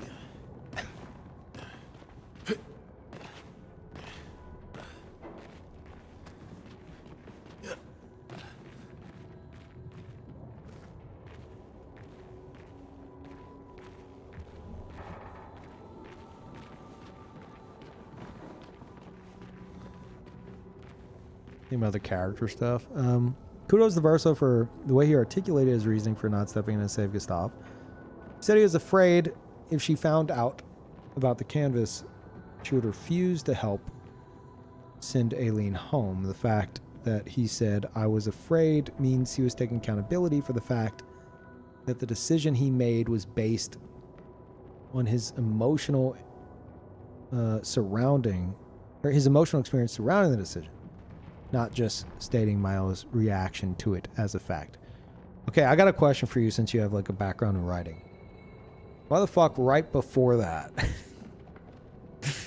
did he scold Mael for deleting Alicia? Saying you painters are all the same. You do whatever you want without thinking about anybody else. You had 2 brothers die without being able to say goodbye. You should know how it feels.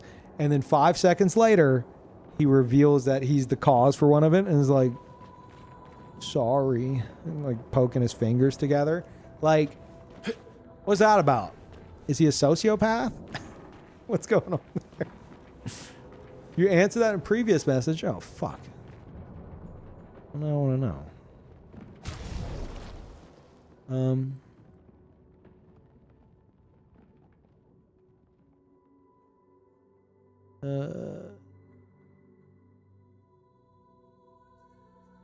Characters don't necessarily have to learn their lesson by the end. Oh yeah, no.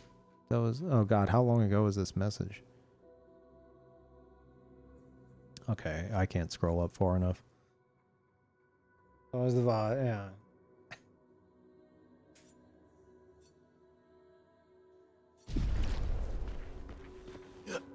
Is old and jaded. I mean, yeah, maybe.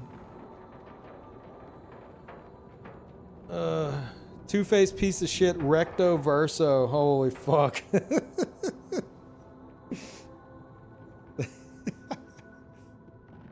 Is that line calling him two-faced? I would never considered that possibility.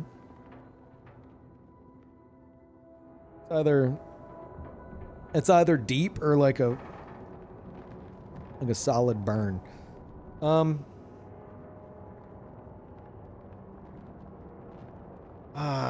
Do I want to keep going? How long have I been awake? The best question. Like 19 hours, pushing 20.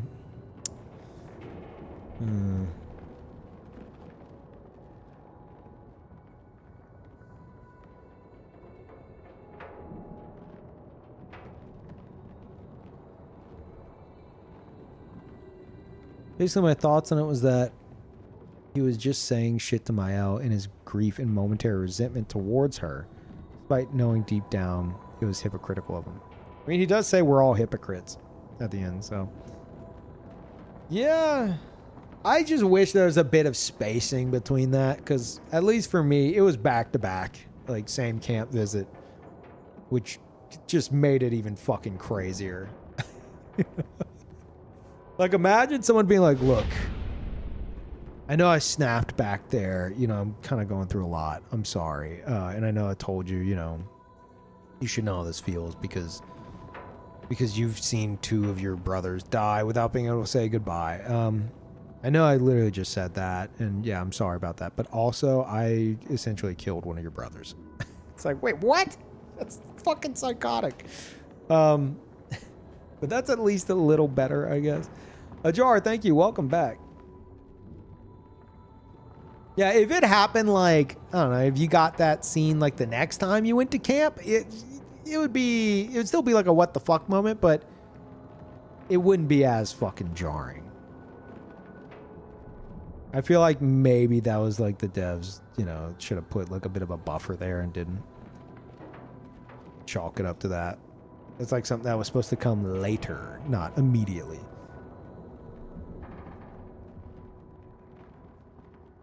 Chat, I'm gonna call it here. I have got to use the bathroom. I have got to eat. I've got to sleep. I'll let you guys know when I'm live again. Maybe we'll make some actual progress this time. I'm done talking about that ending, by the way. I feel like I've got the answer about the kid, which is something I was wondering about. And I have both the spooky horror fucking thought process on it, which is point blank in your face, obvious as fuck. And then I have my other theory of like, you know, not as fucked up, still fucked up, but not as fucked up spin on it. You know, so I'm good on that. I never want to fucking discuss that ending again. We've discussed it way too fucking much. I'm repeating myself 1,000 times over.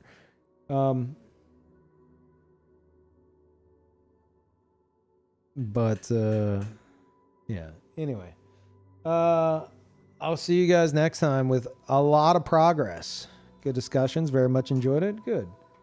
I like theory crafting with the lore. There's a lot of, if you're willing to accept that shit isn't absolutely set in stone how you first experienced it or first thought about it, you know, there's some potential depth there. Some things maybe it's like, I'll even admit that, you know, it's like there's obviously some shit, probably also that ending where I'm fucking like theory crafting too hard, but like that's part of the fun, you know.